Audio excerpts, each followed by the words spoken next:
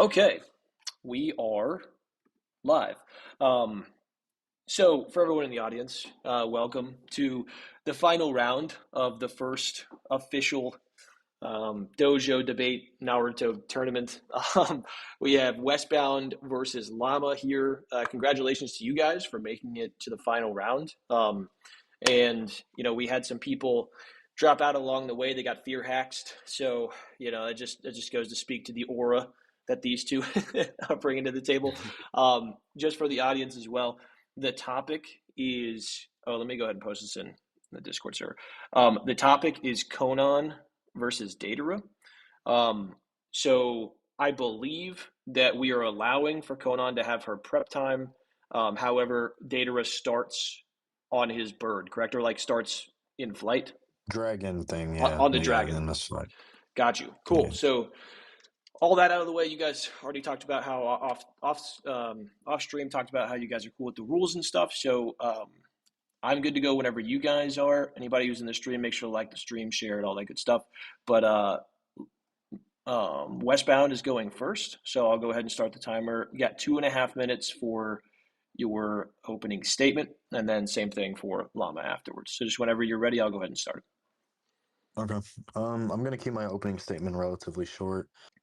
I just believe that Data would have a higher probability uh, of beating Konan just due to his scaling, the feats presented upon other characters, portrayal. I might throw in some narrative argument, but just generally, just to show that his stats are over Conan's. I also believe he has certain win cons, like due to hacks, right? Obviously, I believe his stats are a win con.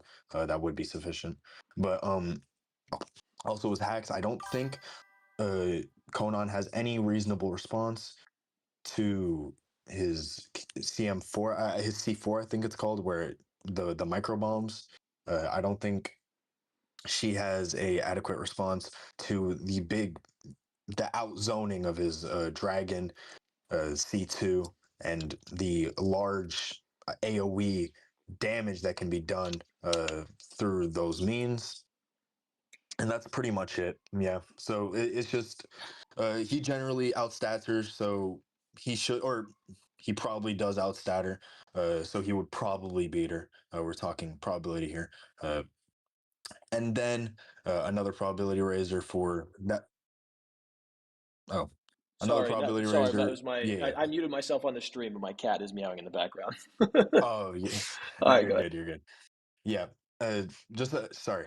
Just in summation, his stats should be high enough to make it more likely for him to win the fight, and he also would have a probability raiser to win the fight through his hacks that I don't think Conan can respond to adequately. So I just have multiple avenues of winning there. That's my opening statement. All All right. right, Llama, got 2.5 minutes on the clock for you as well.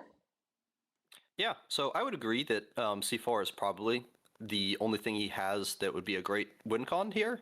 I have a lot of skepticism as to whether it would work, so I'll probably be talking a lot about that in the next hour.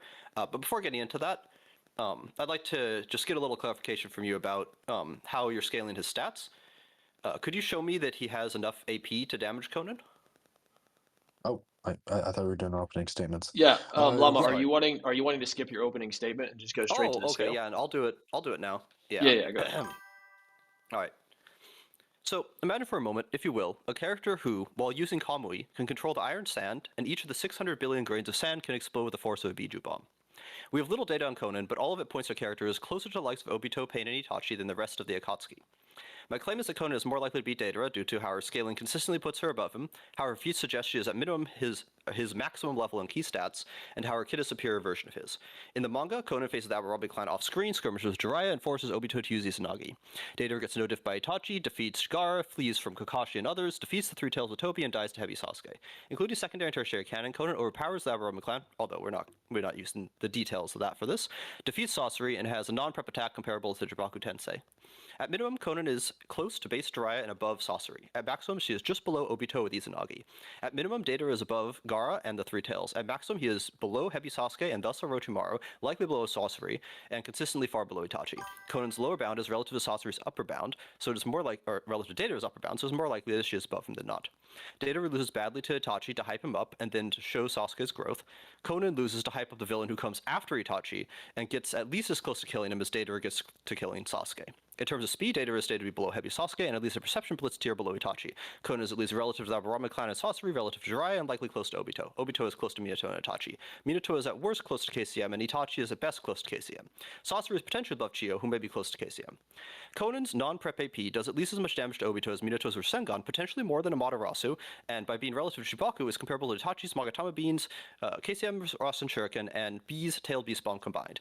Data's DC is immense, but even his C0 AP is unable to destroy Manda, who should be at least relative to Sani and their jutsu. Because Konan handles Jiraiya's fire style, she should be able to survive Data's AP, and her physiology is likely immune to C4 based on her performance against the Aburame clan.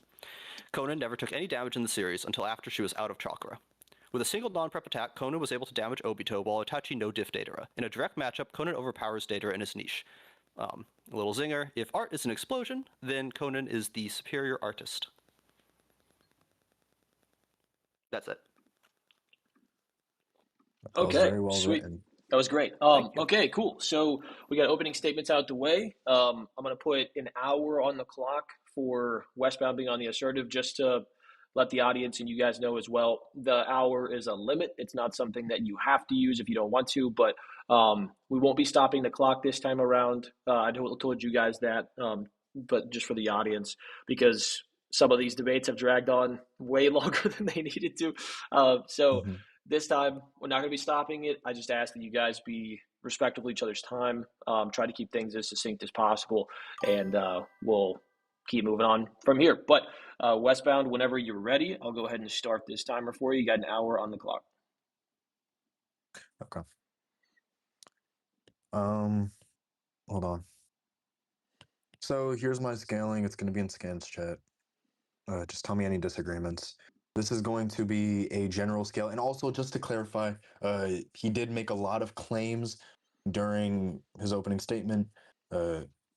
If there are some claims that we aren't able to get to, I just like to dismiss them because I do want justification for every single one of these. Just like Yeah, saying that for the rec, of course. yeah. Just for you guys, Anyway. just so you guys know as well, Mhm. the opening statements and closing statements, we won't be considering anything extra there. We just want to, for the audience, set a framework for it ahead of time and then close it out. So, yeah, don't worry about any of that. Okay, sounds wonderful. Do you have any contentions with this chain scale? What makes you think Deidara is above Sasuke? Okay, Really quick, I'll send you the Westbound, where scans. did you post that in VC chat? Oh, scans chat. I'm sorry. Yeah, will you post that stuff in VC chat so I can Of share it course. on I'm the sorry. stream? No, you're good, bro. Yeah. And I will also read it out for the chat. Deidara above CM2 Sasuke, who is also above Taka Sasuke, relative to B, relative to KCM1 Naruto, above Seijo Naruto, above Jiraiya, who's above Konan.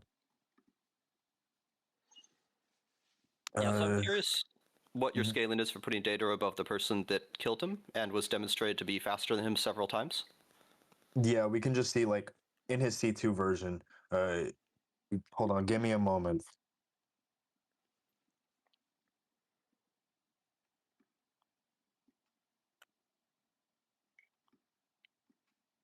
I'm sorry about that.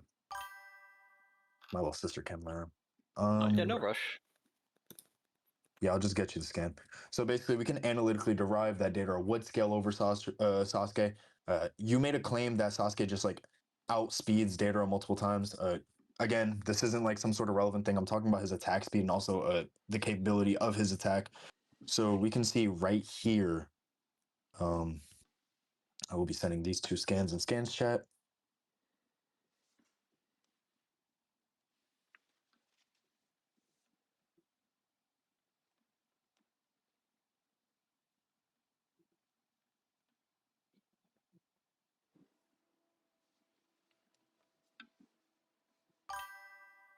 Oh, what chapter? Okay, I don't have the before. That's fine actually. I'll just be using this scan. So we can see that using a general gauge, the visual indicators will tell us that the Dragon Bomb is sent down to ground level because that is where Sasuke was. At this moment, Deidara wanted to impede or stop Sasuke from gaining any vertical movement. He wanted to keep it strictly lateral. So at this point, we can infer that Sasuke is at the ground level. Like we would have this inductive case saying that it is more likely. And he even says, "I'm not letting you get airborne, fool." So we can determine some sort of general gauge. We know that the explosion happens above Sasuke because Sasuke is looking up, and the explosion is going down. Next, we can determine a general gauge of distance between Deidara and Sasuke at this point. Just look at Deidara's dragon and then look at the explosion, the radius of the explosion. We can see that the epicenter of the explosion is what is going to dictate where the dragon actually landed. We know that Sasuke has means of disabling the bomb before they can reach that point. So if that bomb was able to travel a distance such that uh, it would be many times longer than Sasuke's, or I guess, yeah, many times farther from Deidara than it would be like than it would be from Sasuke. It would have to travel. It has to fulfill that burden. So let's say in this instance, it would have to travel 300 meters. Let's say 300 meters. Um, Sasuke has a burden of throwing the shuriken or whatever within those 300 meters. He has all of that time, all of that distance in order to defuse the bombs before they get set off. However, he's not able to do so, which would mean that Deidara is able to move so fast that Sasuke can't even react.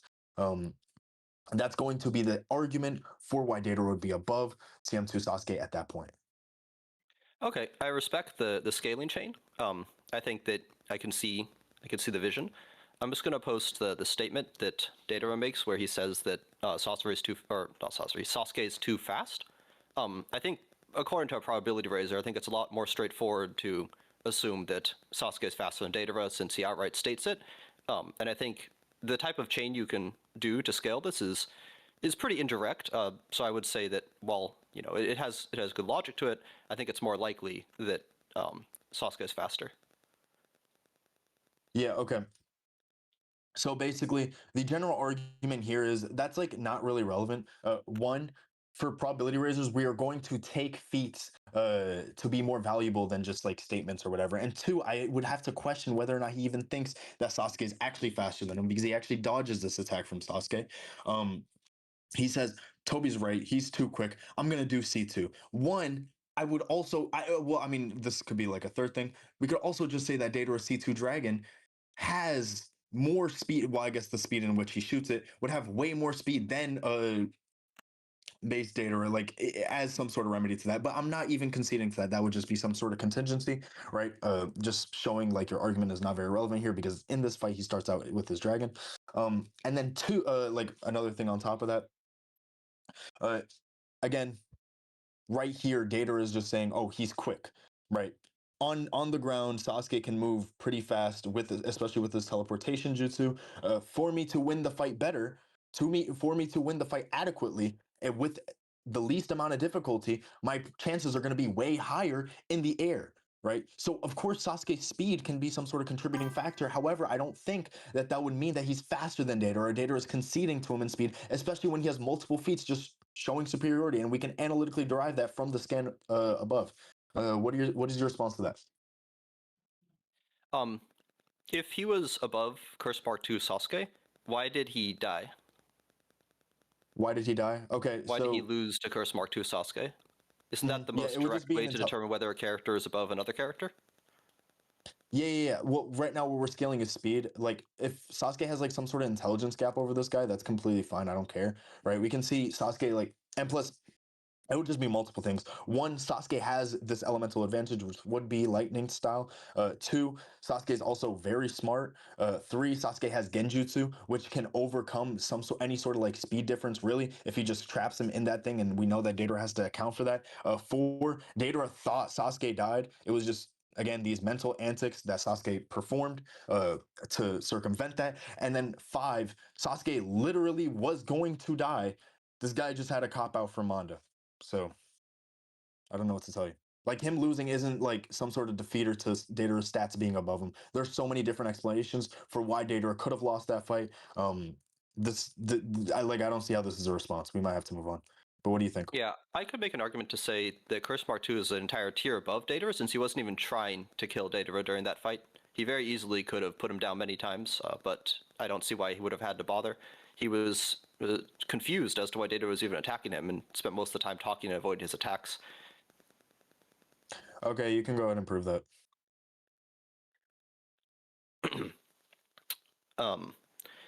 I think I'll just continue on your scaling chain.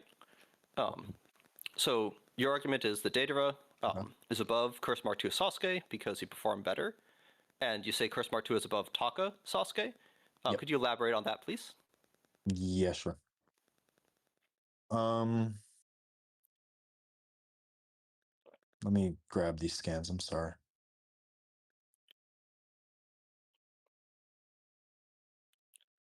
You don't need a scan for every single one of them. I'm just wondering which particular argument you're making for why I like Curse to Mark II is... substantiate my arguments. Like I Mhm. have this thing because like sometimes like if you ask me to prove it, like I might forget or something like that. So I just like Mhm. it's just a personal thing, right? Yeah, it's a Here's good habit. just yeah. So basically, they not only does he lose curse mark and the Orochimaru, which is 2 amps that we see within the story. We know that one curse mark is like this 10 times amp, and then two, that Orochimaru also further amps him after he absorbs them. He loses both of these things. And then they even comment on him not having these things. By the way, shout out to Oshi for this scan. He provided it to me before the debate with help for another one, but I'm using it for this one because Oshi's my goat. Anyway, right, he's basically just saying, yeah, you haven't quite healed. You've lost all of these powers. It's just supposed to provide some sort of narrative consistency that at this point Sasuke is weaker than CM2 Sasuke. Okay, that seems reasonable to me. I noticed that your chain eventually reaches KCM1 Naruto. Mm.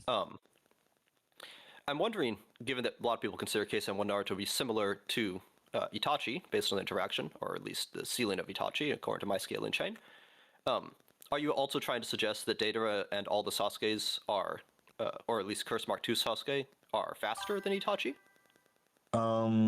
Edo Itachi, that's possible, but like again, I'm just scaling to B right here. So yeah, like B scales to KCM1 Naruto. Like if you want to derive that conclusion, I don't agree to that conclusion, but like if you're able to prove that, then I guess sure, that's fine, right? But again, I'm not really arguing for Itachi, or I don't really care about Itachi.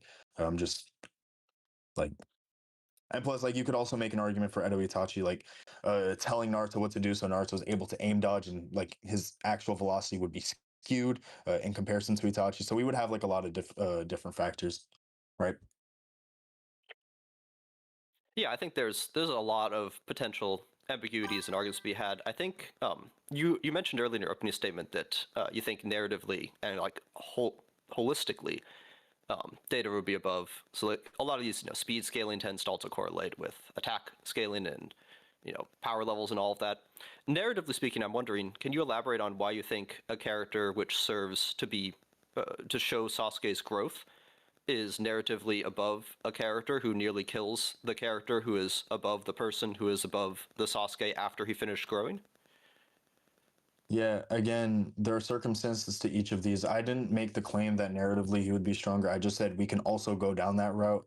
I don't really care for going down that route right now. I'm just trying to empirically derive uh this chain scale. So if you're fine with like the empirics I've presented, then like I don't care about the narrative thing. Like it's just I'm going to value portrayal over that, and then I would just also have to make the argument, narratively speaking.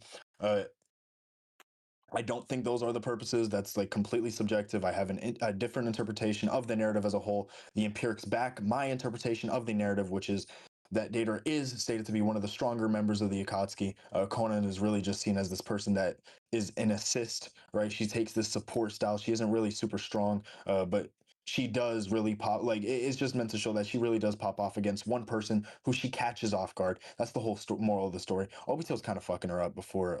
I mean, I'm sorry, excuse my language. Obito's kind of messing her up before she like pops that prep time. I don't even remember the context of that, but yeah, like again, all of this is contextualized, and if you want to look at it from a very vague sense, you can derive certain conclusions.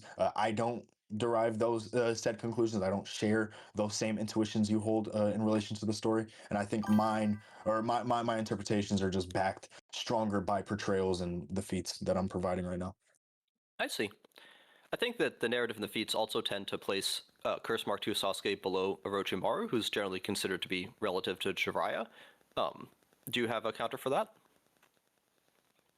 Again, it would just be I need the argument for CM2 Sasuke being weaker than Orochimaru, and like on top of that, my scaling literally just proves that CM2 Sasuke is stronger than Jiraiya. So like again, yeah, like you can use these statements, but I'm saying like the feats, what we're empirically showing, that's what I'm gonna value, right? Like I can say that I don't know, I can say that like Donald Trump is bad, or hold on, I don't want to get political.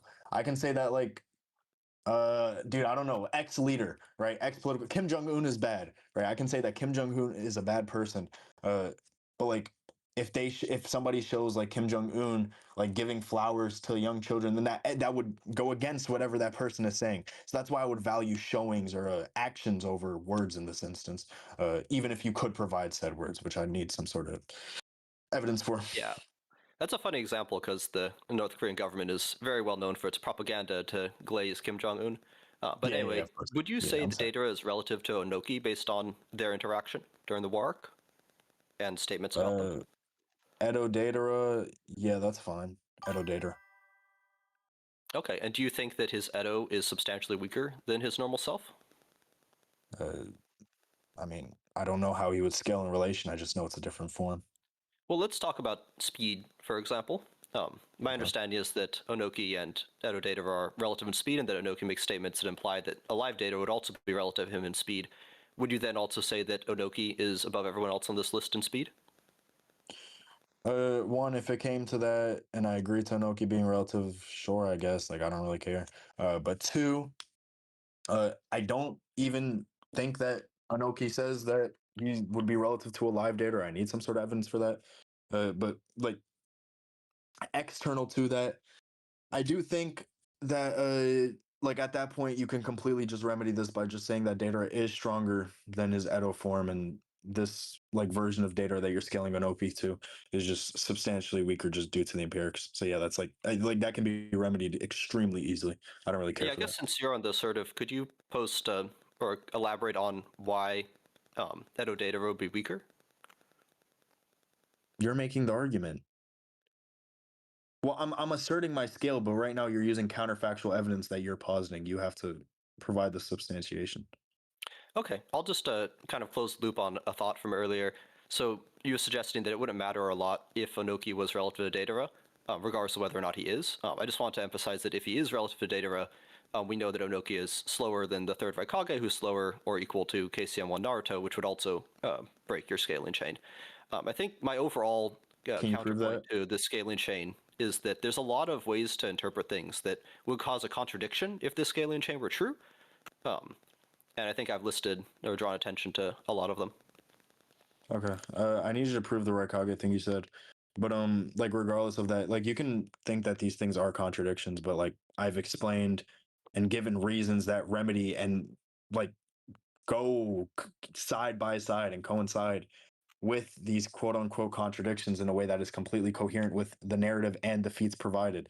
So like again, like you can say these things, but I'm literally just giving either A, alternative interpretations, or B, just uh or framing my chain scale such that these are completely fine and don't contradict anything within my chain scaling at all. Do you want to move on? Like you Um, can start scaling now if you'd like. oh, I guess I have a few more questions. Okay, that's I'm not fine. in a What do you rush. think? All right. Yeah, I kind of want to dive a little more into the, Curse Mark II, Jiraiya, Orochimaru connection there. Like, it seems pretty clear in the narrative that Curse Mark II was only, Sasuke was only going after Orochimaru when he was in that extremely weakened state. And even then, he had a little bit of trouble. It seems odd that we would place him so many levels above Jiraiya. Okay. Again, one, after he gets Orochimaru, he gets much stronger. So I don't care for that. And two, yeah, obviously if he wants to kill this person, he's gonna get them at their weakest. Right. So I guess you could say, oh, it doesn't make sense for him to get him like when he's super weak. I'd say no, it only makes sense. This guy's moving like a snake. That's how snakes act. They're opportunistic predators. So Sasuke wants to be opportunistic at this point, catch Orochimaru at his weakest, right? He doesn't want Orochimaru to have any tricks or whatsoever. Like this is completely fine with the what I'm showing here. And then I don't even think that Orochimaru is relative to Jiraiya. So it's just like you can think these things. I just don't agree with what you think. Okay. Yeah, I see where you're coming from. Would you say that Curse Mark II is comparable to Itachi? No idea. Okay, because I think most of the statements, like especially Obito's statements regarding Sasuke's fight with Itachi, this is the strongest form of Curse Mark II Sasuke fighting against Itachi. It seems pretty clear that Itachi is far above him. In order for this scale here, where Deidara is above Curse Mark II Sasuke, I'm kind of trying to steelman your argument here. Would you say that both of them are slower than Itachi, and that Deidara would be closer to Itachi's speed than Curse Mark II Sasuke's? That feels like a loaded question. That question presupposes that I agree that Itachi's faster than Sasuke, right? So I mean, that was pretty sneaky. That was a good one. I'm not gonna lie. I'll give you your props.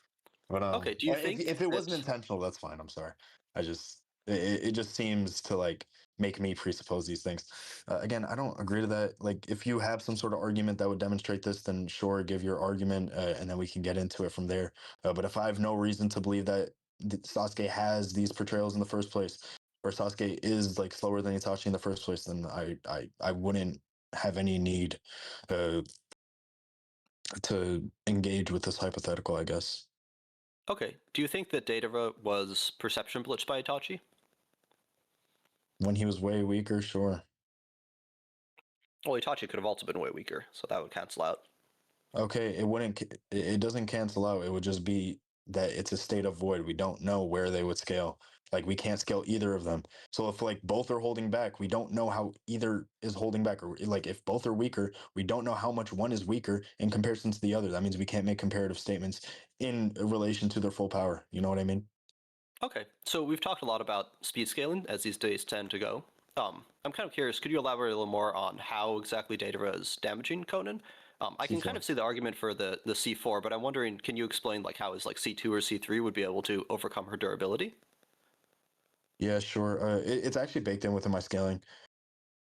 So basically, all of these are general relativity feats, like that I'm saying right now. This is like all overall. This isn't like some only speed scale thing. We also see C2 Dragon like damage Sasuke. We see CM2 Sasuke is just stronger quantitatively or qualitatively and quantitatively. In comparison to Taka Sasuke, Taka Sasuke is as strong as B.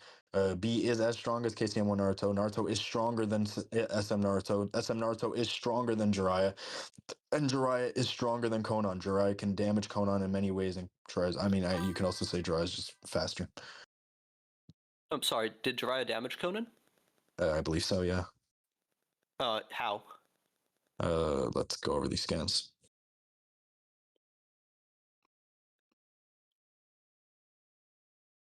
Oh yeah, he just holds her down like she can't do shit. Yeah. I mean, she can't do anything. Sorry, I'll drop the scan. So yeah, he basically like gets her in Diddy oil and then just holds her together. I don't know. So yeah, like clearly, like if she's not strong enough to break apart from that, like you would see how her strength just wouldn't scale there. Okay, so your scale is based primarily on these characters being holistically above each other in majority of their stats, regardless of individual feats or specific stat scaling, Not regardless of it's the physical or feats and consistent with. stats. Yes, consist. Sorry, you said regardless. That sounded weird. Hmm. I mean, yeah, pretty much. Not in certain stats, in relevant stats that would be conducive to the idea that Datara would be more likely to beat Conan in debate in a fight, not debate. Sorry, in a fight than Conan would be to beat him. Okay. One more contradiction I wanted to talk about is Okay. Deidara and Sorcery. So usually Sorcery is compared to Chio, who's compared to KCM1 in Datara a could be lying. potentially nerfed form. So could you go into detail about how Deidara is not below Sorcery? I don't have any reason to believe he is. Well, he stated Sorcery is above him. Yeah, he could be lying. He's also treated as the junior partner in all of their interactions. Can you prove that?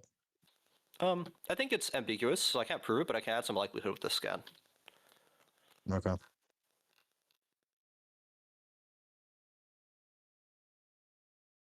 So, narratively speaking, at the beginning of Shippuden, when Deidara goes in to confront Gaara, it's because both of them are pretty confident that one of them alone could probably take Gaara out, so Sasori is just letting Deidara, prove himself as the junior member.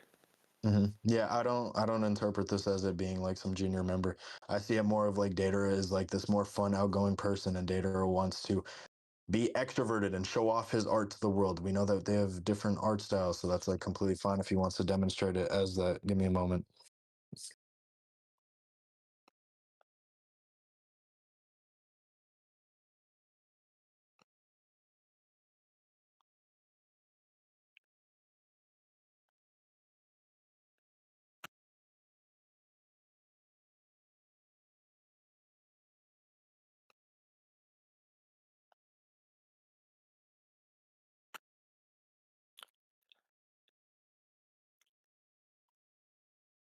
Yeah, I'm back. I'm sorry about that. Can you hear me? No problem. Okay, yeah, where were we? Oh, just talking about the relative portrayal and scaling for Sasori and Deidara. Oh yeah, yeah. I just said I didn't interpret it as such. Again, it would just like it could just be like some artistic difference. Data is more expressive. He wants to show off his art. Meanwhile, Sasori could have like some more introverted sense of style.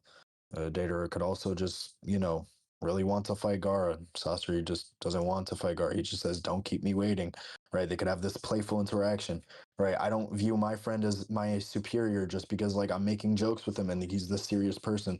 It seems to be like some funny, serious dynamic. It doesn't have to be like some junior or like superlative relationship that they have. I'd like for you to give some sort of contention to that interpretation that I hold of their relationship.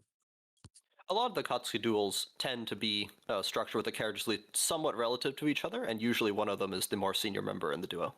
Can you prove that? I mean, I'm not sure that's something mathematical. I think you kind of look at the duos, and you'll see that's usually the dynamics. Okay, can you justify that? Like empirically? Or like not even empirically, like can you just show example because you're making claims right now and I need you to like substantiate these Yeah, claims. Like, Itachi please and substantiate Kisame these. are generally considered to be a level above characters like Sasori and Deidara. Kakuzu and Hidan are generally considered to be near the bottom. Pain and Konan are generally considered to be near the top.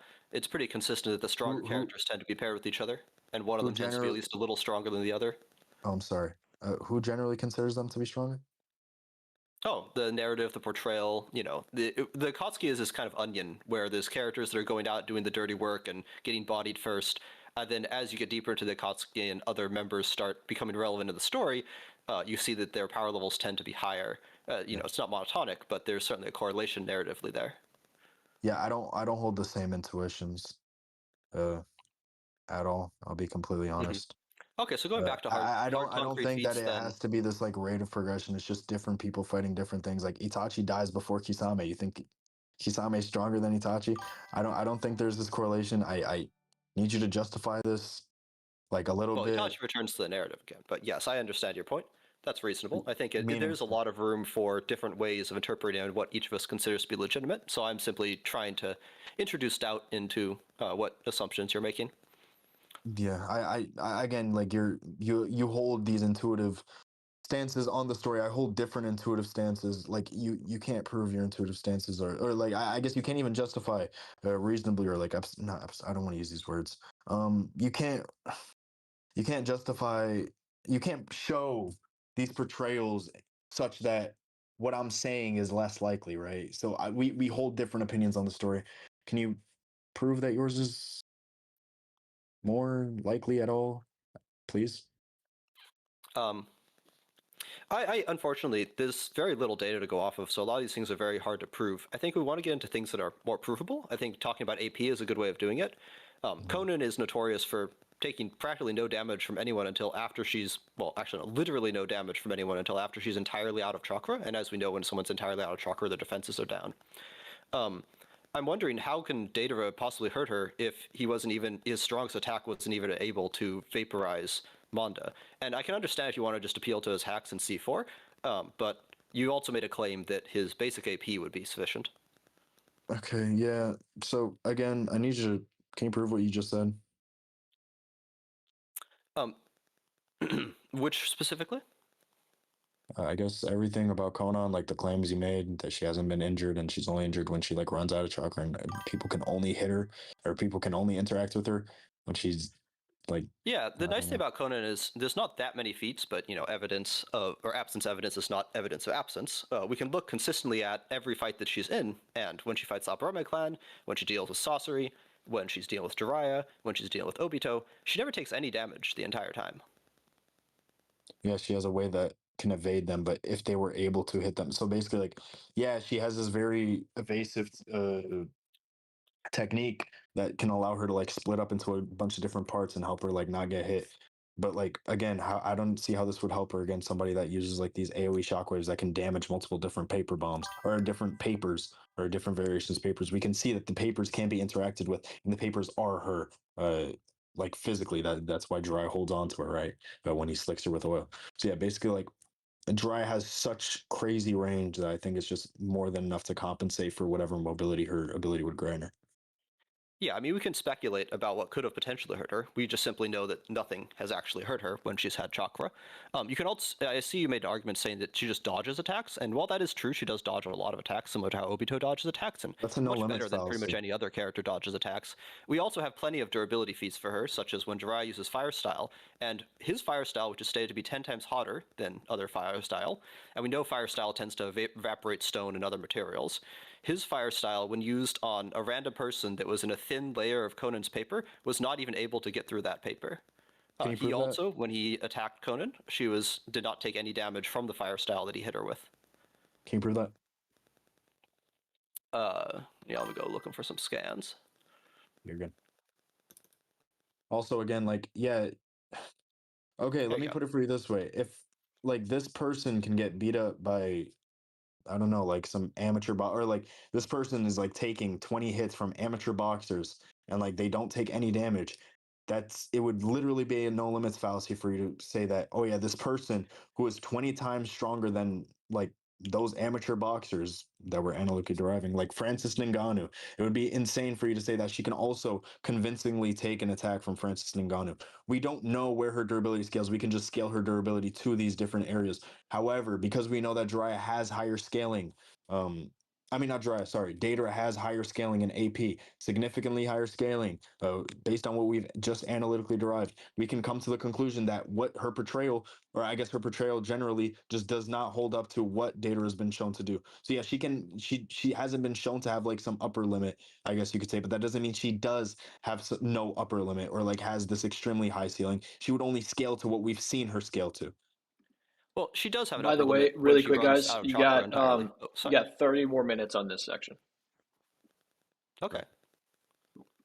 Yeah, I mean, she does have an upper limit, and in my opening statement, I talked about the lower and upper bounds of both characters, and I think it's pretty consistent across the story that the lower bounds of Conan tend to be relative to the upper bounds of Deidara, but the upper bounds of Conan tend to be far superior to the upper bounds of Deidara, and her lower bounds are far above Deidara's lower bounds. So if you put the two uncertainty bounds next to each other, draw your box and whisker plots or whatever, it's pretty clear that Conan is more likely to be higher in terms of overall. But in terms of specific feats, like objective things that we can point to and say specific feats, like I can point to a lot of Conan's durability feats, particularly this one I posted here, showing that she's tanking attacks that have at least as much AP as anything that Deidara has. So I think the onus may be on you to provide evidence that Deidara's AP would be sufficient to damage Conan. Her paper is not, merely paper. It's stated by the data books to be at least as strong as steel, and it's shown many times to perform consistently with that. And that I'm just trying to understand how exactly Deidara could damage her at all, even if she stood there and he just threw attacks out at her. Yeah, again, it's not. I don't care if like the upper bounds are only shown when she runs out of chakra. That's not like something I care too much about, right? I'm talking about like the version that you're using to scale. Now, that character is not right. We're saying that that version doesn't really have these upper bounds. And also, what I'm literally putting into question here is whether or not Datara's upper bounds would scale to that level. My scaling is literally contradicting whatever bounds you're positing for Datara. So no, even if we do the box and whisker plots, even if we analyze the means of both data sets, and try and derive some sort of conclusion off of that. Doesn't matter. I'm not using the same data that you're using. The data that I'm positing that has gone through, it hasn't been contested, is just what we're going to be using, and that what that's going to be using is going to surpass whatever bounds we've seen for Konan. That's what I'm trying to say here. Konan's upper bounds. Again, you said the Jiraiya thing. I scale Jiraiya adequately. You can try and analyze. And by the way, I need you to prove the everything you said about strongest steel, all the data book statements, all the fire stuff. You made a bunch of claims on those. I need you to substantiate those claims. I'm not just going to accept that. And also, from what I see in this panel, we can literally see that he burns off the papers from the guy. So, if anything, we would have an argument to just say, yeah, he can burn off her paper. He can affect her paper meaningfully. He can literally burn the paper. This girl, she just maybe diluted them such that that was only like a pinky nail or whatever, right? I don't really care. We can see that these things have been removed. He can use them. It literally, the smoke goes on, and then she's like, Toda, subjugation art of the whatever she says. Anyway, that's besides the point. Again, none of this, like, even if I grant all of this, the feats, the portrayal, to scale much higher. I don't care about statements. I don't care about what people are stated to. You haven't really pointed any holes with my scaling. I haven't agreed to any of the people you said were relative to. I guess I went along that line of scaling hypothetically, but generally speaking, my scaling is what my scaling is. You have a lot of burdens you need to fulfill. Yeah, I think the primary burden that you still need to fulfill in order to demonstrate your win con is that Deidara can damage, well, much anything at all. He has lots of destruction of just like the ground, but I don't see how he's actually going to take out, your average Jonin even. Like, what is Deidara's AP scaling? I already justified this. Do you want to move on? Yeah, I mean, I don't see anything better than eventually killing Manda and not even successfully vaporizing him, which seems to be less than the amount of damage necessary to hurt Konan on her lower bound. Again, the Manda thing that can be completely contextualized. Maybe he teleported away. I mean, we do literally see the guy teleport away. We don't know if he took the full brunt of the blast. We don't know where C0 scales. C0 could just be this super uber high impact move in the sense that it has the highest range of any of his attacks. Doesn't mean it's like this super powerful attack. There are many different explanations. What I'm scaling right now is C2 Dragon. I've given the explanation for why his strength would scale to certain areas, or why his strength would scale to Konan. And then, like, do you want to go to the C4 thing? I don't really like. I've given you the argument for all the AP stuff. Come on. Yeah, I draw into question all of these subjective things, so I'm trying to focus on the more objective things, since all the subjective stuff we can, pick and choose how we interpret the evidence, and the judges can decide for themselves. But when it comes to the AP, I don't see how there's any connective scaling to show that he can damage her. Okay, we can move on from that then. Do you want to talk about Okay, C4? so you don't think that he has anything that would damage Konan? I do think so. I already justified this. You just haven't responded. I'm sorry, I think I may have forgotten. What you say his C2 would damage Konan? Can you show me an AP feat for C2? I already did. Can you remind me which one it was? Like, oh wait, can I ask the judge something? Sage. Yeah, what's up? If I'm like, if I've been arguing something for a very long time and my opponent isn't tracking it, do I have to repeat it every time they ask me to repeat it? Because this is like the 5th time I've repeated it. This is becoming ad nauseum. I would just say repeat it one more time quickly, and then if we don't get it, then we can move on. Okay, yeah, Deidara damages CM2 Sasuke. This would just be like scaling his AP to CM2 Sasuke's durability. We see that CM2 Sasuke scales above Taka Sasuke. Taka Sasuke scales relative to B in AP and speed. B scales to KCM1 Naruto in AP and speed. KCM1 Naruto scales above SM Naruto in AP and speed because he's stated to be stronger, much stronger, like that way stronger. SM Naruto is stated to be stronger than SM Jiraiya. Base Jiraiya, I mean, SM Jiraiya is stronger than base Jiraiya. And then base Jiraiya is able to hold down Konan and like damage her papers. So I don't like, I'm explaining this to you right now. And also on top of that, we also have a much higher limit to like we know that Deidara's AP is much higher than Jiraiya's AP. So if Konan's durability scales to Jiraiya's AP, I don't care for this. I just have higher scaling for my character, so our credences would be updated such that it would be positively skewed towards Deidara winning in this instance. Yeah, so it sounds like, and I think this will be the last kind of question I have for the scaling chain you have here, since I don't think it's been fully addressed.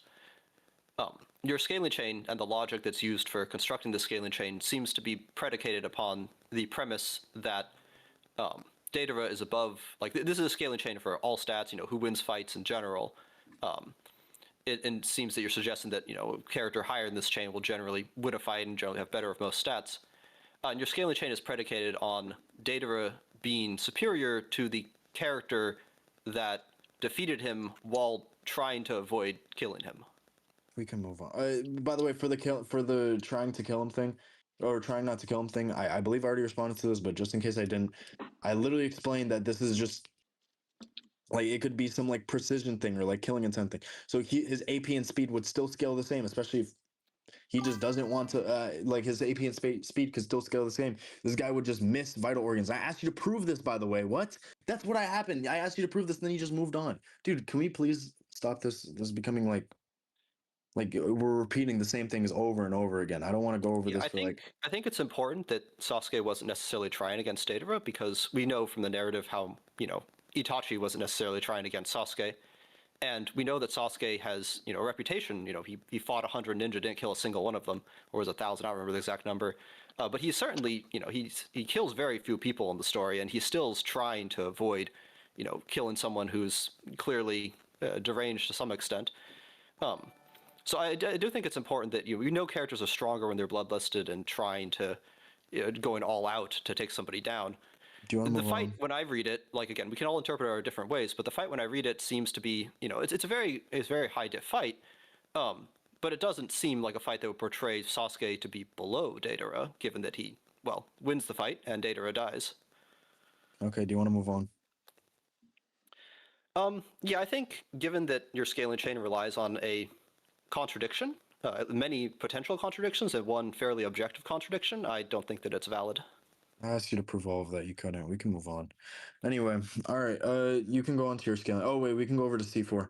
So yeah, like if he gets C4 off, it would just be these microscopic bombs that would just like. Do you agree that's a win con if Data is fast enough to get C4 off? Oh yeah, I was wondering when you get back to that. I do think C4 is the closest thing Dater has to being able to do any damage to Konan, and I think that there's a lot of ambiguity as to whether it would work. For example, C4 is based around attacking things at a cellular level, and we know that Konan is, well, she's made of paper, she's not a human. Wouldn't necessarily be able to damage her. We also know that Konan is very good. We don't see the full details of it, and I can't reference the anime, but we know that she did at least scuffle with the Aburame clan, who have a lot of jutsu that are pretty, like if we're going to compare anything to C4, a lot of the Aburame clan jutsu are probably pretty similar, microscopic attacks, attacking somebody at cellular level, and she seems largely unaffected after that fight. So I think that there's a lot of ability for us to call into question whether the C4 would even work on her. Can you prove these? Do you recognize that she did not die to the Aburame clan? I'm asking you to prove that. That's what I'm asking you to prove the Aburame clan. I'm asking for you to prove the C4 stuff you mentioned. Like literally every single claim you just mentioned. I need for you to prove that. Okay, so here, for example, is the scan of the Aburame clan facing off with her. They're stating they're planning to go at full power. Shino's there, the head of the Aburame clan is there, and these are probably pretty strong characters. It's reasonable to assume that the head of the Aburame clan is at least relative to Torune, who we know is pretty strong since he's able to damage Obito. But these are high caliber shinobi, and they're going after a character that you would think in paper they have a strong matchup against. They have smaller little nanobots flying around, and they can drain chakra, and they can poison and do all these things. But we see that the next time we see Konan in the manga, after she's just kind of been there dealing with them, she's perfectly fine. She didn't take any damage. Doesn't even mention them. I don't really like. I think this is sufficient evidence to suggest that C4 is not necessarily guaranteed to work against Konan. Mm-hmm. Okay, so one, I'd have to put into question whether or not they could even hit her. She could be just like literally just like again, as you said, this would serve to give credence to my interpretation of this. She literally doesn't break a sweat against these guys, so she's probably like they wouldn't be able to do anything to her. They wouldn't be able to hurt her. They wouldn't be able to, and by hurt her, I mean they wouldn't be able to reach her. She would be way faster than them, so they wouldn't even be able to get these quote unquote nanobots off. I need you to prove the nanobot stuff that you said. I'm just talking about the bugs. I'm just describing the them bugs. that way. Okay, They're C4 small. works. Yeah, C4 works on a much smaller level than that, so I don't see the equivocation there. Again, like you're comparing bugs to something that is literally infinitesimal in comparison to them in terms of size, of course. Yeah, I think the point here is that we don't And have a lot of data to go off of. We haven't seen C4 successfully work. We just saw what Sasuke's Genjutsu of C4 was. It may not even do what they claim it to do. So I think that it's difficult to claim C4 is a clear win con when there's this many questions about it. Like, we don't no, know if it can actually damage anyone. We don't know if it'll actually work. We don't know if Deidara is going to have enough time to get it off, and we don't know that it could possibly damage Konan. And we have plenty of evidence to suggest that, those types of explosions, those types of small micro attacks at a cellular level, are not a great matchup against a character like Konan. If there was a character that type of stuff would not be very effective against, it would be a character like Konan. Okay, I don't think so. So basically, for one, he uses the Genjutsu to make like Deidara believe that Sasuke's there. So what Deidara is seeing is literally the effects of C4 on whatever he would perceive Sasuke to be there as. So if it's literally going off of Deidara's perception, Deidara knows what his attack does. If he thinks it landed on Sasuke, uh, then it's going to produce the effect of the C4 on Sasuke, because what Sasuke does is make a Genjutsu for him being there, like a clone for him being there. So what we see is just what would the effects, the resultants. What would happen if Sasuke was there? Not, oh yeah, it was just Sasuke's subjective interpretation of whatever C4 does, especially when it's explained by Deidara. And then on top of that, right, we don't even know if this is a matchup thing. Again, she could just outstat them in every single capacity. So, for example, if I'm playing Pokemon and I have a fire type and they have a grass type, the fire type would have a great matchup against the grass type. However, we wouldn't know that, or I guess two types that are unknown. Let's just put it for you this way. This is a better analogy. We have two Pokemon, Pokemon A that has a type that is unknown, Pokemon B that has an attack that is unknown, right? Or a type that is unknown. I'm sorry, replace attack with type in that instance. Pokemon A one shots Pokemon B. Do we have sufficient evidence to say that Pokemon A was a fire type and Pokemon B was a grass type? No, it's also likely or probable in this instance that Pokemon A is just a level 100 and Pokemon B is just a level 1. So I don't like we have no reason to say that she's, or one, like these small attacks can't even work on her, and two, we don't even uh we don't even know why, like we don't even know if it is this type advantage in the first place. And then also you mentioned something else about like, oh, I'm not even sure if this will work on her because she was paper. Again, like I don't even think the paper thing is relevant. I don't think her being paper is relevant or not. It would just be very small bombs that explode at a very small level that would, again, explode Konan, right? Especially if he's like much faster than her. Anyway, like, what is your response? Yeah, I think I'll do a fun one since there's still a little bit of time here. I wouldn't We say got that. 14 minutes left, by the way. And this is for his assertive or total? Yeah. Yeah. No, my time. You have an hour for yourself. Don't worry. Okay. Yeah, so I do think there's no connective scaling between the Aburame clan and Deidara. So I think there's a lot of reason to assume that Konan, in all of her fights with characters that she's been lower upper bounded by, are characters that are narratively and feats-wise presented to be superior to all the characters that Deidara competes with. That's what I was saying with the whole box and whisker plot thing. So I'm kind of curious, like, if you're saying that Deidara is like so clearly above Konan, can you scale him above the, like, your standard Aburame clan member, like using Yeah, it would be Authority as an transitive example? scaling. Yeah, it would be transitive scaling. So again, like you're just presupposing that these characters would be like on this higher end, which is what I'm putting into question, which is what I'm asking you to prove. Right now, you're taking this assertive claim that these people are on this higher end. You need to prove that. Can you go ahead and prove that, like analytically, please? Well, you're on the assertive, so most of the proofs will be on you.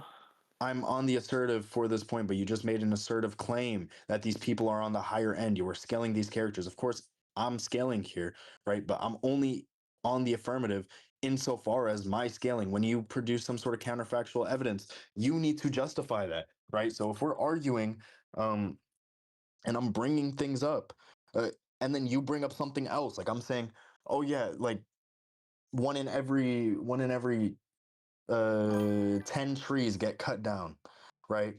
And then you say, oh, yeah, but trees get recycled anyway. I don't have to prove that trees don't get recycled. You made that affirmative claim. You still have to justify your affirmative claims that you made. So can you go ahead and justify the affirmative claims you just made? Yeah, this is a fun one, and I'm not going to say this one's terribly serious. I just kind of wanted to sneak it in there when we have time. But there's an argument to be made that the jutsu of the Aburame clan was able to tag Shisui. Now, there's always, you make points about it being a jumping or a surprise or whatever, but it is still Shisui we were talking about, and he's got the Sharingan, and he's quite fast, and often compared to, with his statements about his body flicker being the best, comparable to characters like Minato.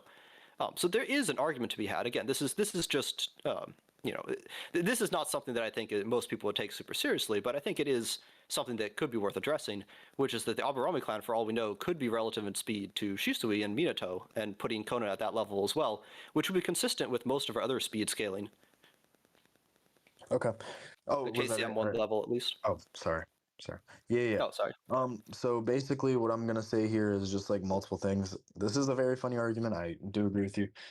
One, I don't even know where Shisui scales. You made a couple claims about Shisui. I'd like for you to justify that. Like just show me these statements that you mentioned about his body flicker or like whatever, just him scaling like super fast, like faster than Minato.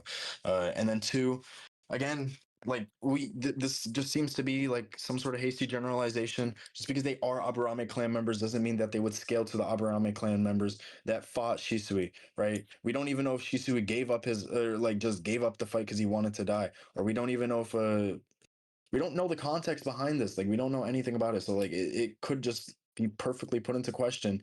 I could have a different interpretation of the fight. We don't see the fight, so we have no idea what happened, and it could be like 30 Aburame clan members. Meanwhile, like Konan only fights 5, so we would just have like this thing where we can't compare because we don't have enough evidence to go off of to make these comparative statements. What's your Yeah, so response? what we can go off of is what evidence we do have. And, debating for and against Konan is tricky because of how little evidence there is surrounding her character, because of how, infrequently she shows up in the narrative. But I do think that when all the evidence that we do have of her is consistently placing her quite high, well above Deidara, through many different possible scaling chains, I think it's, the comprehensive total evidence is fairly strong. Deidara has a lot of anti-feats. Konan does not really have any anti-feats. And I think this might be a good opportunity to go back to the claim that people often make about Jiraiya being over Konan. And I think that claim often is motivated by people who will claim that Jiraiya is above Itachi. I don't believe Konan had any reason to try during that fight. If anything, she would have wanted Jiraiya to stay alive. She still cherishes him as an important person in her life, and she doesn't want Nagato to, go around and kill everybody in the world. She's still at least thinking herself as a good person. If she really wanted to kill Jiraiya, she probably could have just blown him up on the spot. Yeah, again, you're presupposing that she could do these things. Yeah, but if we look Desire. at Hold this, on, wait. Can I sorry. finish this? Mm-hmm. Very good.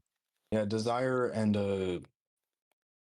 action are two distinct things. I'm sure we can agree. I wrote in my notes that you said Jiraiya was holding back. Let me change that. He thinks Konan was holding. Yeah. Again, the baseline for any fight, we would assume that a character would want to go all out. Because they have this desire to win or they have this incentive to win. They don't want to lose. They don't want to die. Right. Fights in the shinobi world will mean death. Like most of the time, like if you don't kill somebody, you will get killed. This is exemplified through many different fights, through portrayal. Right. So at a baseline, we can assume that fights in Naruto are going like both parties are going to be going all out unless shown otherwise. I need you to justify that she has these feelings or she harbors these feelings or she would want to do these things. You can have these intuitions about Conan's character, but I don't agree with these intuitions. That's intuition pumping. You can't justify these empirical claims that you're making with your intuition. I don't think that Konan is doing these things. I don't think that Konan is reluctant in fighting Jiraiya. We can see that she literally uses other people as pawns to fight Jiraiya. Like you're presupposing that she can do these things, which I'm putting into question. I'm just saying prima facie would also. I don't want to say this. Okay, it would be simpler, more parsimonious, or less parsimonious to just say, or more parsimonious. I'm sorry, I'm mixing this up completely. Uh, to say that we are going to take things at a face value. What we're seeing here is that Jiraiya is messing her up. Jiraiya is outscaling her. So we are going to prefer what is shown to us through visual indicators. and what is going to give more informative value to us, the reader, rather than these implicit headcanons that you hold for the character that you've yet to justify and that I'm asking for you to justify. Can you do that for me, please? Yeah, I'm simply pointing out that you haven't demonstrated Jiraiya is above Konan. He does not damage her. He has plenty of reason not to want to hurt her. She has plenty of reason not to consider him to be a threat. Nagato's right over there. I think that, if anything, it's even weaker case to argue that Jiraiya is over Konan than it is to argue that Jiraiya, like, he's clearly not over Konan, and he's clearly not over Itachi.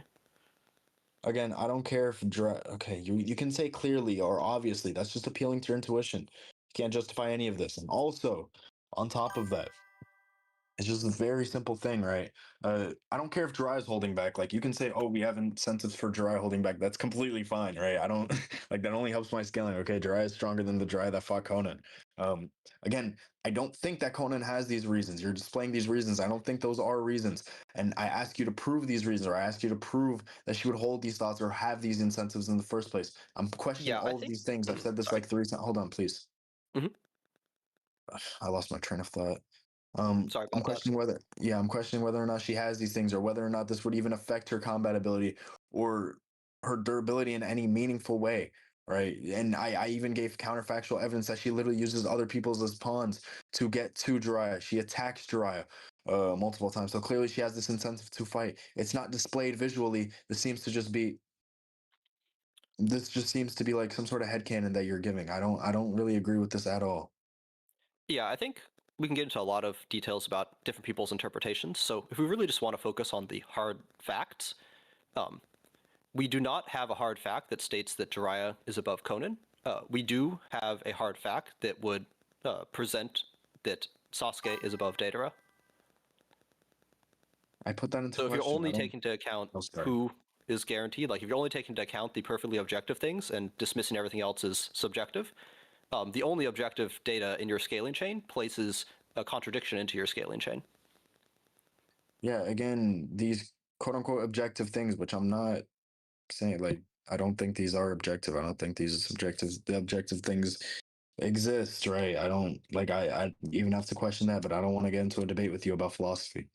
Um Again, right. I explained away these your whatever interpretation. You can still hold these different interpretations of what you consider to be objective. I'm saying what you're saying isn't objective. It's clearly the subjective interpretation. So again, like yes, he can lose the fight, but I'm explaining why him losing the fight isn't relevant to why he would lose against Konan. He would beat Konan because what he demonstrated in the fight is going to be superlative to whatever Konan showed, right? And then you're saying there's a lack of evidence for Jiraiya just being stated to be above Konan. I don't need it. I'm arguing probability here, right? We are going to have higher credences for Jiraiya being above Konan because of portrayals. And you're just saying like I don't even understand what you're saying, man. I don't well, I mean, I understand completely what you're saying. I just don't think it's conducive to the idea you're trying to portray here. It just doesn't You it got doesn't five make minutes, much by the way, sense. guys. Okay, yeah, I guess I just, for a little more context, I kind of wanted to use as a soapbox to, glaze Conan, mostly, regardless of who she's up against. And I do think there's a lot of misinformation. People, especially with a lot of popular, YouTubers making their Akatsuki scaling list, they'll generally cite that Jiraiya's performance against Conan is evidence that he's above her. So I mostly just wanted to call into question that particular chain, since I think it's a Yeah. bit misinformed. Yeah, it's just going to be like more likely to be the case. So yeah, like I don't even think it's like, oh, he has to be this thing. I'm not arguing for some sort of entailment here. Obviously, it's possible that he can't be, but I'm just saying Yeah, which one is to more probable. emphasize, Okay, the nice. narrative does not necessarily present that he necessarily gained the upper hand on Conan. Immediately afterwards, the oil is cleared off, and Conan is perfectly fine. She never took any damage. Conan had no reason to take Jiraiya seriously in that context, and I think that it just tends to be a way people use to downplay Conan because it's the only thing she has that's remotely close to an anti-feat. Every other portrayal Conan has, she is presented as far above everyone else around her, with the exception of Obito. But, Obito is clearly narratively above Itachi, who is clearly above Curse Mark II Sasuke, who is clearly above Deidara. I don't agree Like, with those clearlies. Like it's difficult to interpret the narrative in any way other than that. you'd have to prove that. But anyway, what I'm trying to say here is no, like I'm putting all that into question, man. Like we're going to go off of what we see here, and you're saying that these things haven't happened, but I already gave arguments for why these things have happened. You're saying she has no reason to be holding, or she has no reason to be going all out. That is an argument from ignorance. I set the baseline. She would be going all out in this instance. We don't have any reason to believe that she's not going all out. I gave the argument for why we would have a baseline for this.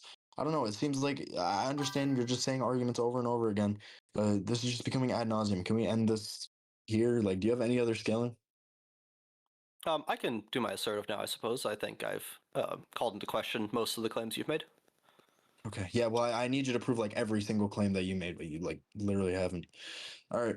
Next, what do you think? How strong do you think Conan is? And also, oh yeah, also one more thing. I'd also have to call into question whether or not Jiraiya is even like stronger or weaker than these people, right? Like Jiraiya can literally like this is all really consistent with the idea that Jiraiya is just really strong in comparison to these people that Conan is fighting. So Conan is fighting these 5 people. Conan's beating these 5 people. These 5 people can be like toddlers, right? Just because I beat 5 toddlers doesn't mean when I get beat by an adult that it's like it's not some sort of downscale or I'm not weaker than that adult because I beat those 5 toddlers. It's just going to mean that I scale above those 5 toddlers and below that adult. Do you understand what I'm Okay. trying to say? Yeah. Shall I begin? Yeah. Go ahead and give your affirmative. So really Okay. quick. So Mhm. yeah, so we're gonna forego the last minute and a half. If you want to give closing statements on this first part, you're more than welcome to. If you guys just want to move on, you can also do that. Uh, what do you want to do, Llama? Talk to me, man. I can say a sentence for closing statement. Okay. Do you want to, as well? I don't mind, of course. Whatever you want to do, man. Okay, you can go I'll give you first. guys I'll give you guys each just 2 minutes for it. So whichever you guys want to go first, or whichever you guys wants to go first is fine. Yeah. Okay. So I gave my scaling chain. He didn't really refute it. Again, like he just gave like a bunch of what ifs. What do you think about this character scaling to these characters? Which I didn't grant. I don't think I never said that he was relative to any of these people. I don't grant that he's relative to any of these people. I asked for proof like multiple times. This guy doesn't send proof for like anything. Um, well, I mean, not anything. Obviously, he proved the Konan stuff, but like a lot of the things I asked him to prove, I guess he just didn't want to prove it. Um, the Manda thing, I refuted against that by calling the situation, giving the different. I don't know, like I just give different interpretations that are conducive with what is empirically shown, and I don't care about what statements are made. I'm going to value feats and portrayal much more, and he just makes like these clearly like he makes these arguments based on triviality, like oh these things are clearly the case, but I don't think these things are clearly the case because the evidence supports the opposite of whatever he thinks is clearly the case. What I think is clearly the case is what I'm displaying within my argument. So he can't like it's just this very weird thing. That he's trying to show here, and like what we should go off of is like the facts. And this guy's like also doing this like really weird thing where it's like the pseudo no limits fallacy, right? Just because Conan beats Aburame clan that and she's not shown any like real anti feats, which by the way isn't true. I gave the argument for why Jiraiya would just like scale over her. He destroys her paper with his fire bombs. He's faster than her. He tags her. Uh, so even if she has like no upper limit, it doesn't matter. We can't scale her like to Kaguya or like something like that. We can't scale her to these people. Uh for durability, of course. Like it would just be the case that her durability at least scales to these people, which my character scales way above. So as far as we know, my character still transitively scales above. And he says that the Aburame clan could just be stronger than Dry, which I just don't grant. I don't know. It's a lot of things. Like you'll hear it all in the rec. He doesn't fulfill a lot of burdens. It's just very weird. Um, Nice. Yeah, so on the assertive, he had to demonstrate that his scaling chain makes sense and is internally consistent. Um, Deidara, he made an argument that Deidara is above Curse Mark II Sasuke based on effectively pixel calcs, which have a lot of room for interpretation. And then he made a lot of other claims along this very indirect and long chain. I called into question pretty much every connection there. So I think most people would refer to Curse Mark II Sasuke as above Deidara based on his defeat of Deidara. I think a lot of people would consider B to be at a level above Taka Sasuke based on his superiority to Taka when it was just the two of them interacting with each other. I think you'll usually cite Sage Mode Naruto at least relative to Taka Sasuke based on the fact that they would likely kill each other if they fought at the Five Kage Summit. And I think the narrative states that, and statements by characters state that Curse Mark 2 Sasuke is below Orochimaru, who would be below Jiraiya at that time. And I've made my points about Jiraiya not necessarily being better than Konan. I think my overall point here is that my opponent has made a lot of claims about holistic scaling of these characters over each other without necessarily demonstrating any particular stats, particularly not AP scaling, not speed scaling. So because he has not shown a connective scaling here, I don't think that it's possible to say that Deidara is above Konan. There's plenty of contradictions to this particular chain that I've drawn attention to. Okay. Can I just say something? Yeah, there If he was didn't some make there were a couple of new things brought up in there, so you can address the new stuff if you want to. wait. Like these are closing statements. Like I'm not because this is Yeah, gonna yeah. turn into The like. a closing So yeah, can I closing just dismiss statement. them if he didn't say that during my point, Yeah, please? yeah. So you can address them if you'd like to, but just for reference, so like the opening and closing statements, they won't really be taken into account very much. It's just more so for the audience. Right. But let's try to refrain in general from adding on new bits of information or arguments in our closing statements that weren't mentioned during the actual assertive hour. Okay. Llama, would you like to go ahead with your scale, man? Sure. Yeah, so I think my argument, because there's so little data, my attempts at scaling these characters really come down to where the upper and lower bounds for each character are. And I kind of described it all in my opening statement, and we haven't really dug into most of that. But I think a good place to start would be that Konan has demonstrated AP that would be able to kill Deidara, as we've seen by her ability to damage Obito. This attack did at least as much damage as Minato's Rasengan, which according to the one-shot should be relative to potentially as much as a nine-tailed beast bomb. And that's before her prep time. That was when she simply just hit him with Paper Bomb. So I think that this is evidence to suggest that Konan has the AP to put Deidara down. Okay. Couple things. I need you to prove like the Rasengan thing. I need you to prove that the Rasengan scales to these other things, and I need you to prove that those other things scale above a level that Deidara can't reach. You haven't scaled these. You haven't connected these back to Deidara. You're just saying obviously Obito scales above. I don't think Obito scales above. Can you give like some sort of argument for that? Also, right, I'm not even sure if this Obito scales to the same Obito that was hit by the Rasengan. The Obito that was hit by the Rasengan was influenced through like Hashirama cells or whatever. Like I'm pretty sure. So like there would just be like some sort of disparity. I don't even know if they scale to one another. There's disputes within the Naruto community of whether or not Yellow Mask Obito scales to Orange Mask Obito. Also, you said that this was due to Paper Bomb. I'm pretty sure it was from the trap, but go ahead and justify this, like that this was just from a regular Paper Bomb, not from the prep time. Yeah, this happens earlier in chapter 509. So to push scans for my chain here, we have Minato hitting Obito here. We have Minato clashing with Kurama here. And we have Obito on chapter 503 after being hit by this attack. This is how he looks. In fact, his arm actually falls off some delay afterwards.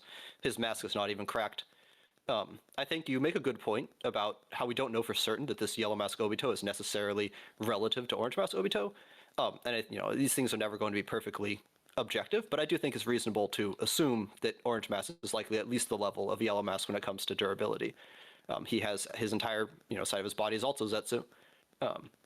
So I think that this is evidence that Konan can output a sufficiently large amount of AP to damage a person who has no durability scaling. Yeah. Okay. Anyway, so I'm asking for the scan, like the context for her damaging Obito. By the way, like that's what I'm asking for.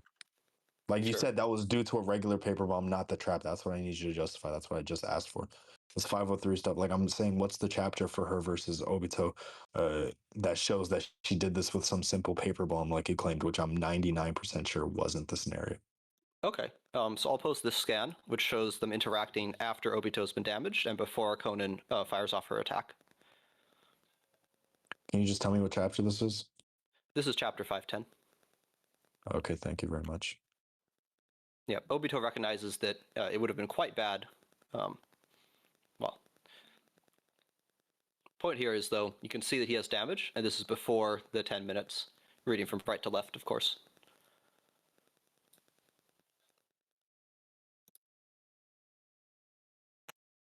Yeah, I think one of the things that's most underrated about Konan is how she's able to damage Obito and tag him and do all this. Obito being one of the strongest characters in the verse at the time, arguably the strongest character in the verse, and she was able to do all of this before even taking into account her prep. Yeah, it just seems to be the case that Obito was just off guard. So it could, like, he's probably, by the way, you said some things while I was reading this, guys. Oh, my eyes hurt. So yeah, like, again, could just be the case that he was just holding back here. I don't really, or like not holding back. Like, he literally just states he didn't take you seriously enough. So he would probably not like have some sort of chakra reinforcement. But like, again, I don't see why. Well, I mean, like you said, it would be reasonable to say that Obito would scale to Yellow Mask Obito because he still has Zetsu. Well, I mean, one, I guess like I just need you to prove that. Two, like I gave some other reason why Yellow Mask like would scale differently, right? Because he has the what's it called, like the Hashirama shit. Like I give multiple different reasons. And then yeah, so if him losing his arm is like before the trap or whatever, yeah, like even with regular paper bombs, like I don't really care. Like he just was off guard, so his durability would scale completely differently compared to like when he's actually attacking somebody. Like this guy's literally standing still, and then she like runs at him, and then says, "I'll take you with me to the afterlife." He's like, she mixed in explosive tag. Like he literally just like didn't take this girl seriously at all. Meanwhile, in the other instance, he's fighting the fourth Hokage or whatever Hokage, some Hokage. Uh, sorry, I'm not too well versed on the knowledge, but Minato. He knows how strong Minato is. Like he's going to go all out. Meanwhile, in the other skin, we have reasonable doubt to say that he just wasn't going all out against Konan. That would be conducive to his durability in the sense that he wouldn't be able to like reinforce his like body with chakra like super much. And by super much, Yeah, I I mean mean, making a claim that a relevantly. character is not trying or taking someone very seriously could be applied just as easily to Konan facing Jiraiya. The difference here is that Obito took damage and Konan did not take damage when she faced Jiraiya. Another chain of evidence I have for her AP We already went is over that. comparing the damage. Sorry?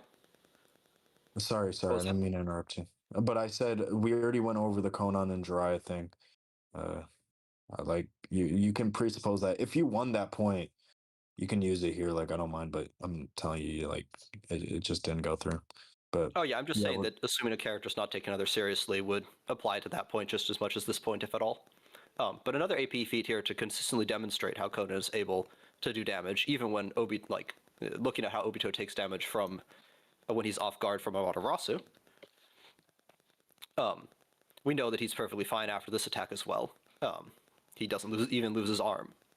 So Conan's AP is likely at least as high as Amaterasu as well as Minato's Rasengan. And again, you can say that there's not that much evidence that the characters are caught off guard and so on and so forth, but in every single instance where Conan is actually trying to damage someone, we see that she does a very large amount of damage.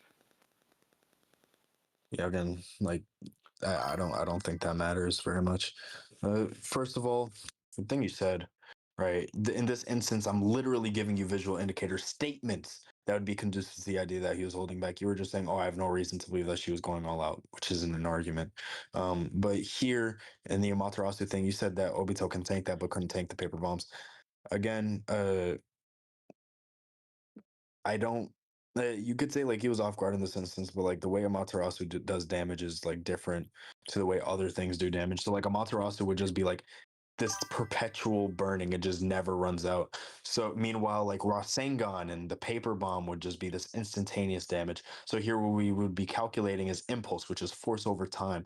The force over time for the paper bomb would be like very high force, very low time, right?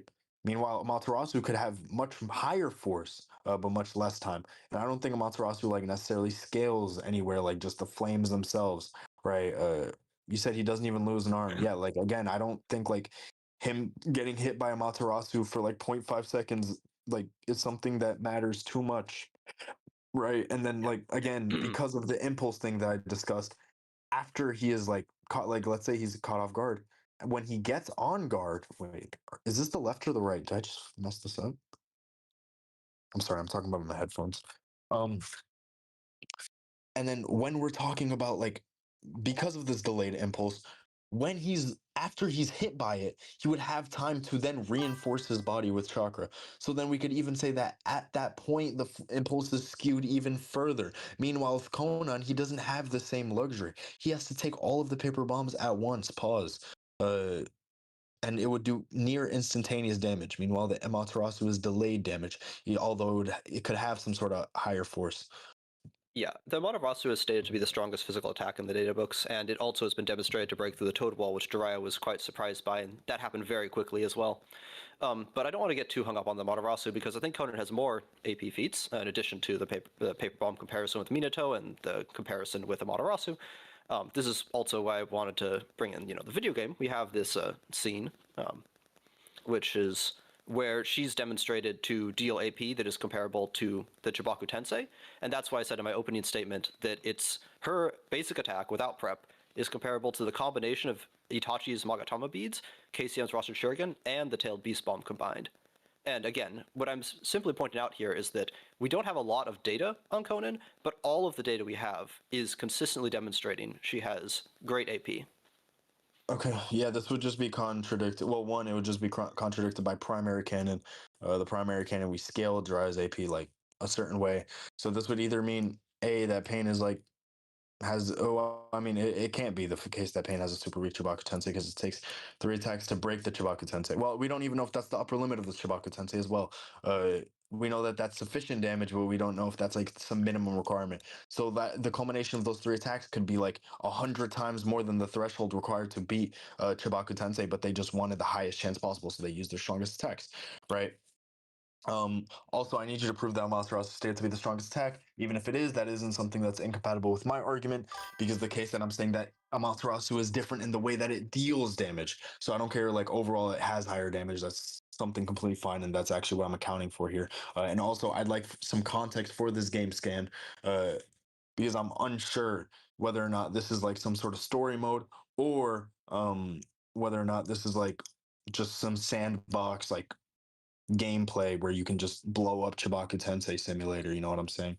So Just Oh, to I for need all some so context that to save time, do you care if I clarify that?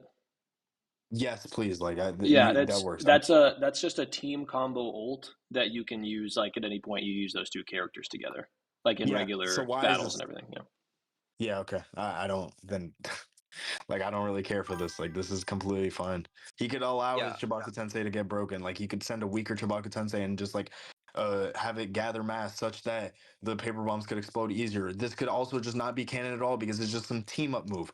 I don't like this isn't something that I value at all. This isn't like I'm talking story mode. That's fine for the canon. But for like team up moves, that's not like again, Kid Naruto can beat like adult Minato in the game when you're fighting somebody 1v1. It doesn't mean you actually beat this person. It's just like very ridiculous line of scaling that I just don't want to engage with. I mean, not engage with. Obviously, I'm going to engage with if I'm forced to. I just don't want to go down it. I feel like it's very ratty. yeah. I think what I'm demonstrating here is consistent portrayal of Conan at a level that is consistent across all of her feats, and it is above Deidara's level. Yeah, okay. I know you're saying that, but again, like I'm just contradicting that. Like we have X portrayal that contradicts this. Um, and these quote unquote Y portrayals aren't even conducive to the fact that it would contradict whatever like interpretation you would hold prior or some alternate interpretation you would hold on the Jiraiya situation. It's not conducive. Like I've completely remedied this by one showing the visual indicators of the actual dialogue that is explicitly stated by Obito to say that he was off guard, completely off guard, and wouldn't have time to reinforce his chakra.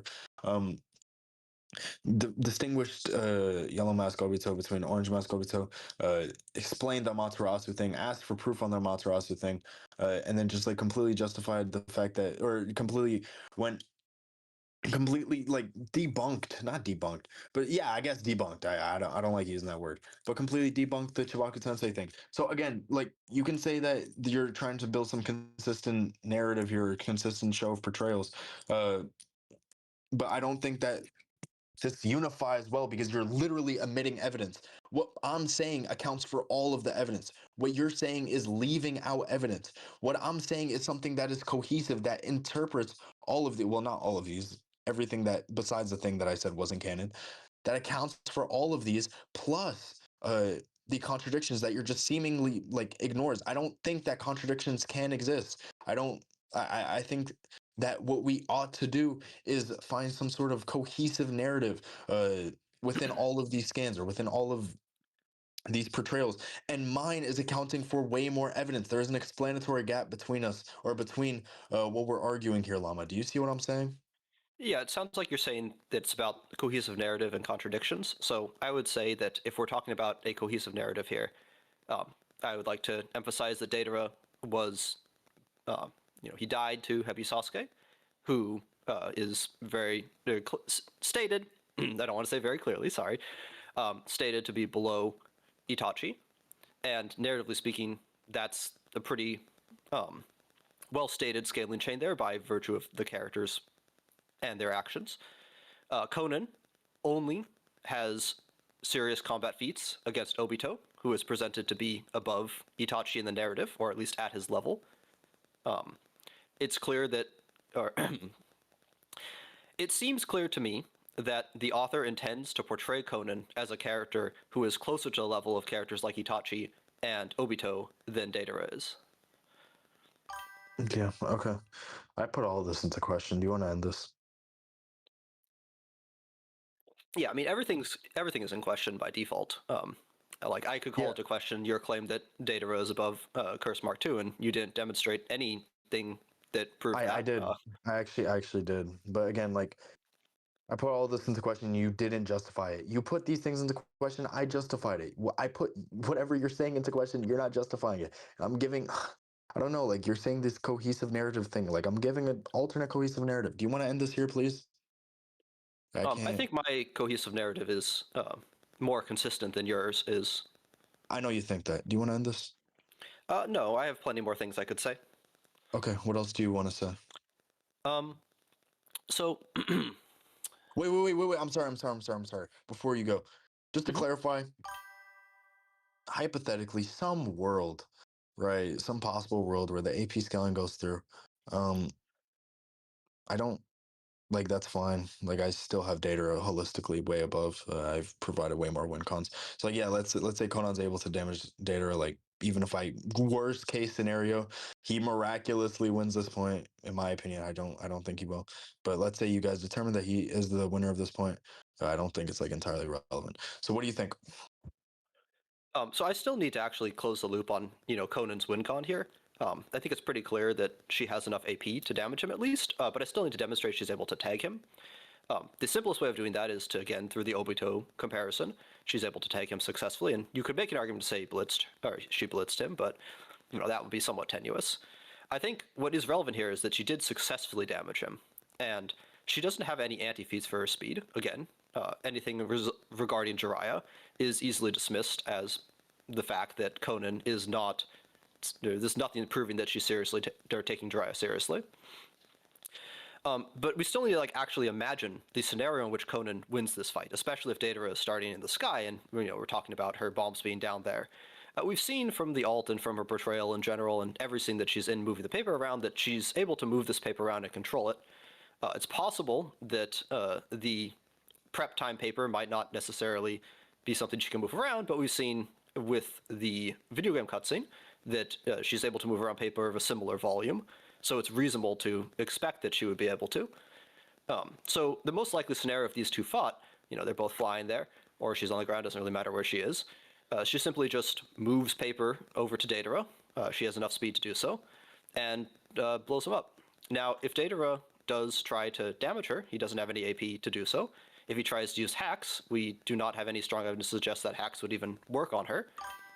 We do know that when characters with similar styles and similar levels fight, even if they are similar, which they're not, but if we were to say that, equalizing all stats, we know that Deidara is a character who's extremely overconfident and tends to misjudge his opponents.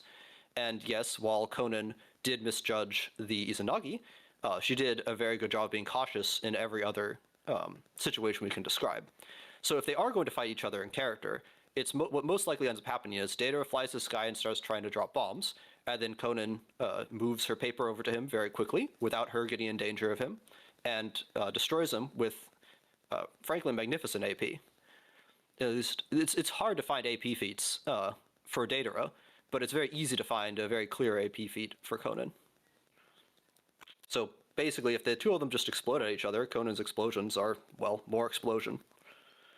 Yeah, again, the thing I said about him being off guard would just like it extends here, right? He wasn't like if he's underestimating her, wouldn't have the chakra reinforcement. He wouldn't have that same level of speed. I'm talking about Obito here.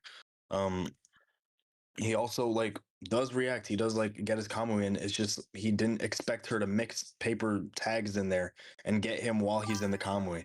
So it's just like he reacts. He's definitely able to react, and he would have completely avoided the attack given that she caught him off guard.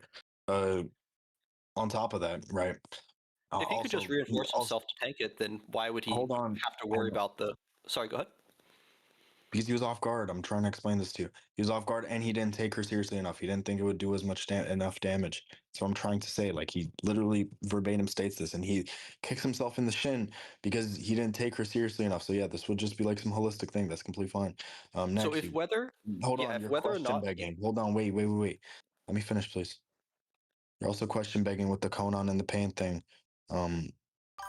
Like that whole thing already got debunked, right? Her being able to move these levels of paper is like what's in question. Like you're cross-referencing these things that I've already debunked, and then you also make a claim on Datara's character, which I'd like for you to prove that he isn't cautious or like he's not capable of taking his opponent seriously, or like he's like extremely overconfident, or it would just be like his downfall, I guess you could say. And also, can you repeat the other thing you said for Conan? I think that there's just one thing I want to focus on about what you said there. Wait, can which you? is I just... asked you a question. I'm sorry, I don't know which one you'd be referring to. I haven't been taking notes on exactly which of the things I said you were Oh, responding to. yeah, There's I was just one in talking. particular I'd like to focus on. I think most of what you said is addressing things we've already talked about during your assertive, and I don't think there's anything new that's to be said there, but I think there is a new thing to be said about your claim that Obito could have, maybe he might have been able to just tank the attack if he had concentrated his chakra. The 600 billion paper bombs continuing for 10 minutes, if he was able to just tank one of these attacks, why would he not have done it then?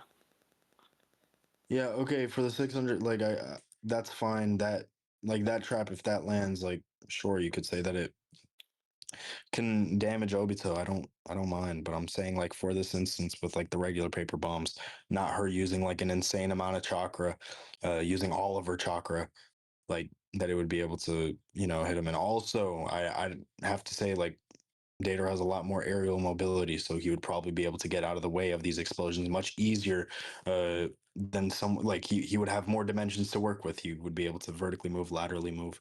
Uh, Meanwhile, Obito's really limited to just like running, right? Well, Konan, I would So say, has you, better aerial mobility than Deidara does. Deidara is a person who has to, ride on top of something to fly around, whereas Konan can move her body in whatever way she pleases. I think that would make her mobility better than his. yeah, I understand that. But yeah. Also, like for the speed thing, like again, like you're saying this for like AP, but we're like generally for speed, Obito is just I don't know, dude. Like I already explained why this wouldn't help Conan with speed very much. Like we Yeah, have so I can very talk a little strong more about reason. speed scaling then. We have Um, very strong reason to believe. Hold on, we have very strong reason to believe that she wouldn't scale to Obito in speed. And then on top of that, like you just have some loose chain hanging at the end of that. Like you're just saying, obviously that this would somehow get her to date her. I don't care, dude. I got data above her. Like this isn't even some contradiction. You need to present some sort of contradiction, but provide some well, other speed scaling, please. yeah, Deidara has no durability feats. His absolute highest durability would be, not surviving his own C0, which I've demonstrated earlier is something that Konan would be able to survive, or at least likely potentially able to survive. Gator is evaporated, Manda's not. Konan has similar durability to characters that have AP and durability relative to Manda. Konan, even if Deidara did C0 at point blank, there's a reasonable chance Konan might just be able to tank it. Deidara absolutely cannot, and that is the highest you can possibly get Deidara's durability. He has no other durability feats, so even a simple paper bomb, even without this Obito scaling, is quite likely to be able to damage and potentially kill Deidara. Okay, so basically what I'm trying to say here is, okay, you can like think these things. Okay, now you're doing counterfactual claims. Uh, at this point, Konan has no AP scaling. So now we aren't sure of where Konan scales. Maybe her, like, I agree, her trap can hurt him. But if you can't scale the paper bombs, Dator can have whatever bull crap for his durability scaling. That's completely fine. Conan still, like, we wouldn't be able to get a gauge. We would be in this unknown void because we don't know where Conan's AP scales. So I'm asking you, can you scale So Conan's AP so we can determine whether or not it would match up to Datara's durability? claiming I have not demonstrated AP does not mean I have not demonstrated AP. Her AP is relative to Obito's durability, which is above Amaterasu, and we see consistently in every portrayal where she's dealing serious damage to someone, it is at this level. Anyway, I'll move on to my next point then. That's what's in question. So I need you to prove that last point, but go ahead. yeah, so I want to talk a little bit about sorcery, which is another one of the video game cutscene scalings, which we agree to are legitimate for the purposes of this debate. It's presented in the narrative that sorcery is well below Konan when she recruits him and he acknowledges her strength. And whether or not you think sorcery is above Deidara, I think most portrayal presents sorcery as at least relative to Deidara, which would put Konan above Deidara. I don't agree with that portrayal. And Sasori could, it also could be the case that Sasori got way stronger from the point where he was originally recruited into the Akatsuki. Like, this is fine. And also, it could just be the case that Sasori just didn't have a win con against her. Like, he doesn't have AoE like Datara does to hit her paper. Like, that's completely fine. Like, Yeah, I and don't see why the scales her anywhere. I think it's legitimate for you to point out all these, possibilities and could have, because again, we don't have that much data to go off of here. But what I'm suggesting here is that any of these possibilities and could haves that you present could have in possibility just as likely been the other direction as well. So, for example, you keep saying a character could have gone stronger. Well, Konan could have gone stronger as well. So we're working with what evidence we have here. When we're comparing characters, we are doing it based on how they're portrayed and how they're consistently interacting with each other. Okay. Do you want to move on? I like that's So, completely fine. Okay, yeah. We like we can okay, okay. We have equal interpretations. That's fine. Like, you're on the affirmative. Do you want to move on?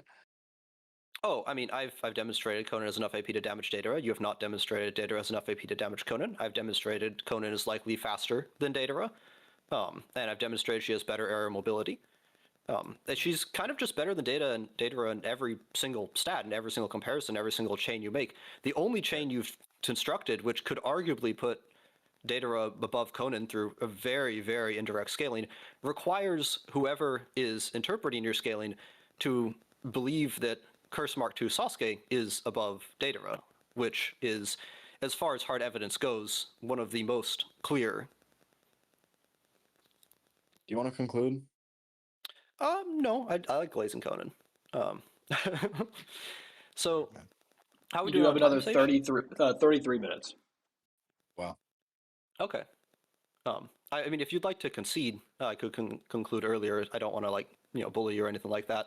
I just mostly want to glaze Conan. No, don't worry about it. I know. I just think, like, you're not engaging at this point, so it's like not very helpful for us to continue on this route, like, very much, because now we're just like going on bringing up stuff that we've like brought up before. You're saying that, oh, we're going over hard proof. Like, we argued over all of this already, man. Like, I don't, like, do you have anything new to like talk about? Like, you can say these things. I'm just telling you how it's gonna work. Um, yeah, I mean, there's not that much data about Conan, and all of that data consistently portrays her at a level that would be above Deidara. Her lower bound, even if you consider that Jiraiya could be above her, that would still make her lower bound Jiraiya. Whereas you could argue Deidara's lower bound could be comparable to, well, the beginning of Shippuden Naruto because he fled from him. Can you give an It's argument for this bound stuff, by the way? You've been using this a lot. I already didn't agree to it once, but it's like a little when bit, it's a little bit irritating because like you keep repeating it and I keep like asking you to like explain this? So, like, can you give an argument for why we would value this within this series particularly, please? Well, when there's uncertainty, you have bounds as to how powerful a character is and who they're compared to. When you're scaling characters, you're saying such and such is relative to such and such or a tier above. And when people, you're making your tier lists, you'll often place certain characters above other characters based on these, transitive scalings and the levels these characters are stated to be at. Deidara, in terms of his portrayal and his feats, his speed, his AP, his durability, everything, is consistently, at best, at the level of, well, the character that caused him to die, that defeated him in a fight. And Konan, her lowest possible bound, is relative to a character who did not even successfully damage her, who is stated to be relative to a character who is well above the character that defeated Deidara. So I think when there's a lot of ambiguity and a lot of subjectivity and what counts as legitimate scaling or not, I think that if you choose the probability raiser, you select the one that is more likely, and since neither of us is pulling out mathematical proofs or whatever, we are relying on these transitive relative presentations. Yeah, again, like that would just boil it down to some sort of choppy, inconsistent scaling. What I'm presenting here, like the theory that I'm positing for justification or not justification, just what would justify a character being stronger in this instance is something much more cohesive. It's a flow chart of what we see this character being able to do. If we have contradictions, that character wouldn't scale at that point, and we would accept other arguments or other explanations that would bring that character down. So, Konan, right? She cannot be weaker than Jiraiya and be stronger than Obito. Let's say this, right? Let's say I grant everything. It would still be the case that it's not very coherent for Konan to be stronger than Jiraiya and weaker than Obito. If we say that Obito or Jiraiya is stronger than or I guess what would it be? Oh, the other way around. I'm sorry. I completely messed up. I'm gonna sit down now. I've been walking around. I haven't been able to get my thoughts out very well. So yeah, Yeah, she's under Jiraiya and above Obito, or like relative to Obito. Let's say that her higher bounds are like Obito or whatever. So other way around. Again, at that point, what we would say is just okay. Jiraiya is above Konan, and then whatever other scaling we would have for Jiraiya is what we would accept. We would accept this cohesive theory for how we justify these characters being stronger rather than oh she is this thing while also this other thing, and then create these contradictions within the story that don't make much sense. So I like prefer this smoother argument or this smoother form of argumentation rather than uh like whatever you're saying for upper bounds and lower bounds and whatever, and regardless through my scaling is just going to be consistent that these upper bounds of Conan scaling, like Conan's whatever Conan's able to do, wouldn't scale to what you think it does. Like I've explained these scenarios that are more likely, right? In this instance, what is more likely for, I guess, Conan to do, or what not for Conan to do, for Conan to scale to? And I said, not a full power Obito, not whatever else you said, not Rasengan, not a Biju bomb. And you keep like using these arguments from triviality. I don't agree with these arguments from triviality. I see you sent some chain scales. Conan above Sasori above Deidara. Conan relative to Obito above Itachi above Deidara. Again, I need arguments for Sasori above Deidara. I need arguments for Itachi above Deidara. I need arguments for Sasuke relative to Deidara. Even if I grant these bounds, right, I don't see why it would scale to Deidara. You still have yet to prove that, and I'm asking for justification for that, and you haven't proved that. You just keep going on to Sasuke or Deidara lost to Sasuke, which again, we're analytically deriving that Sasuke is not stronger than Deidara. Deidara is stronger than Sasuke. I don't know what to tell you. Yeah, I guess saying that I have or have not debunked something does not necessarily mean that to be the case. You made a scaling chain, and I, quote unquote, debunked every step of that scaling chain, at least as much as any claim you've made to debunking my scaling chains. And I think when we're debating about, which character is above another, it comes down to, what scaling chain is more internally consistent and has better portrayal in the narrative and the feats. And the lowest possible low ball for Konan still puts her, at worst, above the highest possible high ball for Deidara. You said this. Do you want to like stop this here? I mean, Please. no. Do you have anything new? um, let's see. I'm gonna look at my scans. Thank you. Which one do I want to use? Sage, how much time do we have? Oh, here's a fun one. You have So- 26 minutes. Oh my god, this actually feels so long. I swear it was like 33 minutes, like 5 minutes ago. What the hell? All right, So yeah. here's a fun one, Yeah. I think. So for example, imagine you're talking about Orochimaru versus Deidara as a hypothetical. Sometimes people could make an argument to say, well, Orochimaru might survive that because even if Deidara blows himself up and does all these explosions, Orochimaru, in a curse mark and somebody else could still survive. And I think there's evidence to suggest that Konan may have a similar capacity, as we see from after she fought with Obito. There is reason to doubt whether she even died. She's able to control her paper even after her presumed death, to go hang out over there. And if you're wondering why she didn't, just go over and fight Obito herself, if she was surviving, well, she's clearly counting on Naruto, as she states, and he'll take care of it. And she doesn't necessarily have her whole prep and everything else set up, so it wouldn't necessarily be as favorable a matchup. But an interesting highball for Konan here is that if she has a single piece of paper somewhere on the planet, she might be able to survive. We've seen she can regenerate from a smaller amount of paper than she started with, and we've seen that she can control this paper independently, seemingly regardless of distance. So there's a lot of interesting ways that you could imagine a higher ceiling for Konan, but there's not a lot of ways to imagine a lower floor for Konan. Again, at worst, she wasn't trying versus Jiraiya in the same way that Itachi was not trying versus Jiraiya. And being at worst relative to Jiraiya is an extremely high bar that is most likely above anything that Deidara is relative to. Now, you mentioned that I didn't get into a lot of detail about the Sasori and Deidara comparison, and I think that's fair. I think that they're often portrayed to be relative to each other, and some people argue one or the other. We can see whether or not Deidara was lying. But we can also look at the types of characters that they fought. And Sasori was fighting against and likely let Chiyo win. And Chiyo is stated to be at least relative to the Sannin. So that's, again, consistent scaling of what we're talking about. Konan being at or above the Sannin, Deidara being at or below the Sannin. And we've also seen that Chiyo is relative to KCM, at least her Eder form, which according to you would be nerfed, is at least relative in speed to KCM and his Rasen Shuriken, which, again, is better than anything that Deidara demonstrates. Can you prove that? In every single possible comparison between Konan and another character we can draw from, they always put her lower bound at or above Deidara's higher bound. And the reason I keep saying this and coming back to it so much is because it's kind of the closest thing we have to, in a way, to scale these characters directly to each other.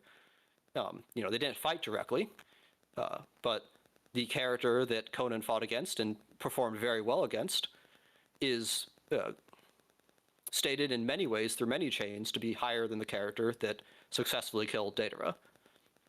So if we comprehensively look at every single piece of evidence, you keep saying, what else do I have? Well, I've looked at all of the data for Konan, and every single piece of data there demonstrates that Konan is at a very high level that people don't usually give her credit for.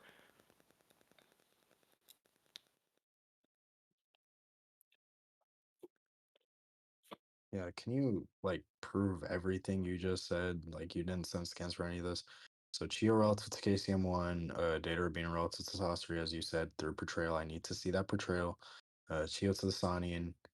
And then I also have to question whether or not Edo Chiyo would even scale to KCM1, or I would even scale to Chiyo, because we know that with Edo's that any sort of sickness with old age can be circumvented because they don't age, they don't get sick, they don't have these mortal effects as we do.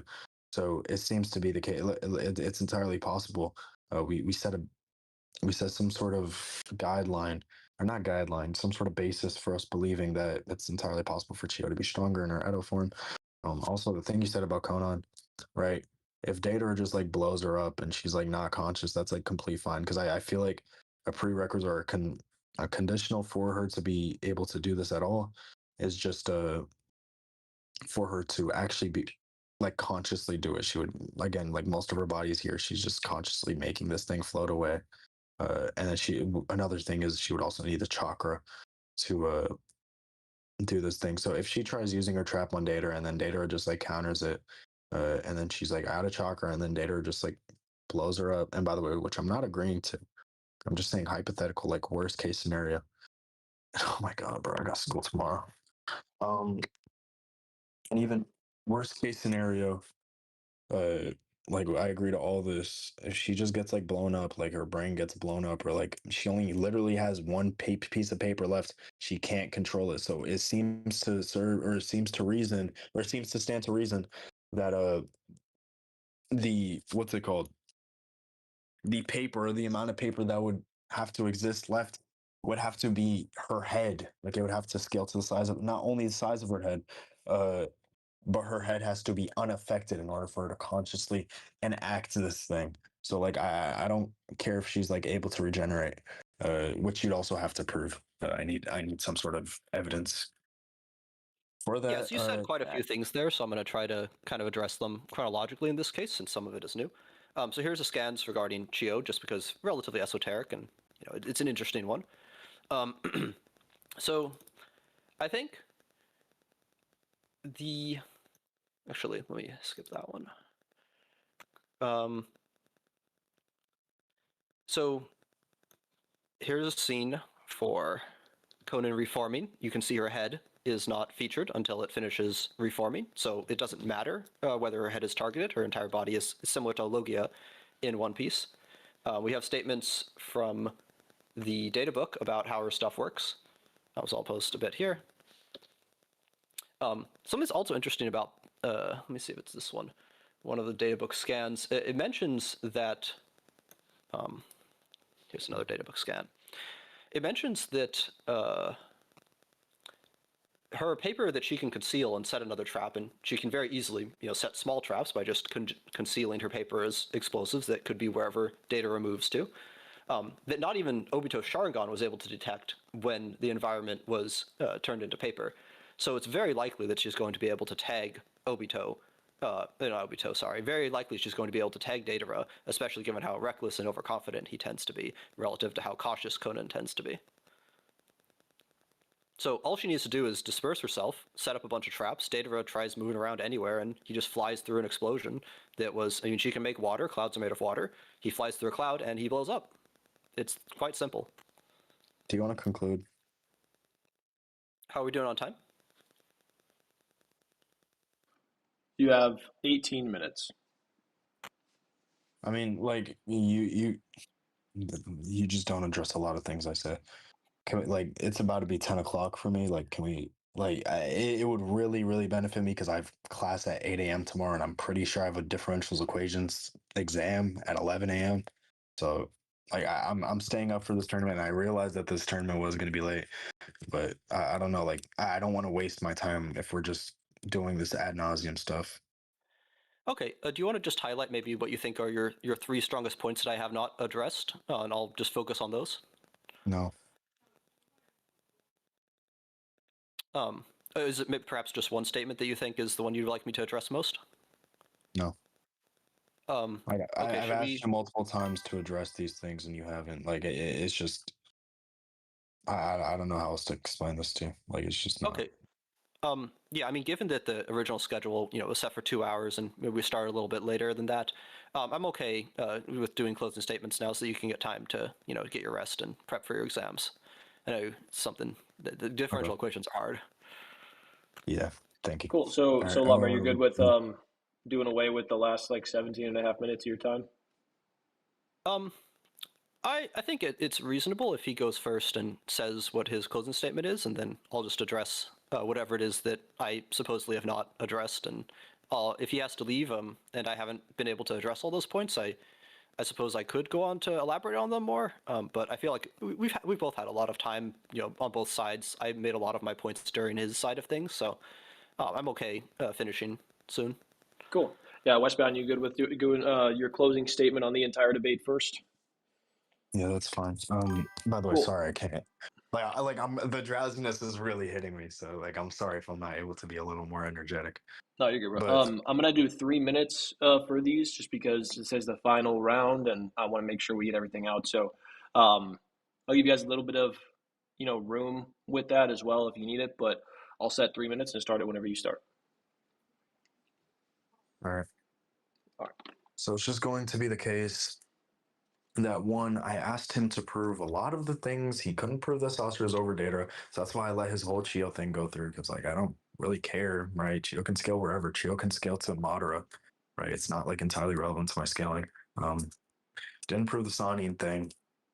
I put into question, not even put into question, I gave counterfactual evidence for Obito holding back. This would be him holding back holistically, because one, he was underestimating her, and two, he was also stated to hold back against her. Not hold back against her, to be caught off guard by her. She slipped a bunch of the paper tags in, which he didn't expect. The next thing I would say is, let me look through this. He keeps bringing up the fact that Deidara lost to Sasuke, and I like explained the context behind that a lot of times, and I gave like multiple reductios supporting my case. Like basically, Deidara outscaled Sasuke. Sasuke just compensated for that with his intelligence and sneaky tricks, and him, I guess, like, what is it? Yeah, just like unconventional methods, his Sharingan, his Genjutsu, he has things that can help him against Deidara, right? And that can like bridge that gap somewhat. That's fine, but I'm saying like in terms of speed and AP, there's clear superiority shown like in terms of portrayal. So him saying that isn't necessarily some sort of defeater. Not even necessarily. It really isn't a defeater. And then the next thing I was saying, again, like all of what he's saying is like, well, one, like anything, any statement that he brought up to contradict it, I asked him to prove a lot of the stuff. He said the one thing that I really kind of cared about was the killing intent thing, right? So, like he said that Sasuke was holding back. I said he had no reason to hold back in AP or speed. However, I need you to prove that he was trying to kill him in the first place. I asked him to prove a lot of things within this debate. It was like I don't know, like it was really bad. Like there were the only things he really substantiated were like the Konan things. But I don't care where he scales Konan, like in comparison to sorcery. I don't care, like if he can't connect her to or connect Konan to Deidara or these people that she's scaling to Deidara, then I'm not concerned, frankly. Like my scaling can completely exist while granting literally every single thing he said besides the person scaling to Deidara. That's where my argument has reached at this point. And by the way, I haven't granted any of that. Like I give valid refutations to everything. But like Sage, I don't know if you caught this. I mean, obviously you're going to catch this for me, but the way the debate is going right now, Konan can literally be over Obito while Deidara is over Obito as well. Deidara can be over Obito is over Konan. At this point, like he literally hasn't connected Obito to Deidara at all, which is like what I've been waiting for him to do and he hasn't done. But anyway, that's pretty much it for my closing statement. That'll be all. All right, Lama. Yeah, my chain does not rely on Konan being above Obito. It is simply that at lowest, she is relative to Jiraiya, who is above Deidara and Sasuke. I think I've posted a few more scans here I haven't had time to go over. I would have gone over them if I had time, the remaining 17 minutes or so, that go into detail about exactly how Hebi is capped by Itachi and Rasen Shuriken Naruto. So I would have liked to have had the time to go into these details to make it more clear what the connective scaling is here. But yeah, Obito is generally presented to be at minimum relative to Itachi, who is well above Deidara through Sasuke. I think that a lot of this debate has come down to me making points and posting scans, and my opponent has not really been posting scans for really almost any of his claims. I think he may have posted one scan near the start of the debate, and I recognize it's difficult to get scans, but I would like, acknowledgement that I've done my research ahead of time and made sure I have my evidence, and while it's subjective as to whether something proves something or not, I think that I have successfully proved that Konan has the AP to damage Deidara, that Konan is compared to characters who are considered above Deidara, that Konan has the speed to tag Deidara, and that Konan has the durability to survive any attack that Deidara has, both in terms of her stats and her hacks. I don't really know what else I could say to make this, like what else there is to prove to make this as compelling as it can be. I think that Konan, she's probably not above Obito, but if we're talking about, whether or not Deidara is above Sasuke and Sasuke only won because of quote unquote cheap tricks, well, Obito only beat Konan because of cheap tricks. So that's, a similar comparison. In summation, Konan is like given all of this ambiguity we have here, and given what evidence we have, I've gone over all of the evidence that we have for Konan. I have presented every single way that she can be compared to every character, and I've demonstrated and proven the lower bound of interpretation for her. I think it's, especially if we're including the video game feats, it's pretty clear that she just makes giant wings and slaps Deidara with an explosion that is well above his non-existent durability scaling, and her speed is very clearly sufficient, based on her relativity to Obito through Minato, and Minato through KCM and Itachi. And I've stated these things multiple times throughout the debate without any of them being addressed or debunked. I think the most important thing overall, though, that I really want to emphasize is that I've demonstrated a propensity of evidence that is internally consistent and far greater in body than what my opponent has demonstrated. He's posted at most one scan, which argues for pixel calc to get Deidara relative to Hebi, but I have shown scans that get Konan where she deserves to be. By propensity, that's not what propensity means. But if you meant preponderance, then yeah, that works. But okay, Sure. we can end this here, please. Cool. All right. Well, first of all, just want to say good job to both of you guys. Thank you guys so much for coming on, being cordial, putting out a good debate. It was cool to see a topic like this because like nobody really talks about these kinds of topics. So it was nice to hear you guys argue it. So what Mono and I are gonna do is we're gonna pop over in a judges chat really quick. Neither we've been messaging back and forth in the judges chat. We were both like, yeah, we're gonna have to go back and listen to this rec for sure because there are so many points that are made, which is just kind of the nature of a 2 hour debate. But we'll go over our initial thoughts, come back, give you guys where we're leaning and stuff, and then we should have an official announcement on the winner of the tournament here in the next couple days. Whenever we get a chance to go back to it, but if you guys just hang tight, we will we'll go ahead and get that going. So Mono, if you would, I'm gonna hide this on screen really quick. Mono, if you would mute everybody, that would be incredible. Or deafen, I suppose. And then we'll undeafen you guys whenever we're done. So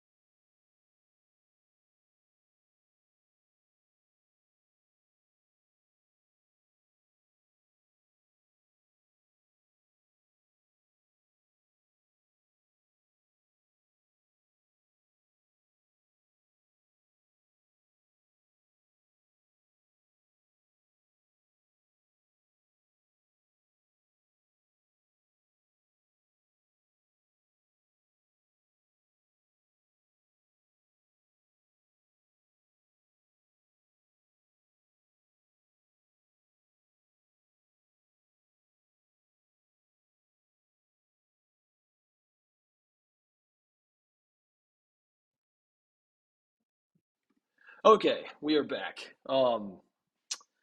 I am just having I'm Mono hearing you guys. undeafen everybody. That way, and I did put a poll in chat, so anybody who wants to vote on who they thought won can go ahead and do that. Here, I can undeafen Westbound really quick. Um, cool. Okay, Hello. so can you guys hear us now? Yeah. Hello. Yep. All right, perfect. Mono, do you want to give your thoughts first? So kind of like a quick version of it would be an initial listen. I'm leaning more towards Westbound as an overall victor. I think for the most part, he got both kind of like a mixture of speed and overall scaling to work, and went over how that Deidara's attack style is particularly well suited to handle Conan's like pseudo logia disperser body type of stuff. And I don't recall at least anything relevant to Deidara that we got through on Conan's side. Yeah, I'm on the same page. And again, keep in mind, like we said, we're gonna go back and listen to it because there were a ton of points made. But I'm leaning Westbound. I feel like the speed point went through. Because initially, now one thing I did catch was initially Lama had said something about like, how did Sasuke lose if, or how did Deidara lose if Sasuke if he's above Sasuke, right? And at that point, Westbound said, "Well, this is just a general speed scale right now, is what I'm laying out," and then connected that. And then later on, at a different point in the debate, said that it was like an overall scale. So I'm going to have to go back and like look at where that breaking point was, where it went from just a speed scale to an overall scale. But I think at least that went through. And then I think the issue on Llama's side was, although there were a lot of scans and substantiation put forth for arguments, there were several moments where Llama would make a point either on the negation or on the assertive that Westbound would then put into question. And I don't think that they were properly justified most of the time.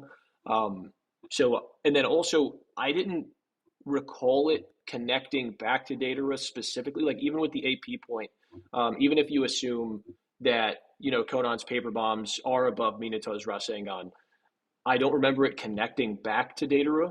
It was basically along the lines of, well, this should be above his durability because we don't know where his durability is at. And then Westbound successfully called that out as like an argument from ignorance.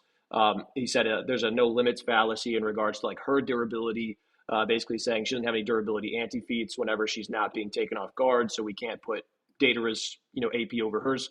Now I don't think that the AP went through on Westbound side because I don't think he really tried to get the AP through. He was just more so doing a overall argument and a speed argument.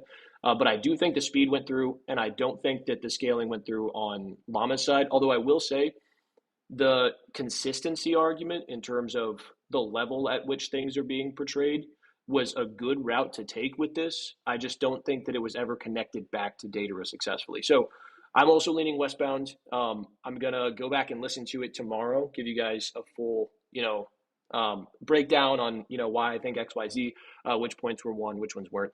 But congratulations to you guys for making it to the final round. Anyway, I appreciate you guys again for being cordial, putting out a good debate, and I look forward to going back and listening to it again. But is there anything you guys want to add before we go? Yeah. Wait, Sage. Yeah. Just to clarify. Yeah, what the overall point, yeah, I said this was like some overall scale. But the reason why I said it was skewed wasn't because it was only speed. I said there were other factors like Sasuke's Genjutsu, um, Yeah. his like mental tricks, like all of that, like a bunch of factors that go into or that would go into him winning the fight that wouldn't necessarily like correlate to what I'm trying to do here. So yeah, like Yeah. Sasuke can Because you still talk win the about like fight. his like intellect and stuff. So you were like, yeah, it doesn't. The scale isn't necessarily trying to say like, in an overall sense, he's above this guy. Because like Sasuke could, or in like in every category, because Sasuke could just be smarter and like set these traps, which is kind of what he did. But Yeah. just quantifying speed right now in terms of them being, relative or data or being above, as far as I remember it. But again, I'm gonna go back and listen to it. I think it was a good job from both of you guys. But thank you guys once again for coming on, and thank you to everyone who's been listening. I do have a video I now need to react to because we hit our dono goal.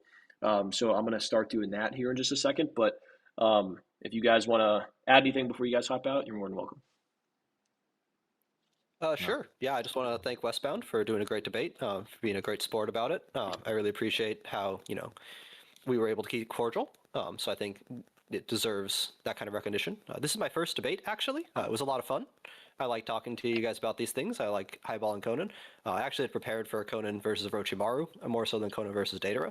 So that may show in, the very specific scaling there.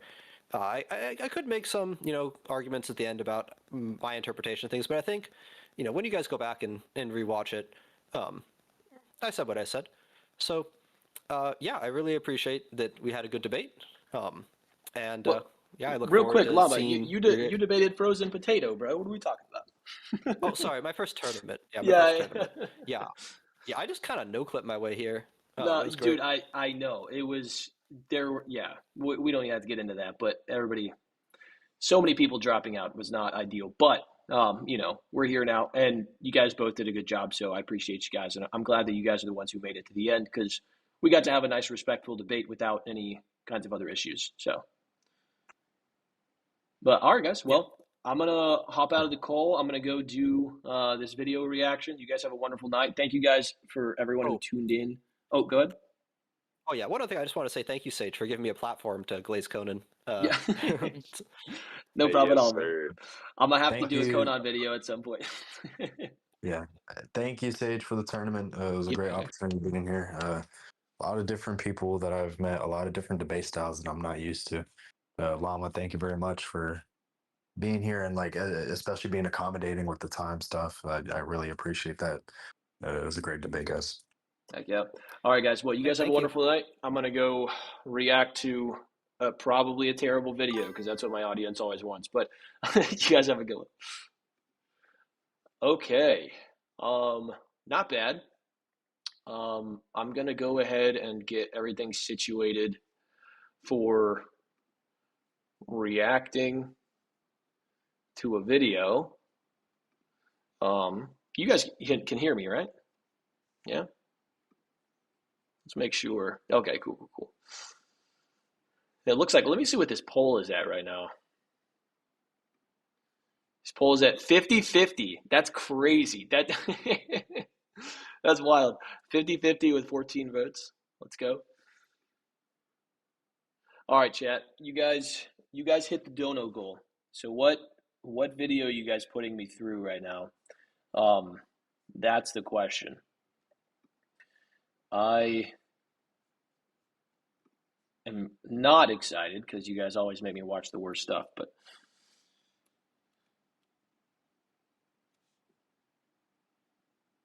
yo, chat, can you guys hear me?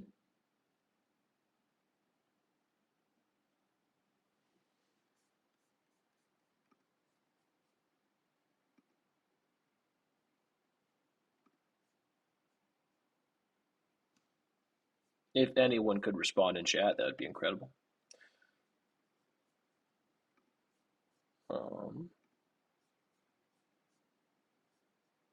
53% llama now. Come on. Class 1A versus Konan. Yeah, you did dono that earlier. Yeah, we can do that one. Why not?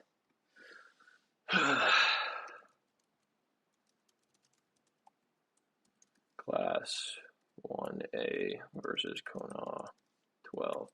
Oh, good God, this is going to be insane. This is an hour long, dude. You weren't kidding. Oh, no. Oh, no. All right. I think I started reacting to this at one point in time. This is a terrible freeze frame for him to start on. I can't lie. Let me get this up. Pause. Window. No. There we go.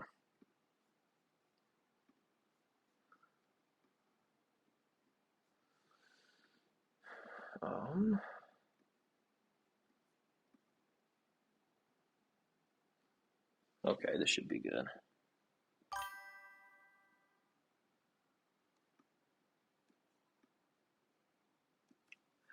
Okay, Class 1A versus Konoha 12. Oh, Jesus Christ, this is going to be interesting. All right. Let me turn this up. I'm going to play this. Let's see if everyone fell asleep. Crazy. People falling asleep on stream. Unacceptable. All right. This is a, first of all, horrible freeze frame for him to start on. Like, this is the beginning. I can't go back any further. He knew. Wait, why is this doing this now? Absolutely nobody out. Okay, there we go. Yeah, we're gonna speed this up because he notoriously speaks or rambles.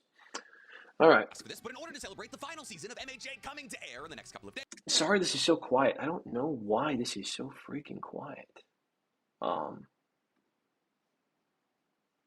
Sound. Yeah. Okay, whatever. Sorry, guys. It's gonna be quiet. I apologize. Doing good, Yada. We're about to react to this video. I decided it was about time we started re-injecting a little bit of MHA into our daily conversations. But Nick, what channels is going to be posted on? I don't know, whatever channel needs a video. Now, for a little bit of context here, a couple of months ago, somebody reached out to me over email and asked Nick who would win between the final forms of Class 1A and the tuning exam versions of the Konan 12. And I thought to myself, wow, that's a great question. Let's put that on the back burner for a couple of months because every time we try to tackle the video, we get too intimidated to possibly make it. But I think I wonder. I'm gonna guess that there's gonna be some scaling in here that doesn't apply to the tuning exams. I'm gonna precog that. tore my right bicep, so I can't work out, and I'm loaded on caffeine and Lexapro, so let's try. Now, when I pose the question of who wins between the final forms of Class 1A and the tuning exam versions of the Konan 12, I don't know who edits his videos, but he's got to get somebody different, bro. Like, because first of all, this is the Konoha 11. This is not the Konoha 12. Sasuke is not here. Second of all, add some motion on screen, dude. Like, you probably fall onto one side. like this there are is. you who believe, rather justifiably, that the final forms of Class 1A and MHA are pretty powerful in their own right, and therefore should be able to blast away the 12-year-old version of the Konoha 12. And there are also those of you who understand how kind of insane everybody already was in terms of strength by the time the tuning exams came around in Naruto. And therefore, as crazy as it sounds, because we're talking about versions of Naruto characters from less than a tenth of the way through their story versus MHA characters at the literal end of their. Bro, he doesn't even have timestamps on here. Okay, should I? A bot and the Konoha 12 in their first round are going to battle against the 12 weakest members of Class 1. Anybody? Okay, hold on. Groups of superpowered children, and thus people are curious between these two groups who's more powerful. And therefore, instead of tacking on the Sand siblings and Kabuto and Yoroi and the other one, instead what I'm going to do is just have 12 people fight 20. But I'm not saying that Naruto characters are going to have to battle against two characters at once. Rather, we're going to give. Okay, so he's doing the Konoha 12 from the tuning exams versus the 12 weakest of the 20 in Class 1A. The most powerful members of MHA's Class 1A, a bot, and the Konoha 12 in their first round are going to battle against the 12 weakest members of Class 1A. Anybody who makes it through will then be put in a second round of fights to see once and for all who comes. So full disclosure, I have no idea how strong the Class 1A characters are. Like I don't know anything about MHA, so I'm really just more interested in the Naruto stuff. Victorious, the tuning exams, Konoha 12, or the final version of Class 1A. But in order to set up this kind of bracket, I quickly had to rank not only the entirety of Class 1A by strength at the end of the manga, but also the strength of the individual ninja in the Konoha 12 during the tuning exams. So let's quickly go through that list. Now, technically, the MHA list does come with an asterisk. See, because if we are talking about end of the manga strength for Class 1A, technically we're talking about their strength post-time skip. But there's really not enough evidence, lore, or power scaling feats that happen post-time skip that allow for us to understand exactly how. Doesn't Deku like lose his powers like at the very end? Am I tripping?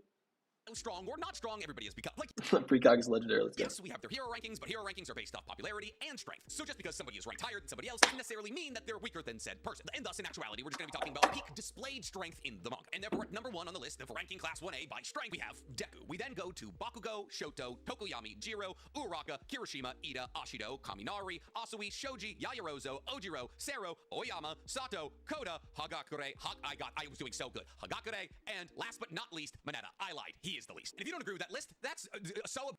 I mean, I feel like that sounds about right. But again, like the furthest I've gotten is like to the second exams that they do. Like where you find out that the dude who like has the ability to like control people with his voice has been training with the master that has like the bandages. That's as far as I've gotten. Objectively fine. I slapped it together. Now I'm going to go ahead and tell you, I did not just slap together the Naruto list. This is the real, definitive, non-arguable list of all of the members of Oh no. Konoha 12 ranked by strength during the tuning exams era. Coming up at number 12, we have Ino. At number 11, we have Sakura. At number 10, we have Tenten. At number 9, we have Kiba. At number 8, we have Hinata. Tenten stated to be the strongest Kunoichi, but that's okay. At number 7, there's Choji.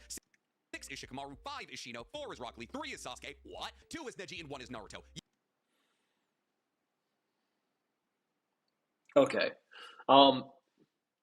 Automatic issue with this is Naruto is like nervous and fearful seeing Sasuke use the Chidori during the Chunin exams, which seems to be sort of a narrative point that Naruto should be below Sasuke at that point in time, like pre-learning his Rasengan, which once he learns the Rasengan, he's then capable of matching Sasuke's Chidori. So he doesn't have anything in his kit to do that at that point in time, at least not like under any normal circumstances. So I would have Sasuke above. I would say Neji's stronger than Naruto, because Naruto can't just normally tap into the Nine Tails chakra. Neji also just aura farmed while Naruto was like completely shut down. If Neji was like locked in and actually trying to beat him, he just would have beat him. He could have killed him right there. So I would go Neji / Sasuke.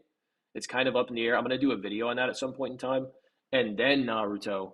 But I'm not even sure. So if we're removing the KN0 amp because it's not something he just can normally tap into, like he literally doesn't even think about doing it until his chakra points are shut down. He's like, oh man, if only I had another chakra I could tap into. And then he's like, oh wait, I did this training with Jiraiya like a week ago, and I learned that I have another chakra I can tap into. But he like literally sits there, chakra point shut down, while Neji monologues for an extended period of time. So like normally that's not something that should be factored into the equation, in my opinion. If you go like KN0 Naruto, sure you can put him there. But like if you're saying the normal forms of these characters, like how they would normally fight, I would have Naruto below Neji and Sasuke. Yeah, you heard me right. Naruto was already stronger than Sasuke by the time the Chunin exams came around, and Neji was stronger than Sasuke until the time skip. Now this means that Okay, hold on. 6 is Shikamaru, 5 is Shino, 4 is Rock Lee, 3 is Sasuke, what? 2 is Neji, and 1 is Naruto. Yeah, you heard me right. Naruto was already stronger than Sasuke by the time the Chunin exams came around, and That's not true because by the time the Chunin exams prelims came around, Sasuke was for sure above him. Unless again you're just like assuming he can tap into the Kurama chakra, which by the way he can't summon Gamabunta without it. And the only times that he ever does summon Gamabunta with it is when he's about to die, and then is like forced to use the Nine Tails chakra to keep him alive. And if Naruto dies, Kurama dies within him, and then has to respawn elsewhere on over some unknown period of time. And then with against Gaara, it's a blatant mental amp. So it's like it's kind of weird to include like even Gamabunta in there, let alone the Nine Tails chakra in general. It's not something he can normally access. Neji was stronger than Sasuke until the time skip. Now this means So Neji was stronger than Sasuke until I think I'm fine with that. But Neji above CM2 Naruto or CM2 Sasuke, I don't know. I'm gonna do a video on that. Deku all the way down to Ida get a bye in the first round. So let's start from the bottom of our list and work our way up to the top. Which means our first fight, if you're keeping track, is Mineta versus Ida. So how strong is Mineta? Well, it's actually a pretty tough question to answer. Mineta is barely featured in MHA's manga. And what he is, he's really not doing anything all that impressive. Pretty much the only thing that we ever saw in terms of an impressive This dude's one of the reasons I dropped MHA. He's a weirdo. feat from Mineta was when he worked alongside Kaminari and Sero in Chapter 256 to restrain basically a legion of villain bots. Robots that UA was using to train Class 1A to get ready to fight against more intimidating foes. We also saw in Chapter 214 that Mineta was able to block an attack from Shota, an attack that was going to hit Pinky, and therefore his ability to block an attack of that scale tells most people that his durability is somewhere in the region of multi-city block plus. And in this very moment, the fact that he was able to react to that attack and was able to block an attack from Shota, an attack that was going to hit Pinky, and therefore his ability to block an attack of that scale tells most people that his durability is somewhere in the region of multi-city block plus. And Why? No calcs, no substantiation on there? No. Hold on. Let me see if he's just pulling this from MHA scaling. Oh my god, bro.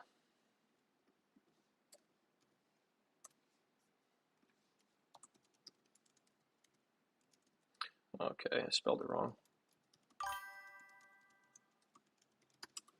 Because I'm wondering about this multi-city block. Let's see if that's on here.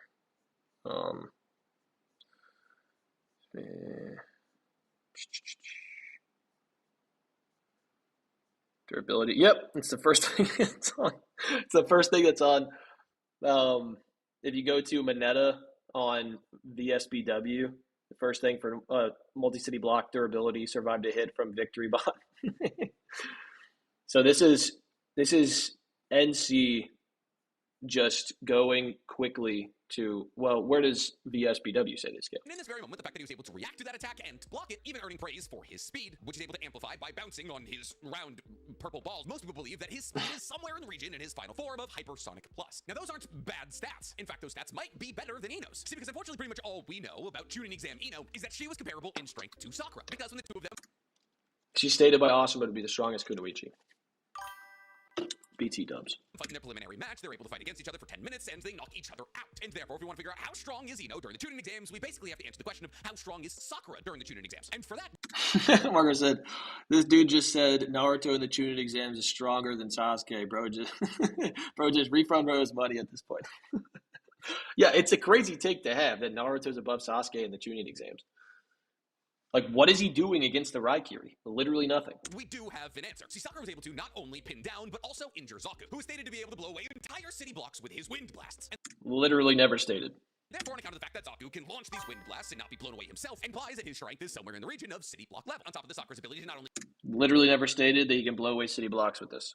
Never stated. dodge Zaku's wind blasts, but also speed blitz him, puts her somewhere in the region of subsonic plus in terms of She literally doesn't speed blitz him. speed. And therefore, if we're assuming that Ino and Sakura are of equal strength in the tuning exams, because they are, then that means that Ino's stats are somewhere in the region of city block level AP and subsonic plus speeds. Which means that final form Mineta is actually stronger than Ino. Not by like a crazy amount, but still, he is stronger and he is faster. And while Ino's definitely got a better kit with her mind transfer jutsu, that if she would be able to land on Mineta, the fight would be over immediately, because God knows he has no mental fortitude to be able to pull her out of his brains. The problem with mind transfer jutsu is, one, it's not really meant to be used one-on-one, and two, at this moment in time, Ino had truly the worst version of it. See, eventually Ino is able to control multiple people simultaneously or control people without leaving her body, but at this moment in time, during the tuning exams, if she missed, she collapsed and the fight was over. And therefore, it wouldn't be a viable strategy to try to use mind transfer jutsu against somebody who's faster than her. So, as much as it pains me to say, Mineta wins the first fight. Now, our next fight is a bit more satisfying on account of the fact that Mineta's not involved in it, and that's because our next Okay, here we go. fight is Toru versus Sakura, or Invisible Girl. Now, Invisible Girl is also kind of tough to scale, because towards the very end of MHA, she actually does one of the more impressive things that we see from any of the members of Class 1A, when she redirects All for One's Omni-Factor Unleashed Laser. And as this was undoubtedly one of the most powerful moves we've ever seen in MHA, the fact that she was able to redirect it is kind of crazy. However, does that mean that she had the durability to be able to redirect this ridiculously powerful laser? No, not necessarily. She's invisible. Light passes right through her. Eventually, she learns how to refract said light. A laser is light, regardless of how powerful it is. And therefore, anybody who's firing any kind of laser, as long as she's able to get her body in front of it, she's able to refract in a different direction. So no, this does not mean that Invisible Girl was able to tank All for One's strongest move. That's kind of like saying that Luffy was stronger than Enel when the two of them fought. He wasn't, he was just immune to lightning. However, still, on account of the fact that she was able to destroy victory bots when entering into UA, and was able to harm Comic Man, who is well known to be one of the stronger students at UA with her strikes, kind of like with Mineta, we have to give her a somewhat ambiguous multi-city block level, maybe plus AP, but probably just multi-city block level. And considering the fact that she was able to get higher results than Mineta on the Quirk Apprehension test, we have to assume that she's faster than Mineta, even though Mineta does find ways later on, way after the Quirk Apprehension test, to increase his speed. So her speed is also probably somewhere in the region of Supersonic Plus, which once again, just like with our last fight, gives her higher stats than Sakura. However, unlike our last fight, Sakura's kit may not be better than Invisible Girl's. So yes, Sakura at this moment in time would be able to deliver city block leveling punches. However, she wouldn't be able to deliver those punches to... Bro. Also, by the way, the idea, so first of all, it's never stated that Zaku can blow away city blocks with his sound attacks. It's just never stated. Secondly, her damaging him with a kunai, like even if it's true, there's just so many issues with this. Even if it's true that he can blow away city blocks with his sound attacks, that doesn't mean that the rest of his body scales to that. That's number one. Number two, it surely doesn't mean that his durability scales to that, particularly with stabby objects. We see in, like, so that by this same logic, Naruto is able to threaten Zabuza with a kunai. He throws a kunai at Zabuza. Zabuza has to move out of the way of it. It cuts his cheek. Naruto scales nowhere near Zabuza. He's tiers below him, right? Because that Naruto is below the same Sasuke that literally froze up in front of Zabuza. And it's stated in the fan books that, like, it sends a chill through his spine, that he's frozen in place. So the fact that Naruto is several tiers below that Zabuza at that point in time and is able to damage him with a kunai just means that kunai and piercy slashy objects in Naruto tend to, just like knives in real life, scale in terms of like, it allows for them to damage people that scale above the person using the weapon. So even if Sakura, because she doesn't punch him here, even if Zaku is multi-city block level in terms of AP, and let's assume that means he's multi-city block level in terms of durability. So many assumptions there. But even if that's the case, which is probably not, then it doesn't mean that Sakura is also getting there with her punches, as NC Hammer just said, because she stabs him. Supersonic Plus, which once again, just like with our last fight, gives her higher stats than Sakura. However, unlike our last fight, Sakura's kit may not be better than Invisible Girl's. So yes, Sakura at this moment in time would be able to deliver city block leveling punches. However, she wouldn't be able to deliver those punches to somebody she could not see. While Sakura, by the end of the Chunin exam, shows an ability to break out of Genjutsu, Sakura by herself at this moment in time has no Genjutsu she could possibly use to try and knock out Invisible Girl without seeing her. And therefore, Sakura's only win state here would be able to land a lucky punch against Invisible Girl. And considering the fact that Invisible Girl is faster and stronger, and by the end of the manga, probably more experienced in battle, I don't really see that kind of thing happening. Yes, Sakura's able to use the clone tech. I'm also curious why we're using like end of series characters versus like Chunin exams characters. It's kind of weird. Which could probably disorient Invisible Girl, but they're not shadow clones. They're just regular clones, so they have to mimic whatever Sakura's doing. So is Sakura winning this fight with a kunai and clone technique? No. Invisible Girl moves on. Now, how strong is 10-10 during the Chunin exams? Well, if you ask the manga, there is literally no way to know. Listen, if you think 10-10 versus Tamari is disrespectful... Well, Asuma just states in the manga that she's the strongest of the Kunoichi. Now, by the way, the Viz translation does say she's the weakest of the Kunoichi. So if you're using the Viz, then you would be under the assumption that she's below Sakura and Ino. But he has her above, I imagine, based on like feats and stuff, or just vibes. But she is just stated to be the strongest Kunoichi in Konoha out of the Konoha 12, right? So out of the Genin. So she should just be higher than this. So you should be able to take like anything that Hinata can do and then backscale it to her. Now you could call into question Asuma's knowledge on Hinata, but this comes after Hinata fights Neji. So the fact that she's stronger than Hinata but lower than her on this list is already a problem. I'm sure that NC Hammer doesn't know this. It's a mistranslation, but he's not even using the statement that has her below the other Kunoichi. So it's kind of weird. In the anime, wait until you hear that in the manga, the entire fight happens off screen. Yep, they're just like, hey, the next fight is 10-10 versus Tamari. And then the next time you see them, 10-10 is cracked over Tamari's fan. So if we're going by the manga, 10-10 has literally no Chunin exam feats to scale. But Koda does. See, Koda, like all of the other members of Class 1A, fought in the Class 1A versus... So then why is she above Sakura and Ino? Saying 10-10 above Sakura and Ino, but 10-10 has no feats. So I don't want to... Okay. Class 1B battles. And during these battles, Koda was captured in an air prison, controlled by a member of Class 1B named Subaraba. Now, Koda was able to break out of this air prison by himself. However, somebody who is substantially stronger than Koda, Froppy, needed not only a weapon, but also help from Kaminari to get out of it. And thus his ability to accomplish something that Froppy could not, and Froppy is somebody who actually has quantifiable feats, puts him very comfortably with quantifiable feats at an AP of multi-city block level plus. On top of this, in that very same fight, Koda was able to jump into combat against Chivaudin, or however you say his name, who's using his Cork Beast that increased his speed and strength substantially. And here's the thing, because I don't know anything about MHA scaling, I'm not going to like counter any of these points. I'm not sure if they're correct. I just think that it seems to me that he's basically just looking up on VSBW where these characters scale and going by that, which VSBW sucks. So I would say don't do that. But yeah. Alongside Kirishima, who is also much stronger than Koda. And because the two of them were shown attacking Beast at equal speeds, we can assume that Koda's speed is somewhat equal to that of Kirishima's, which also, like with his AP, gives us a quantifiable feat to state that his speed is somewhere in the region of Hypersonic Plus. So who's winning between Koda, who has quantifiable feats, and 10-10, who literally gets off-screened by Tamari? Well, I'm gonna have to go with Koda. Now if you're thinking to yourself, wow, this is kind of a bloodbath. Yeah. Okay. So even with that rationale, right, you would just say, I don't know. Because so you have character A, who quantifiably scales somewhere. You've got character B, who doesn't quantifiably scale anywhere. That means you can't put character A over character B. You just can't do it. You'd have to say, we don't know. Because it's possible that 10-10's stronger than that. It's possible that 10-10's weaker than that. If you don't have any quantifiable scaling there, pointing to anything that actually scales 10-10 anywhere, then how can you say multi-city block and, supersonic is higher than where she's at? We just don't know. So even with this logic, I would say that this is not a good way to go about it. The Konoha 12 are really top-heavy. And Masashi Kishimoto didn't realize that women could also be written into the story, well, I was going to say for about 20 years, but I'm still not entirely sure he's sure. But next up on our list of hopeful Naruto wins, we have Sato versus Kiba. Now we're finally getting into characters that the mangakas of their respective stories actually, well, I guess, kind of cared about. Let's start with Sato. Sato, aka Sugar Rush, at the very beginning of MHA, like chapter 67, said that he was able to increase... Yeah, 10-10 is quantifiably under Tamari. Tamari blocks a kick from Lee and, damages some trees. This is... And it's base weightedly, right? But she does just block a kick from him. So it's she's got some scaling, at least, but it's kind of difficult to put her in a solid spot too. So when I say she has no quantifiable scaling, which I was just going based off of what NC Hammer said, he said she has no quantifiable scaling. If you have a character who has no quantifiable scaling, then you can't put them below somebody else who does, just by virtue of the fact that somebody does and somebody doesn't. The only way that you would go about that is like, so say for example, you're saying, okay, pick out a random shinobi from the Four Shinobi War, right? That random shinobi versus Madara, you would say Madara likely wins because Madara is towards the peak of power in the world, which means that it's more likely than not that he's above somebody who is just randomly selected. The reason for this is because if you have Madara at the peak and then you have 100 random shinobi, it's possible one of them will be at that level, but it's more likely than not that you're going to select a random shinobi out of that that's going to be below that level, right? That's not what he's doing here, because he didn't even assert that this person is like would be towards the peak of where these Naruto characters scale.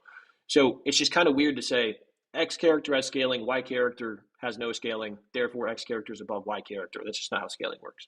His strength 5 times over by consuming sugar. However, over the course of MHA and through a bunch of training, slowly but surely he's able to up that multiplier. And we don't actually know what the multiplier is, but we know that it is greater than 5 times. And whatever that multiplier is, it allows for him in Chapter 208, when Class 1A is fighting against Class 1B, to destroy Bakugo's Grenadier Gauntlets. Because Bakugo's been like fused to a wall by his Grenadier Gauntlets. However, in order for Sato to be able to break these Grenadier Gauntlets, he would have to be able to apply more force to them than the explosions that Bakugo uses them to generate. Because if they can survive Bakugo's explosions, they should be able to survive anything up to how powerful Bakugo's explosions are. So Sato's Sugar Rush strength has to be greater. I think that's fine depending on how this force is dispersed. Again, I don't know much about MHA scaling. If the force is dispersed outward, unlike the entire thing, then I would say yeah. If the force is like concentrated in one direction, then it would just be like one part of it would have to be able to deal with that. Also, if it concentrates that energy too, by the way, then not only would only part of it have to be able to handle that, but secondly, the force upon leaving it would be greater than the force upon generating it within.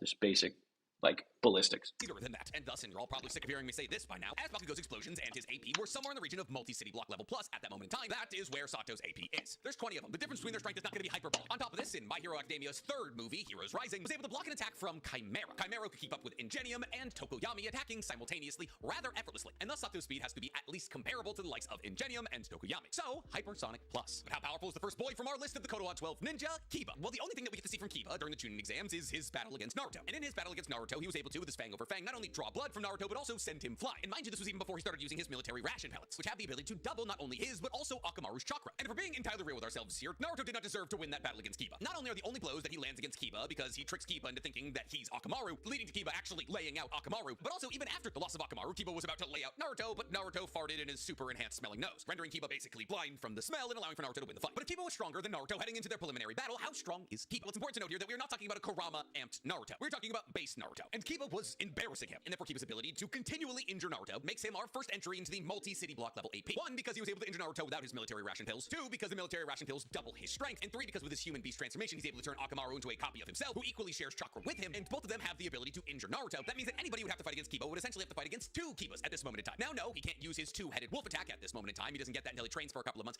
after the Chunin exams, but he does still have his man-beast transformation. Now, in terms of... Well, why is Naruto multi-city block level?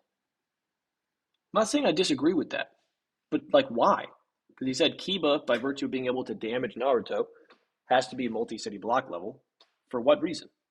Give me 1 second. This cat's being stupid.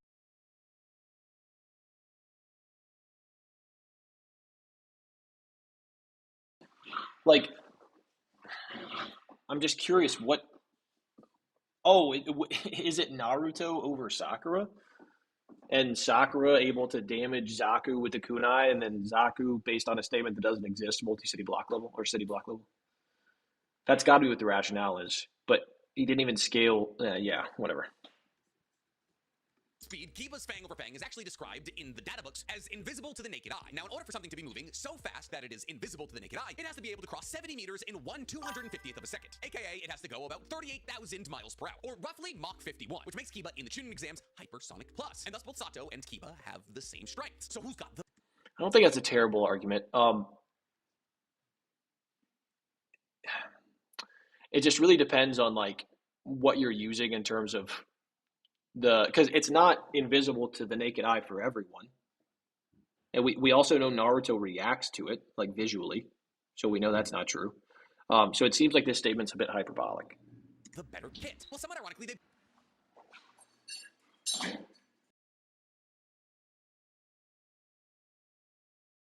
So I'm really just go home.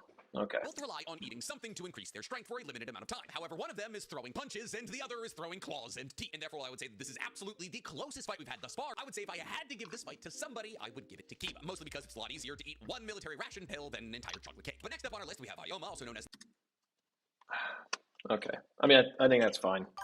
But good lord. Naval Laser versus Hinata. Now let's talk about the Frenchie first. As annoying as he may be, he's actually pulled off a couple of relatively impressive things in either MHA movies or the MHA manga. And I'm not going to sit here and argue with anyone about how canon the MHA movies are. Sometimes we've got to dip into our bag to figure out what these lesser characters are capable of. And like with a lot of the other characters at the bottom of Class 1A, the majority of the feats that we've seen from Naval Laser have been against robots. However, when it comes to battling against those robots, Naval Laser did the best job out of anyone we've talked about thus far. As not only was he able to one-shot the victory bots from the entrance exam into UA, but he was also able to, in Chapter 250, when they were fighting against robots again, was able to destroy several villain bots, which were much stronger versions of the robots they fought during the entrance exam with one blast of his Naval Laser. However, by far and away the most impressive thing that Ayoma ever pulls off with his Naval Laser was being able to hold back 9, the antagonist of the first MHA movie, with a full-powered Naval Laser for a couple of seconds. And 9's AP is somewhere in the region of multi-continent level, as he was able to hold off attacks from a 100% full cowl Deku and Bakugo. Because, yeah, Bakugo gets one for all in that movie. And in Heroes Rising, which I guess I'm...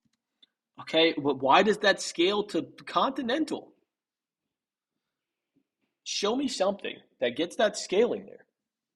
now just realizing is the second MHA movie, Ayoma forced Chimera to dodge one of his naval laser attacks, implying that Chimera could have been damaged by it if he did it. And thus Ayoma's AP actually does not clock in at multi-city block level plus, and rather it clocks in at large town level plus. On top of this, as his naval laser attacks are accounted Wait, hold on. Did he not just say continental? 1 second.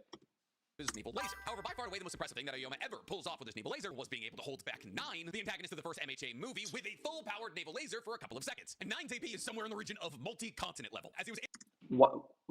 What? able to hold off attacks from a 100% full cowl Deku and Bakugo. Because, yeah, So why are those two multi-continental? And then what?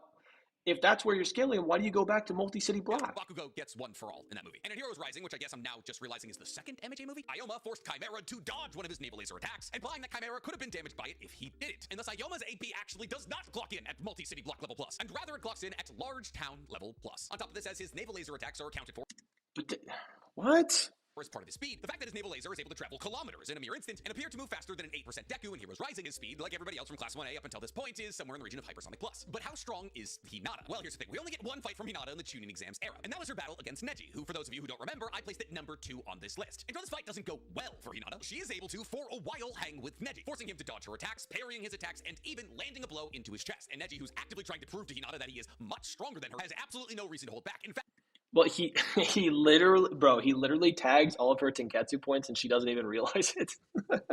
she has every reason to go as hard as possible. And therefore, the fact that Hinata is able to parry Neji's moves and launch attacks that do eventually connect with him would imply that their speed is somewhat close to each other. However, as their fight progresses, it's actually revealed that Neji has been landing attacks on her that she hasn't even seen. Therefore, Neji is actually much faster than Hinata. However, when you consider the fact that Neji fought against a Kurama amped Naruto, who is a light speed opponent, and even parrying one...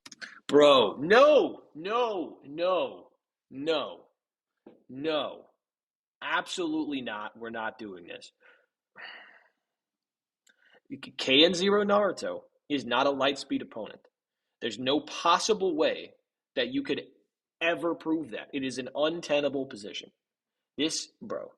So KN Zero Naruto, right? Against Haku, which by the way, second anime profile guides do say that this version of KN Zero Naruto is stronger than the one from the Land of Waves. That's stated. I talked about it in my previous video.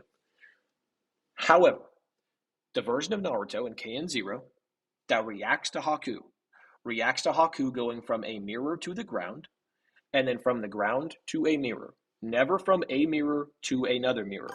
The data book profiles, plural actually, on the, or I guess statements rather, in one in the profile and one separately in the Kekigenkai section, that talk about the speed that Haku can move at between his mirrors. Says, A, he can move at light speed, which means he's not always moving at light speed, but when going from one mirror to another. So when going from a mirror to the ground, or from the ground to a mirror, he's not moving at light speed, at least not confirmably, We also know by that point in the fight, he's massively fatigued. He specifically says it takes a lot of chakra for him to maintain the jutsu. He can't let the fight drag on any longer because of the fact that it's taking a lot of his chakra. So not only is Haku fatigued, meaning we can't say that he even can move at light speed anymore at that point in time, Naruto never reacts to him going from one mirror to another. He reacts to him going from one mirror to the ground or from the ground to a mirror. So he's not a light... Dude, what are we doing? One or two of Neji's attacks is wildly impressive, and thus Hinata's speed with the activation of the Byakugan while using her Gentle Fist is probably somewhere in the region of like high hypersonic plus, but we can't really quantify it because like she's slower than Neji by like a lot, but she was still able to parry some of his attacks. But based on the fact that even though when she did land an attack on Neji, it did no damage, we can't really put her AP all that high. Somewhere in the region of city block to multi-city block, and therefore while Ioma might have Why? a technically worse kit, as he can just shoot lasers that make his tummy grumble. I think Hinata A would have a lot of difficulty closing the distance, and B, even when she got close, technically she wouldn't have a chakra network to shut down because Ioma doesn't have chakra, so Gentle Fist wouldn't work as well as it would against somebody in the Naruto universe. Well, hold on. Okay, so two things here. If you think that she is light speed or anywhere close to it, high hypersonic plus, and you think that he is just hypersonic, then that means she would blitz him before he can react. She would cover that ground and tag him before he can do a single thing. That's number one. Number two, the Gentle Fist doesn't just target chakra, it targets your organs. It can destroy your organs by injecting chakra into them. It is literally pouring chakra through your body into your organs and damaging them from the inside. If MHA characters can't enhance the durability of their organs, they will get their organs damaged. So, completely wrong on both those. I mean, first of all, she's not light speed because Naruto's not light speed, so Neji's not light speed. So she getting perception blitzed by him by getting all of her Tenketsu points tagged before she even realizes what had happened, that wouldn't even scale there to begin with. But also, they're not light speed, so even if she did scale there, she wouldn't scale to light speed. But second of all, even if you assumed that she is, then she should be able to blitz this guy and one-tap him. What are we talking about?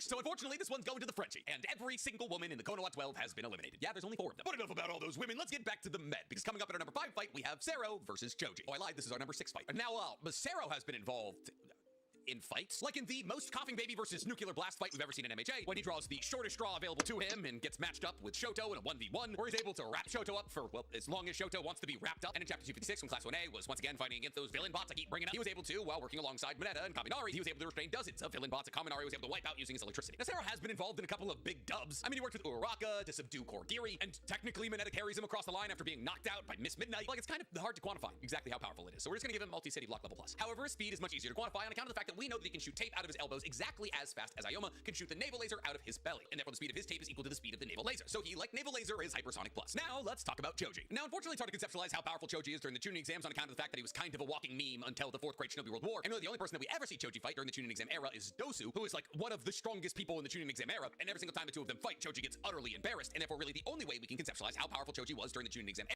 By the way, if you have Choji above Hinata, but you have Hinata at light speed, that doesn't make sense. You know why?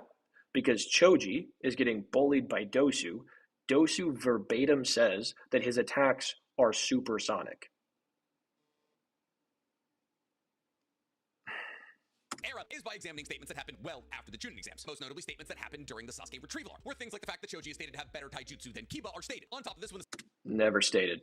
It says he has greater strength. Sasuke retrieval arc did come around, it was stated that Choji, not Neji or Naruto, had the greatest level of power on their sides amongst all of those picked Physical power, yes. for the Sasuke retrieval mission. And that's not some crazy data book claim that was said in chapter 183. And with the power of his green spinach pill, he was a physical match for Jiroba, one of the Sound Village 5 with access to a second version of a curse mark. However, we can't use that version of Choji. That version of Choji was able to use things like butterfly technique and partial transformations. All techniques that very easily placed him into the small town level plus AP category. And therefore, on account of the fact that basically everything we see from him during the Chunin exams is just him turning himself into a giant blob and rolling at people, we can maybe give him city block level AP. With maybe This is so arbitrary. supersonic speeds. See, here's the thing. These are two people that are So why do you have him above Hinata?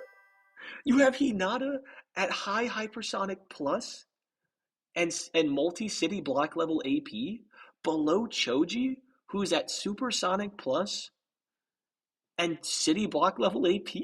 What are we doing? They're incredibly hard to quantify in terms of how powerful they were at certain times. Pretty much the only thing we can say about Choji's speed is the fact that Zaku during the Force of Death struggled to dodge his attack, which means he's probably somewhere in the region of Sonic speeds. So just based on the fact that at this moment in time, Choji really only seemed to be able to use human boulder jutsu. If he's Sonic speed, why the fuck is he above Hinata, who you have at massively hypersonic plus? Or meat tank, or whatever the hell he wants to call it. And Zero's literal job is wrapping people up with tape and slowing them down or binding them. Seems like a somewhat reasonable conclusion to come to, that Zero would be able to stop the momentum of Choji and bind him, I guess, into a loss. And thus, well, it doesn't feel good to say this because it's really hard to quantify either of these characters. I'm gonna have to give Zero the win here. Looking back at it now, I probably should have put Hinata higher on this list, but whatever. No way. No way. You mean the character you have at massively hypersonic plus speeds and multi-city block level AP should be above the person you have at subsonic speeds and city block level AP? What? That's crazy. Let's get to our 7th fight. And now we're getting to some of the heavy hitters for the Konoha 12. Because in our 7th fight, we have Ojiro versus Shikamaru. Mostly because everybody from this point on the list on made it to the finals of the Chunin exam. And thus they all got the month to train between the preliminaries and the finals. Well, minus one of them, but we'll cross that bridge when we get to it. Anyways, because Shikamaru does end up winning his preliminary match, we get to see him in his final match, which is versus Tamari. And as Tamari is by far and away stronger than anybody we've talked about Q-Dog. on this list thus far, the fact that Shikamaru was not only able to hang with Tamari, but also basically win his fight against her in the finals, only conceding his match because 1, he's lazy, and 2, he ran out of chakra. That gives us by far and away the most impressive feats that we've seen out of anybody on this list thus far. Not to mention, before his match against Tamari, we saw that Shikamaru was able to use his shadow paralysis jutsu on Gaara. And while, yes, obviously, Shikamaru does acknowledge the fact that if Gaara truly didn't want to be affected by his shadow paralysis jutsu, he probably could have broken out of it, something that ironically happens much later on in his second light novel. Gaara doesn't try to break out of his shadow paralysis jutsu. But even if the only shadow possession feat we want to quantifiably take for Shikamaru is him being able to stop Tamari dead in her tracks using a shadow possession jutsu, well then that's still ridiculously impressive. See, because not only was Tamari during the Chunin exams able to effortlessly block a Konoha Hurricane from Rock Lee, also by the time that the Sasuke retrieval arc came around, Tamari was able to level an entire forest with her Sickle Weasel summon, used in combination with her Wind Sight that was able to kill a second version curse mark to Yuya in one easy flick of the wrist. Now obviously, Tamari had time to train between the end of the Chunin exams and the Sasuke retrieval arc. There's about 2 months in there. However, it's not explicitly stated that Super arbitrary number there.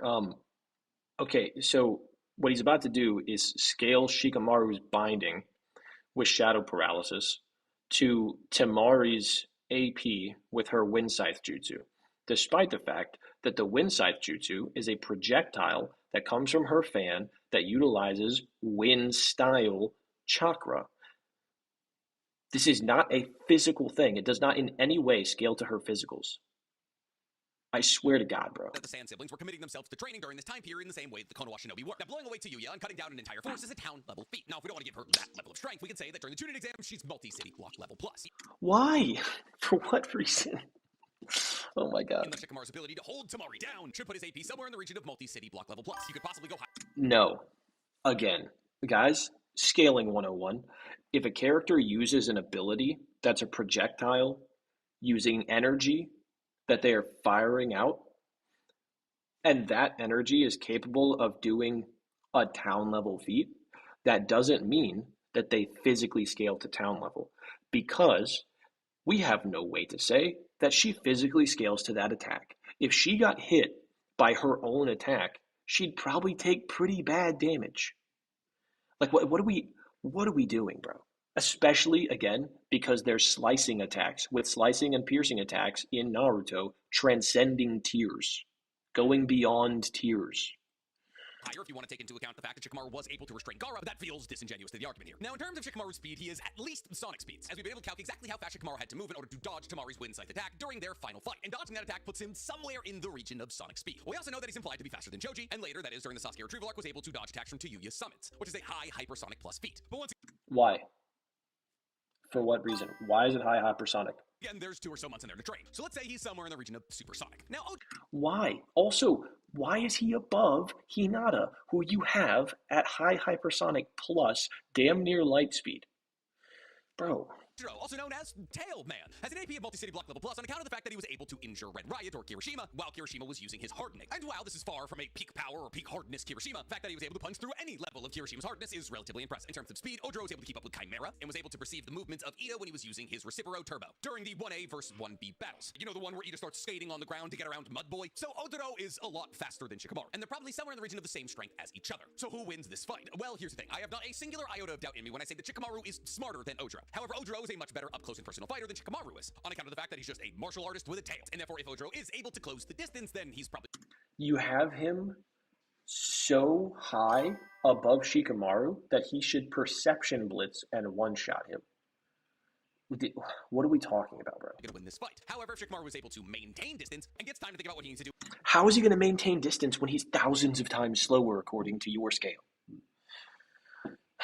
in order to win this battle, because of not giving him prep time, then there's a scenario in which Shikamaru was able to overpower Ojiro. However, on account of the fact that all these battles are happening in a neutral battlefield with these two opponents seeing each other from, I don't know, let's say a couple hundred meters away, I think Ojiro's superior speed allows for him to blitz Shikamaru before Shikamaru is able to formulate a good enough plan to win. And thus, even though we have begun with the Konoha 12's heavy hitters, I don't think I can give this one to Shikamaru. But what happens when we start talking about the members of the Konoha 12 that have never lost a fight? Well, then you get some interesting conversations. Because coming up in our 8th fight, we have Shino versus Yaoyorozu. However, unfortunately, as the Konoha 12 gets stronger, so does Class 1A. Momo is our first big step up. See, because while Momo is the potential man of her own universe, comparatively to everybody else we've talked about on this list from Class 1A, she is... As far as I'm aware, he doesn't script any of his videos. He takes some notes and then just kind of goes off the cuff. Leaps and bounds stronger. See, not only in Hero Risings did the cannons that she create force Chimera to dodge them, implying that fire from her cannons would have caused damage to Chimera, which in itself could be scaled all the way up to a large town level plus feat. But this idea of Momo having a town level AP is only solidified in Chapter 402, when we see Momo fighting off multiple clones of Toga simultaneously, as Toga, using the last bit of Twice's blood, was able to copy his quirk and make a legion of copies of herself. That's wild, because basically everything about Twice's quirk tells us that the copies made using the quirk are just as powerful as the original, so long as you understand the shape of their body and how their abilities work, with the only key difference being that if one of the doubles is hit hard enough, it turns into mud. And yet by creating a series of miniguns and rocket launchers on her shoulders, Momo is not only able to keep up with this army of Toga clones, but also destroy a vast amount of them, putting her AP somewhere in the region of, wait for this, large town level plus. And since Momo was able to keep up with Why? doubles of Toga, who's not only shown the ability to keep up with people like Aizawa, but also shown the ability to outpace people like a 5% Deku, who can move faster than bullets, and land hits on Frumpy, who was able to dodge an attack from a high-end Nomu. And thus, Toga, as crazy as it's going to sound to some of you, is relativistic. The speed... Being faster than bullets doesn't make you relativistic, bro. What are we talking about? Of light. Momo was able to keep up with her doubles, and therefore Momo, by the end of the manga, is somewhere in the region of relativistic. But Shino Why? beat Zaku.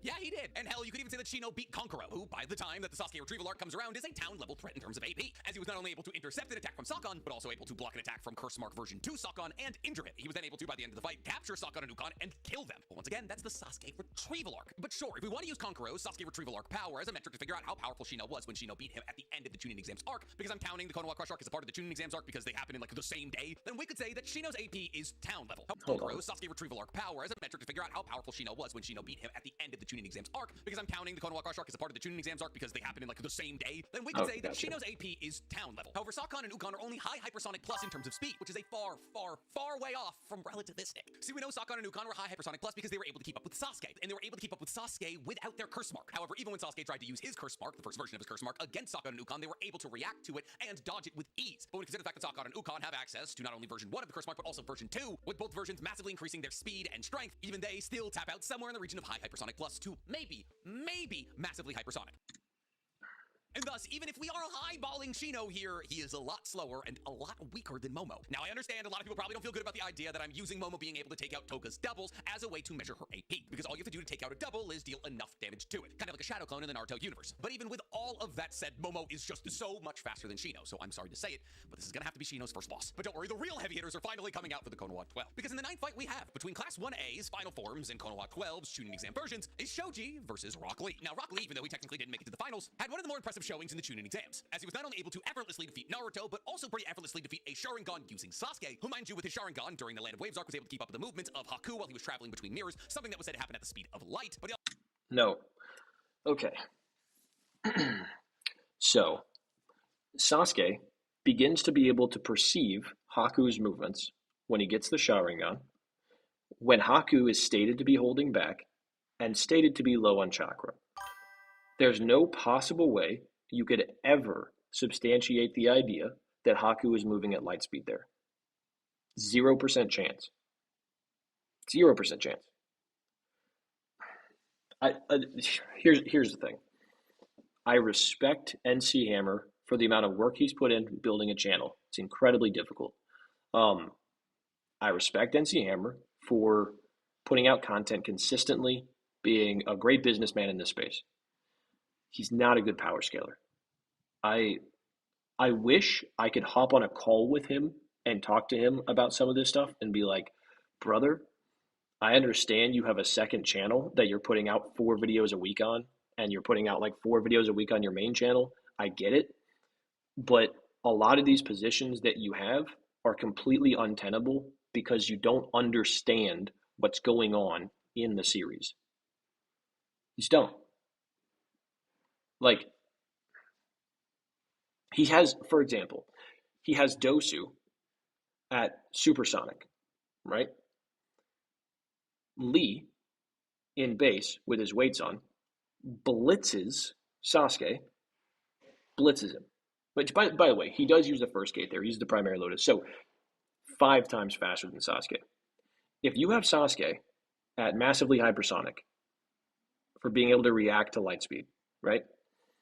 Then that means that Lee should be multiple times faster than light. However, Lee, whenever he has his weights on, in base, at which point he's stronger and faster than Sasuke, that same Sasuke with the Sharingan, is not able to just blitz Dosu with his regular physicals. He has to use the first gate, the primary Lotus. So, Dosu, who you have at supersonic, should be thousands of times slower than base Lee with his weights on. If that's the case, then why in the world isn't Lee just blitzing and kicking a hole through his chest before he can react? Because Sasuke's not light speed, bro. What are we talking about?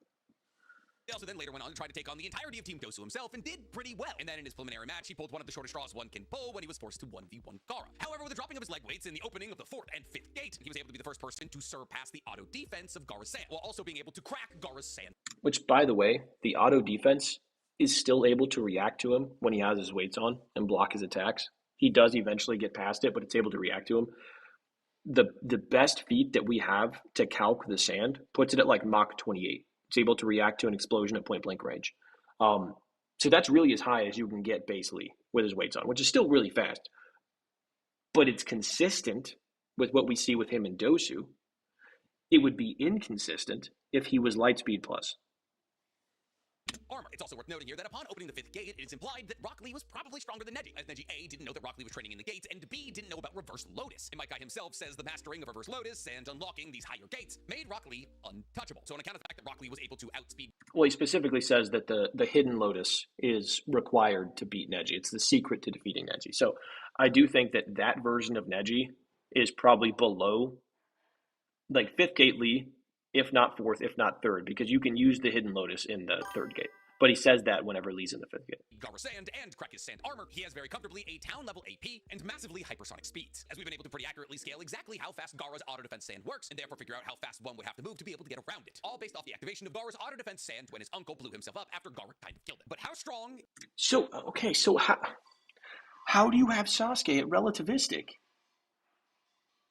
losing to Lee, who's Mach 50 or whatever? You know what I mean? Like, what? What are we talking about, dude? His duplo arms, aka Shoji. See, the best way to quantify exactly how powerful a late-game Shoji was his battle against Spinner, who had been amped with a series of different quirks by All for One, that while they had made Spinner much dumber, had made him massive and more powerful. And yet, even though Spinner had seen a massive upgrade in terms of power, Shoji, while working alongside Koda, was able to injure this gigantic version of Spinner. And this feat of being able to injure this version of Spinner has been quantified to be a roughly town-level feat. On top of this, in the Class 1A versus Class 1B battles, Shoji was able to keep up with one of the fastest fighters in Class 1B, Rocketty, who launches herself at her opponents and uses her horns to impale them. However, even while carrying somebody as heavy as Ojiro, Shoji was able to dodge her attack, which by using pixel counting has been calced at a hypersonic plus speed. So seemingly Shoji and Rock Lee have the same AP, town level. However, Rock Lee is faster. Not by a whole lot, but he is faster. And therefore, Rock Lee probably would be able to land a flurry of blows against Shoji. However, rather ironically, even though Rock Lee is probably the better martial artist heading into this fight, Shoji has the better kit. Shoji's double arms ability allows him to turn his arms into basically any other body part. And with the technique, he's able to do things like grow additional ears, eyes, hands, make nets out of additional arms like Robin, and so on. Yeah, he for sure doesn't understand how much faster relativistic is than massively hypersonic. He just doesn't get it. And so forth, and therefore, while both of them are heavily focused on close quarter combat, Shoji does come into this battle with just more arms. But on account of the fact that a fresh off surgery Rock Lee, with a little bit of liquor, was able to defeat somebody who also had an ability that allowed for them to grow additional body parts in Kimimaru, I'm gonna have to give this dub to Rock Lee. But now we get to the real fun stuff, because our 10th fight of Class 1A versus the Chunin exam versions of a little bit of liquor was able to defeat somebody who also had an ability that allowed for them to grow additional body parts in Kimimaru. I'm gonna have to give this dub to Shoji does come into this battle with just what did he say? Arms. But on account of the fact that a fresh off surgery Rock Lee, with a little bit of liquor, was able to defeat somebody who also had an ability. He didn't defeat him. What are we talking about? He doesn't defeat Kimimaru. He literally loses. Also, by the way, this Lee is stated to be stronger than he was before. By the way. But that aside, he doesn't beat Kimimaru. He just said Lee, with a little bit of liquor in his system, was able to defeat someone else who could create new limbs, talking about Kimimaru. This is base Kimimaru, by the way. As soon as Lee, while still drunk, uses the primary lotus, all Kimimaru has to do is what? Grow more quote-unquote limbs, put his ribs outside of his body to block it. He doesn't beat him. He loses. What are we talking about? That allowed for them to grow additional body parts in Kimimaru, so I have to give this dub to Rock Lee. But now we get to the real fun stuff, because our 10th fight of Class 1A versus the Chunin exam versions of the Konan 12 is Sasuke versus Froppy. Literally, all you need to know about Froppy's AP is the fact that she's able to injure Toga. This video is so long. I've been postponing it for the right reasons. And Toga, like we've established earlier, has a town level AP, especially at peak power and especially with twice his blood. And in terms of speed, we've talked about this feat already. Froppy was able to dodge an attack from a high-end Nomu. And as high-end Nomu were able to keep up with heroes like Burnin, one of the heroes that works with Endeavor, who was able to react to Dobby's Flash Fire Fist, which is faster than Endeavor's, then we know, because Froppy was able to dodge an attack from a high-end Nobu, that she is relativistic. That is the speed of light. So town level AP and relativistic. Relativistic is not the speed of light, brother. Relativistic is basically anything from 15% the speed of light to 99.999 continuing the speed of light. That's relativistic. You could say relative to the speed of light, that's different, but relativistic is not the speed of light. Speeds. What does Sasuke have? I'm gonna be real with you, dog. Not that. Sasuke, after a month of training before his battle against Gaara in the finals, was able to copy the movements of a weightless Lee after watching Rock Lee's battle against Gaara. Wait, hold on. Town level AP and relativistic speeds. What does Sasuke have? I'm gonna be real with you, dog. Not that. Sasuke, after a Brother, you have Sasuke being able to react to Haku moving at light speed. That's what you said. What are you talking about? He's able to, in that fight, if you're assuming that Haku is going at his maximum speed, whenever Sasuke has the Sharingan, Sasuke is able to move out of the way of these attacks enough to avoid fatal blows. So he's reacting to visually and somewhat physically light speed movements by your scale. I don't think Haku's going light speed. I don't think he's anywhere close to light speed there. But according to your scale, Sasuke should be relativistic.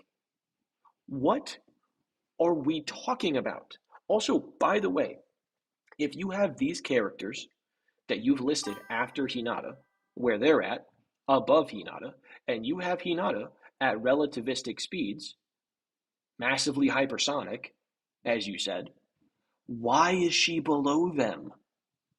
What are we talking about? No, he didn't have Lee at relativistic. He had Lee at massively hypersonic.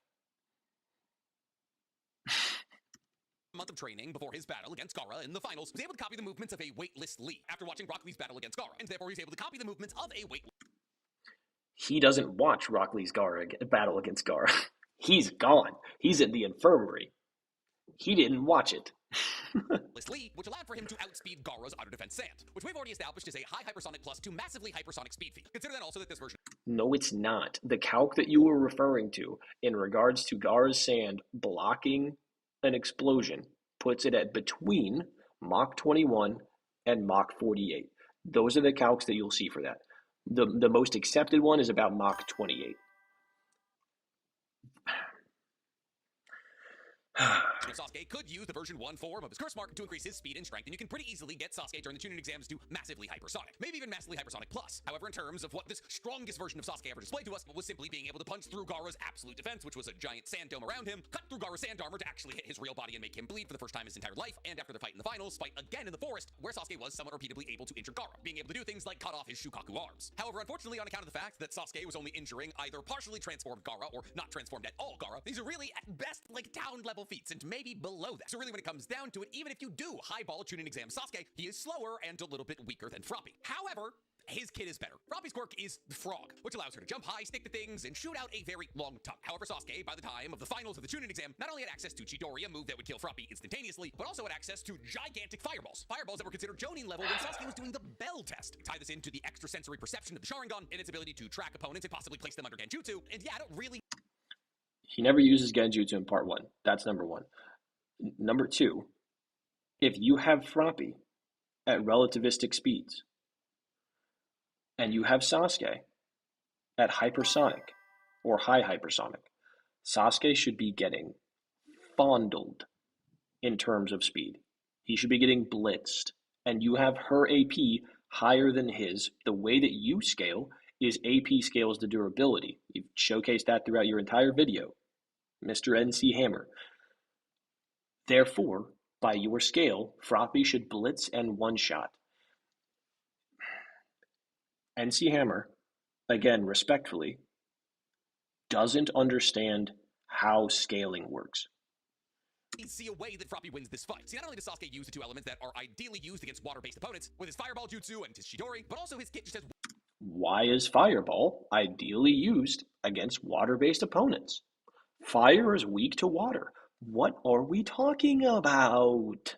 way more killability than Froppy's, and therefore, I'm giving Sasuke this win. Can't believe I actually just argued for Sasuke winning anything. However, I also can't believe I'm 11 battles into this video. But coming up at number 11, in Class 1A versus the Chunin exam versions of the Konoha 12, we have Neji versus Kaminari. It's a new day. This video is physically killing me. Listen, I've already talked at length about how crazily powerful Neji was during the Chunin exams. Neji was not only able to keep up with a Kurama-boosted Naruto, but also damage a Kurama-boosted Naruto. Neji, with his rotation, was able to repel a Kurama-boosted Naruto's full-on frontal attack. And considering the fact that Naruto, when amped with less of Kurama's chakra during the Forest of Death, was able to stop the charge of one of Orochimaru's giant snakes that Orochimaru literally used to destroy large swaths of Konoha, and in an equally Kurama-amped situation, as he was in his battle against Neji, Naruto was able to completely trounce Haku, who Zabuza literally thought could not lose in a fight. I mean, Haku was actually making a living killing Jonin, being able... Neither of those things are true. To keep up with a Kurama-boosted Naruto and repel his most powerful frontal attack implies that on some degree Neji was equal to a Kurama-boosted Naruto. Yes, I know he loses the fight, but he only loses the fight because of his hubris and because Naruto's tricky. But whether it was speed or head-to-head strength, Neji and Naruto were equal. And thus, if a Kurama-boosted Naruto was able to halt the progress of one of Orochimaru's giant snakes, a snake that Orochimaru could very easily use to level an entire city, then Naruto doing that in the Forest of Death is a city level plus feat. Bro. Okay. So that snake, let's say it can level an entire city. How's it going to do it? Is it going to slam its head into the ground and level the entire city in one shot? Or is it going to crawl around and destroy buildings as it goes? Because those two things don't scale to one another. Again, respectfully, I respect NC Hammer's ability to put out so much content, to build a channel, build an audience, be entertaining. This guy does not know how to scale. And Neji was able to counter that strength, implying that Neji's AP, which can go bar for bar with a Kurama-boosted Naruto, should be somewhere in the region of city level plus. Why is his AP scaling to his rotation? On top of this, a Kurama-boosted Naruto was able to catch the leg of Haku. Haku, who was said to be able to travel between his mirrors at light speed. Now, so it's from one mirror to the next, not just standing between them, by the way. Like, bro. Sasuke, using his Sharingan, was able to see where Haku was going, but was hardly able to react to Haku's movements. Yes, Sasuke was able to hit Haku's leg with a giant fireball jutsu, burned off Haku's pants, well, at least the bottom part of his pants, you know what it burned off. But Naruto was able to catch the leg of a much more serious Haku because he felt Naruto and Kurama's bloodlust, which is a relativistic feat. Oh, Haku wasn't trying, oh, he was tired. No, by the time that Naruto busts out Kurama's chakra, not only is Haku trying his damnedest, but he's also trying to move at as fast as he physically can on account of the fact that he knows that Naruto can and will kill him. So, okay, sure. But he is fatigued, stated by Haku himself. That's number one. Number two, he's not moving from one mirror to another, which is the only movement for Haku described as light speed. He's moving from a mirror to the ground and from the ground to a mirror, never one mirror to another. So you cannot fucking scale this to light speed.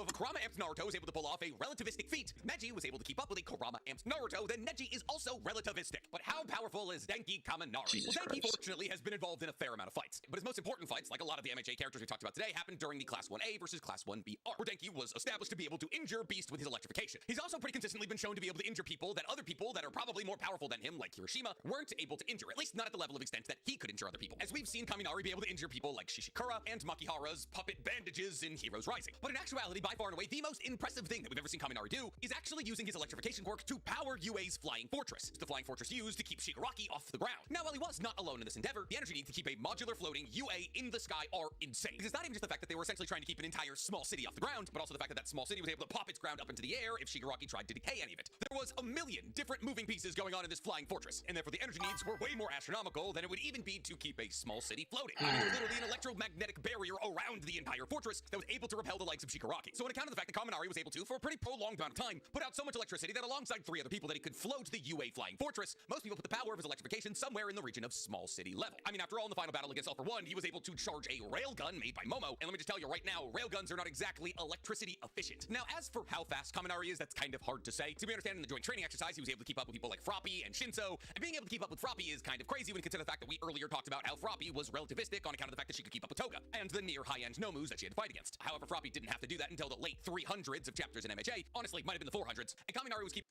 So the way that he scales relativistic in Naruto, it makes me think that these people are not relativistic.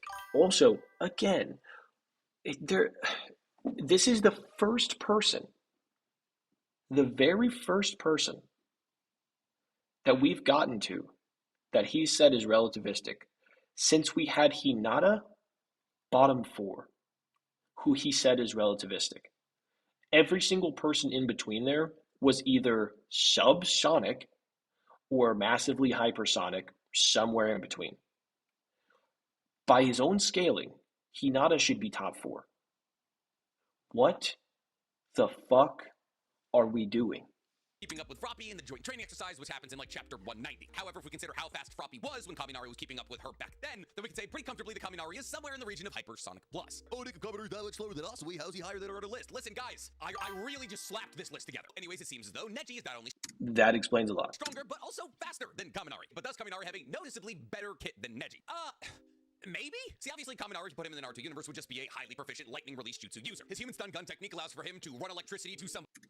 I'm 43 minutes in, unfortunately. To stun them, he can capture multiple people within a medium distance of Kaminari. He also has other more ultimate moves like his indiscriminate shock, which can come in either a 1.3 million volt package or a 2 million volt package. And with this indiscriminate shock, we've seen Kaminari take down entire legions of fodder villains. And listen, 2 million volts is legit. I have not a singular ounce of doubt in me that if Neji was hit by 2 million volts, it would probably take him out of the equation. However, if we're assuming that Kaminari's electricity travels at the speed of electricity or even the speed of lightning, Neji is tens to hundreds to possibly thousands of times faster than Kaminari's electricity. See, lightning, whether or not you're talking about the downstroke of lightning or the upstroke of lightning, travels somewhere between Mach 300 and Mach 300,000. The downstroke of lightning is somewhere between Mach 300 and 500. The upstroke, that is after the lightning hits the ground, is somewhere in the region of Mach 300,000. This is true. The speed of light is Mach 874,030. So you can see how there would be a pretty big discrepancy in speed here. Take also... Yeah, so if you have Neji at relativistic, which is between 15% and roughly, and 99.9 repeating percent the speed of light, not light speed, you're going to have to dial that in. You're going to have to see exactly how fast on that relativistic scale he actually is. Which, by the way, Neji is not relativistic, but if you're saying that he is, then, and also you're going to have to dial in what side of the lightning bolt you're talking about. If you're talking about the return stroke, the one that goes up, then that would be 1/3 the speed of light, which would be 33% the speed of light. So if you have Neji on the lower end of relativistic, then they're in the same speed tier. If you have Neji on the higher end of relativistic, he's up to 3 times faster, almost 3 times faster. Now, if you're doing the downstroke, then yeah, we're talking about thousands of times faster. So you got to dial it in. You got to give us an answer as to where these are. Otherwise, you can't scale these characters to each other. So into account that if Denki were to try to use something like indiscriminate... I appreciate you, John. I think. Thank you for the 5, bro. Shock 2 million volts, it would short circuit his brain, and if Neji was able to dodge it, well then that's wraps on the fight. So I'm giving it to Neji. But with that fight out of the way, we can now head to the last fight in round 1, because the 12th fight between Class 1A and the... What do you mean round 1? What? The tuning exam versions of the Konoha 12 that we have is Naruto versus Mina Ashido. Now listen, we already established exactly how strong Naruto can get in the tuning exam. Kurama amped Naruto was able to catch Haku's leg when Haku was trying to jump into one of his ice mirrors. And as Haku was established to be able to jump between those ice mirrors at the speed of light, that I don't know how many times to go over this, but it's only from one mirror to another. That movement when he's trying to get back in a mirror, which by the way, he says, "Oh no, I have to get back in my mirrors." Why would he say that? Is it possibly because he's faster when moving from one mirror to another, as opposed to when moving from the ground to a mirror? Is that possible? I'd say it's probably likely based on the data book description and based on what Haku says there. Moving on. is a relativistic feat. And on top of this, in the Forest of Death, a less Kurama amped Naruto than the battle we saw against Neji was able to stop one of Orochimaru's giant snakes in its path without moving an inch himself, which smarter people than me have calced to a city level plus feat. So we know what we have from Naruto here. City level plus AP and relativistic speeds. We also have things like Shadow Clone Jutsu and... well, I guess Shadow Clone Jutsu at that moment in time. I don't know, he probably knew like rope escape jutsu. I guess he also knows transformation jutsu so he could turn himself into one of Mina's classmates, maybe? I don't know. He's tricky though. You never know what you're gonna get from Naruto. But how powerful is Mina Ashido? Well, actually really powerful. See, not only in chapter 104 was she shown to be able to melt spheres that were stronger than concrete, but in Heroes Rising she was also able to eviscerate an entire landslide using her acid. But genuinely, basically everything she's done in the entire manga pales in comparison to the fight that she has against Gigantomachia. See, because when Mount Lady is fighting a losing battle against Gigantomachia, Ashido actually steps in to save Mount Lady's life, as not only is she able to react to an attack from Gigantomachia, who is a high hypersonic opponent in the MHA world, implying that Mina has high hypersonic speeds, but also her ability to ignore conventional durability with her maximum output acid, and her ability to melt through the body of Gigantomachia could potentially imply that Mina Ashido is way more powerful than any of us are willing to give her credit. Now, Gigantomachia, on account of the fact that people like Dark Shadow said that he was a monster when compared to people like Reed Destro, somebody who was able to go bar for bar with a Shigaraki could level entire cities with one touch, with even people like Skeptic, one of the most intelligent people in the MHA universe, believing that Gigantomachia could probably defeat Reed Destro in a fight, and Gigantomachia not only being able to smack away Mount Lady, but also Geten, the best ice user in the entirety of the MHA universe, away with ease. And lastly, Dr. Garaki believing that Gigantomachia that represented a bigger threat than multiple near high-end Nomu who are as powerful as Hood, who was an even match for Endeavor. People scale Gigantomachia all the way up to a multi-continent level threat. Now, does that mean that Mina, who was able to erode away Gigantomachia's fingers, is a multi-continent level threat? Now, like we said, she can bypass conventional durability, and therefore it's kind of difficult to scale how impressive it was that she was able to melt away some of Gigantomachia's fingers. But because those fingers were used to wipe out entire cities and towns, and they didn't crack or break away as Gigantomachia forced them through buildings, let's say that Mina, with her max power acid, has a town-level AP. Does a town-level AP and high hypersonic speeds get her over Naruto? I'm gonna say no, even though Mina heads into this fight with a probably better kit than Naruto. Well, yes, obviously, Naruto has things like the multi-shadow clone jutsu, his transformation technique that Mina probably wouldn't understand because not a lot of people have the ability to transform in the MHA universe. I mean, there's like Toga, but Mina's not going to assume that Naruto has Toga's transformation ability, and Naruto's just got a scrappiness and a trickiness that Mina doesn't have. Well, I guess I can absolutely see a situation where Naruto surrounds Mina with a bunch of shadow clones, and she just kind of flings acid in all directions, destroying all of them. I think in a battle of attrition here, especially considering the healing factor of a Kurama boosted Naruto, that Kurama boosted Naruto is winning this fight. And with that said, round one is over. So who remains on both sides of this bloody long battle? Oh my god, we're doing a whole tournament. Holy shit. For Team MHA, we still have Deku, Bakugo, Shoto, Tokiyami, Jiro, Uraka, Kirishima, Ida, Yayarozo, Ojiro, Sero, Ayama, Koda, Hagakure, and... Oh, okay. Okay, so it's not a tournament. You're just putting them against these other characters that weren't mentioned. Of 15 fighters. Well, from the Konoha 12, we only have Naruto, Neji, Sasuke, Rock Lee, and Kiba left. Now, heading into round 2 here, on account of the fact that we've already established how strong everybody from the Naruto side of the equation is, we're gonna go a bit quicker. And round 2 is gonna operate the exact same as round 1, with the weakest remaining member of Naruto's team battling against the weakest remaining members of MHA's team. And that weakest member of Naruto's team is gonna go up until they lose. Which means our first fight in round 2 is Kiba versus Mineta. Now, these two have somewhat equal stats. Their APs are somewhere around city block level, and they're both hypersonic. Mineta was able to keep up with his classmates in the 1A versus 1B battles, and Kiba's Fang over Fang was said to be imperceptible to the human eye. However, Mineta throws purple sticky balls that he pulls off of his head, and Kiba has a dog he can turn into himself. And I don't know about you, but I can't really envision a universe where Mineta clutches up a 2v1. Kiba wins. Next up on our list, we have Invisible Girl, or Hagakure. Unfortunately, being invisible isn't that much of a boost if you're going against somebody with as good a nose as Kiba. Kiba, after all, was able to smell Gaara from a kilometer away in the Force of Death. He was able to identify correctly, mind you, that How do we know it's a kilometer away? I could be missing something, but I don't recall that. when Naruto used transformation technique to turn into him, the difference between Naruto and Akamaru. And considering the fact that Invisible Girl basically has no offensive output of her own, as the majority of her usefulness boils down to redirecting other people's lasers, I'm going to give Kiba the win here. Now, after Invisible Girl, we actually have a pretty interesting fight. Kiba versus Koda. Now, I know some of you are thinking here, oh, Koda with his anti-voice would be able to talk to Akamaru and probably steal Akamaru like for hit, but you're forgetting that Kiba and Akamaru apparently speak the same language. Multiple times over the course of Naruto, Kiba is shown having a full-on conversation with Akamaru. And like, yeah, I talk to my dogs, but Akamaru will come up to Kiba and be like, me, and he's like, what? Gaara's bad news? Says who? However, in this battle between animal users, Koda is just simply equally going to be coming in with more animals. Now, sure, we could possibly say, oh, this battle's happening inside some kind of building, and therefore Koda doesn't have access to animals, but we're not doing that. But in this numbers game, even though the animals that Koda would be calling wouldn't be as powerful as Akamaru, Koda does have an advantage. Passing the fact that Koda does have feet that allow us to establish that he is a multi-city block level opponent, breaking out of Super Robo's air prison, and the fact that he was able to keep up with Beast during the Class 1A versus Class 1B battle imply that, like Kiba, he also has hypersonic plus speeds. So who wins in this fight? Well, honestly, it's kind of a coin flip. If Kiba's able to get to Koda before he's able to amass an army of animals, well then Kiba wins. However, if Koda's able to bide his time, get some animals fighting on his side, and maybe even make an appeal to Akamaru, well then Koda wins. But on account of the fact that if Kiba wins this fight, he's not winning the next one, I'm just gonna say Kiba loses. Which makes our next fight Rock Lee versus Koda. And Koda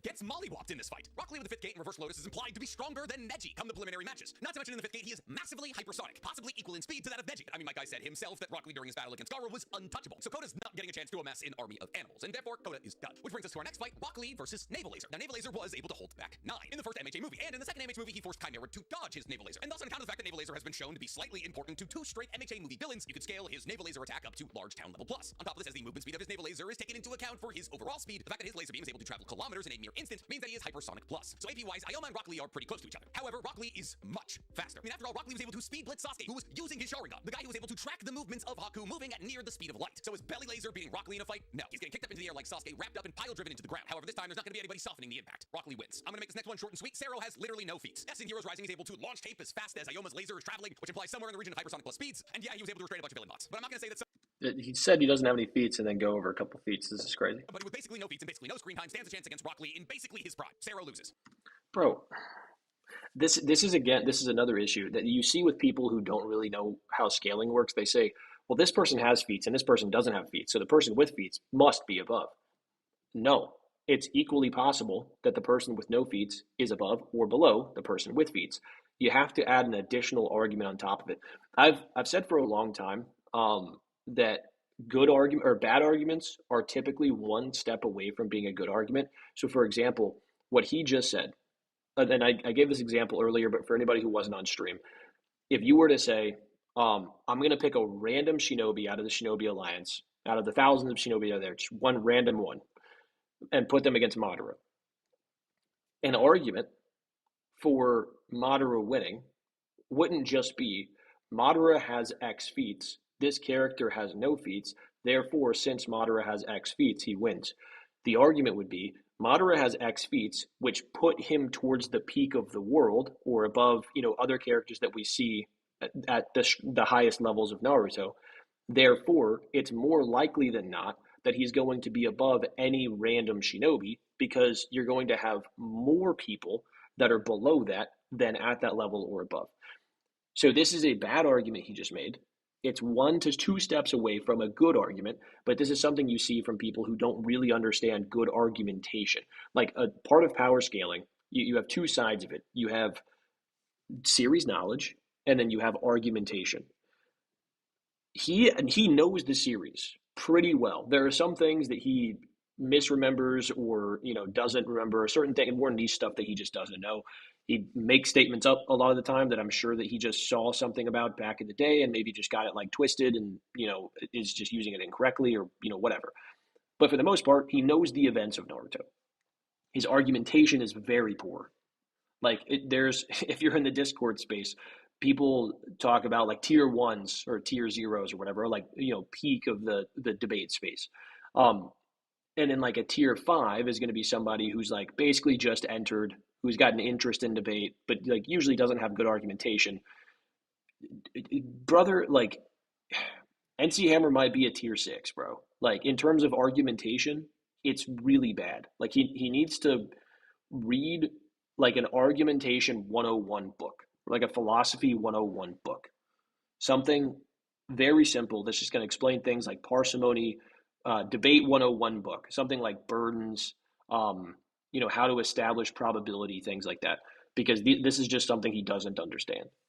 Now, after that relatively unimportant battle, we actually do have a pretty interesting battle, because coming up next, we have Ojiro versus Rock Lee. Now, I'm not going to sit here and act like Ojiro's got great feats either, but he is a martial artist. And thus, this battle between Rock Lee and Ojiro is a battle of martial arts. But who's the better martial artist? Well, we have seen Ojiro tank shots from Chimera. Well, not really tank, but he didn't die, and land blows against a hardened Kirishima without destroying his tail. We understand that Ojiro's AP and durability is somewhere in the region of multi-city level block plus. We also know that Ojiro has the ability to perceive Ida's Ingenium Turbo, which implies that he's somewhere in the region of hypersonic plus. And therefore, in this battle between 2 people just using their fist, feet, and I guess in the case of Ojiro, tails, unfortunately, all that really matters is how fast and how strong you are. And Rock Lee's got the advantage there. I would also say he's probably the more talented, more well-rounded martial artist. Like, yeah, Ojiro wears wears a gi, but Rock Lee trains 26 hours a day. Rock Lee wins. Now the battles actually begin to get interesting with our next fight, which is Rock Lee versus Yayarosa, or Creati. Now like we established earlier on, Momo's stats were massively buffed by the fact that she had to take on multiple clones of Toga. And we know with twice his doubling ability, that the clones made using this ability are not only as fast, but also as powerful as the original. Now their durability is technically less, as like with Shadow Clones, all you really need to do to get rid of one of twice his doubles is hit it with a significant enough force, but still, Momo's not only able to keep up with the speed of multiple Toga doubles, but also was able to create machine guns that were able to cut them down, giving her large town level plus AP, and yes, that is verifiable on account of the fact that she also created a railgun to fight against All for One, and relativistic speeds, because believe it or not, Toga is a light speed character. Now, is Rock Lee relativistic? That's the fun question here. Yes, he was able to speed blitz Sasuke, a person who was able to react to the movement of Haku, possibly traveling at the speed of light. And yes, the speed that he displayed in his battle against Gaara was said to be able to be on par with that of Neji's, who displayed near or equal to relativistic speeds in his battle against Naruto. Pushing Rock Lee all the way up to relativistic doesn't feel right in my soul. On top of this, while Rock Lee's power was said to be untouchable by anybody else in his battle against Gaara by Might Guy, implying that somebody like Neji, who Might Guy knows the strength of very well, mind you, possibly would be inferior to him. And we've established that Neji's ability to counter the strength of a Kurama boosted Naruto puts him somewhere in the region of city level plus during the tuning exams. Once again, these aren't necessarily verifiable statements, so I'm sorry, but I do believe this is where Rock Lee peters out. There's really an argument to be made for either side to eke out a victory here. Momo is not an incredible hand-to-hand fighter, and therefore maintaining distance from Rock Lee would be paramount to any kind of victory she'd be able to accomplish. But Momo is incredibly intelligent, and therefore finding a way to establish that distance is something I believe she could accomplish. I'm not saying Momo wins this fight every single time, but I do believe she wins this fight like 6 out of 10 times. So unfortunately, this is where Rock Lee's run comes to an end, which means that our next fight is Momo versus Sasuke. Now, as we know, Sasuke has approaching light speed perception with the usage of a Sharingan, and we know that during his battle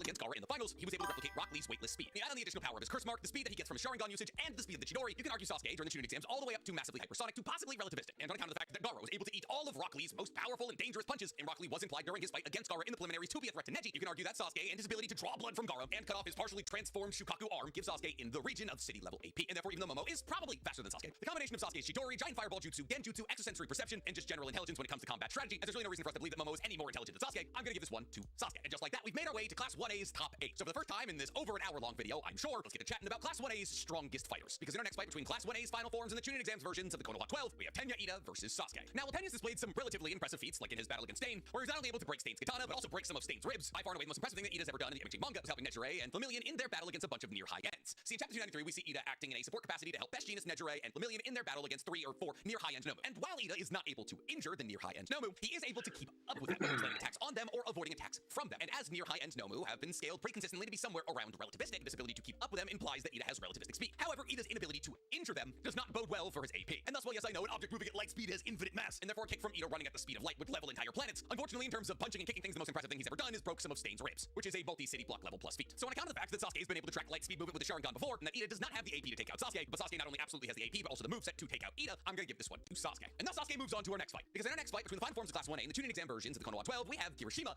versus Sasuke. Now I'm not gonna go through every single impressive thing that Kirishima has ever done, because he's actually a character that gets a fair amount of screen time. I mean, sure, he's been shown to be able to injure Bakugo, who could take punches and kicks from a 5% Deku. Hievada, aka Beast, said that the only person who matched him in strength during the Class 1A versus 1B matches was Red Riot, or Kirishima. And in Heroes Rising, he was able to take on the entirety of Chimera's fire breath. But when it boils down to it, the most impressive thing that Kirishima's ever done is punching into Gigantamakia's arms while climbing up it. See, Kirishima's ability to puncture Gigantamakia's skin is wildly impressive when you consider the fact that Momo's cannons couldn't even accomplish that feat. And therefore, it seems as though that Kirishima, while fully hardened, has a higher AP than Momo's full power cannons. But we established earlier that Momo and her ability to take on Toga doubles is a large town level plus opponent. So Kirishima's ability to punch through the skin of Gigantamakia implies that he is also at least a large town level plus AP opponent. However, unfortunately for Kirishima, the most impressive thing he ever does speed-wise is moving faster than Gigantamakia's arm in order to stop Gigantamakia from striking Pinky, or Mina. And as Gigantamakia is a high hypersonic opponent, this is a high hypersonic feat. So who wins between Kirishima and Sasuke, with their APs and speeds being relatively close to each other? Well, to me, once again, I believe it's Sasuke. So yes, Kirishima is incredibly hard. However, Sasuke with his Chidori was able to punch through what Gaara lovingly called his ultimate defense. And not only was Sasuke able to cut through what Gaara called his ultimate defense, but he was also able to cut through Gaara's sand armor, something that Rock Lee with his 5th gate open wasn't able to accomplish. So do I think that Sasuke with his Chidori would be able to cut through Kirishima's ultimate defense? Yeah, I do. There's also genjutsu to take into account, but I don't really be taking into consideration That this is vibes. all that much on account of the fact that we really never see Sasuke try to use genjutsu. So by way of Chidori, I believe that tuning exam Sasuke Why did you bring up Genjutsu as a win con earlier then, bro? What are we doing? wins this fight. Which means next up on our battles between the final forms of Class 1A and the tuning exam versions of the Konoha 12, we have Sasuke versus Uraraka. Now the only important thing you need to know about Uraraka's scaling is the fact that she was able to keep up with not only Froppy, but also Toga in combat, being able to, alongside Momo and Froppy, eke out a victory against Toga, who was using twice his double ability. We also saw that when all the villains were split up using different portals, that while Toga was able to grab Deku and pull him far away from where he was supposed to go, before Toga was able to pin Deku down and keep him somewhere he wasn't supposed to be, Uraraka was able to fly in and tackle her, freeing up Deku to get to the main fight that he was supposed to be at against Shigaraki, implying that she is as fast as Toga, who we've established to be a relativistic opponent. So yeah, Uraraka's got relativistic speeds. On top of that, the fact that she's able to injure Toga implies that she at least has town level AP. So how does this battle between Uraraka and a tuning exam Sasuke go down? Well, it's important to note here that Uraraka is a very proficient hand-to-hand combatant. It's been shown over the course of MHA's story that she's getting progressively more and more creative with how she uses her anti-gravity quirk. However, unfortunately, anti-gravity quirks don't work all that well against somebody who can literally glue themselves to the ground. See, by feeding chakra to the bottom of his feet, Sasuke, even if he was hit by Uraraka's anti-gravity quirk, could simply glue himself to the ground, or the wall, or the ceiling, a nearby tree, anything. Couple that with Sasuke and really every ninja in the Naruto universe's ridiculous jumping ability, and any and all debris that was sent up into the air alongside Sasuke he could use to get back down to the ground. And therefore, when it comes down to it, it's kind of just a martial arts contest, and while Uraraka could get clever with some debris and try and make it fall at strategic times, Sasuke has the the Sharingan, the very same Sharingan that would allow him to perceive any kind of falling debris. So Sasuke wins this fight. Yes, I'm aware that Uraraka is probably faster, but she doesn't have the kill ability to take Sasuke out of a fight. Sasuke moves on. But that's not the only lady that Sasuke's got to fight, because coming up next in our battle between Class 1A and their final forms in the tuning exam versions of the Konan 12, we have Sasuke versus Jiro. Now, by far and away the most impressive things that Jiro ever does are in Chapter 354 and Chapter 355. When she flies in on the back... Well, hold on. Didn't he say Uraraka and Sasuke are both like town level, like large town level, and then Uraraka is just like way faster? That should mean that she just like beats him up, right? Whatever. Of Takuyami to assist Endeavor and Hawks in their battle against All for One. And when she flies into this battle, that is not going well for Endeavor and Hawks. When Endeavor is slashed down and Hawks is blasted back by All for One, and All for One is lining up a kill shot on him, Jiro is able to block the segment of that giant blast that was going to hit Hawks, using something known as Heartbeat Wall. Now, Hawks technically has a multi-continent level AP. He was able to stab into Hood's arm, he was able to crack All for One's mask, he was confident that once his mask was destroyed, he'd be able to kill All for One, and after All for One reverted back to his prime, Hawks was able to... We're back to the continental scaling. But there's no substantiation put forth. I mean, I don't know if it's true or false because I don't know MHA. But he's done this like 3 separate times in the video where he states that these people are like continental or multi-continental, and then never talks about any feats that actually get them there. I don't understand. To stab him through the chest. However, Hawks is kind of a glass cannon. So yes, he's withstood attacks from Toga's doubles, was able to shield Tokoyami from one of All for One's impure beams, the same thing that was going to take him out that Jiro blocked, but Dabi's flames, while mind you Dabi was holding back, were almost enough to kill Hawks. And thus while Hawks is able to injure multi-continent level threats, really when the swings are coming back at him, he really only has town level durability. And therefore it's safe to assume that All for One was not Yes, I do think that Genjutsu works in other verses without verse equalization. It doesn't, the description Jiraiya gives doesn't say that you control the target's chakra. It says that you pour your chakra into the target and then control that chakra. So it wouldn't be necessary for the other person to have chakra. aiming a full power blast at Hawks. In fact, we know that because he didn't combine any quirks and he wasn't in his prime form. And therefore, it's safe to assume that Jiro was most likely able to block an attack meant to take out Hawks, who has town level durability. And therefore, Jiro blocking that attack has town level AP. And while one would assume because Jiro was able to block an attack from All for One that she is as fast as All for One, that's not the case. Because immediately after using her heartbeat wall to block that attack for Hawks, she is speed blitzed by All for One not once, but twice. And even though she's able to create a tunnel of vibrations that eventually Hawks uses to amplify his feather sword swing to cut through All for One's mask, the only reason that tunnel of vibrations is even remotely effective on All for One, as he was literally climbing up it like Sukuna climbed Jacob's ladder, was because the souls of the people whose quirks he had stolen started distracting him and pulling him down. And therefore, on account of the fact that she is way out of her league in this battle in terms of speed, her speed's probably only somewhere in the region of Hypersonic Plus, and that's kind of eyeball. So did Jiro with town level AP and Hypersonic Plus speeds beat Sasuke? Well, maybe. We know that Jiro has a multitude of sound-based abilities, whether that's creating walls of energy or cones of vibrations to keep somebody pushed down, or slamming her earphone jacks into the ground to disintegrate entire battlefields. She has a multitude of percussion-based techniques that can be used in AoE-type environments, and because she's able to attack with sound, her attacks do ignore conventional durability, and therefore she has the ability to incapacitate opponents who may be stronger than her. But the concept of using sound waves to incapacitate opponents is not a novel concept inside of the Naruto universe. I mean, Dojo, who uses sound waves to attack the inner eardrum of his opponents, tries to take on Gaara. However, the second that Gaara unlocks even a little bit of Shukaku's power, immediately juices Dosu. In Chunin Exam, Sasuke was fighting against a partially transformed Gaara much more effectively than Dosu ever did. Now, is that a fair comparison to Jiro? No. But if we're being real with ourselves, Jiro was struggling in combat against a non-serious All for One, who was also simultaneously having to contend with Hawks, only really because she was flying with Tokuyami, and thus I'm going to have to give Sasuke the dub here. But speaking of Tokuyami, he's up next, and also probably the last person we're going to be talking about today, because next up on our list of the final versions of Class 1A versus the tuning exam versions of Konan 12, we have Tokuyami versus Sasuke. You know how we kind of established that the only reason that Jiro was kind of in this battle against All for One was Tokuyami? Yeah, I meant that. See, because in Chapter 381, Tokuyami takes a crack at All for One, but not the All for One that Jiro was trying to battle against. Prime, rewound All for One. Like the strongest iteration of All for One we ever saw, outside of, like Shigaraki's body. And when Tokuyami got serious in this battle, Prime rewound All for One said, oh, there's an incoming attack that I need to dodge at all costs. Yes, the main antagonist of the story sensed an incoming attack from Tokuyami and thought to himself, oh, if I get hit by that, it's probably Raps. And thus when Tokuyami used his Dark Shadows Total Release, combined with his Abyssal Black Body Light of Boulder attack, even though Prime rewound All for One tried to stop the incoming attack, Tokuyami crushed him into the ground. And while at that moment in time, All for One was basically invincible, at least if you ask Hawks, Tokuyami was able to hold him down into the ground. Kind of like Stars and Stripes grabbing onto lasers and jamming them into Shigaraki's chest. And in order to get out from under the power of Light of Boulder, All for One had to seriously rewind his body, losing years in the process. And thus, on account of the fact that Tokuyami was able to impose his will on All for One, he is a multi-continent level opponent. Yep, you heard that right. MHA's universe scales out of control in the last 100 or so chapters. I mean, Shigaraki wanted to destroy the entire world, and by the end of the story, he probably could have. Tiles into the fact that But why? Dude, I'm not an MHA scaler, so I don't know if they scale here. But he said multiple times that they're multi-continental and hasn't given a single feat or calc or statement to back that up. Like, why? For what reason are they multi-continental? What is the reason? Jesus Christ, dude. Yami was able to react to and dodge attacks from All for One, and he's got relativistic speeds. I'm gonna go ahead and tell you right now. Sasuke, Neji, and Naruto cannot contend with a multi-continent level threat. And Shoto, Bakugo, Deku are all more powerful than Tokuyami. However, we don't need to talk about those three because Tokuyami in his final form very easily defeats the tuning exam versions of Neji, Sasuke, and Naruto. And with that, this video's done. I've never been happier to say those words in my entire life. This is probably the longest video I've ever made. I hate the way that my brain... Okay, yeah. Yeah, wrap it up. All Might calcs get him to Multi-Continental. It would be nice if he mentioned that in the video, you know? Like, that would be cool. It would be cool if he showed that, but he doesn't. But it is what it is. Thank you guys so much for tuning in. I'm going to go spend time with my lady. This was insane. Every time I react to an NC Hammer video, I'm like, I have got to get in contact with this guy because we've got to have a chat about power scaling. But that being said, you guys have a great night. Thank you so much for tuning in. If you didn't catch the earlier part of it with the final round of the debate, go check that out.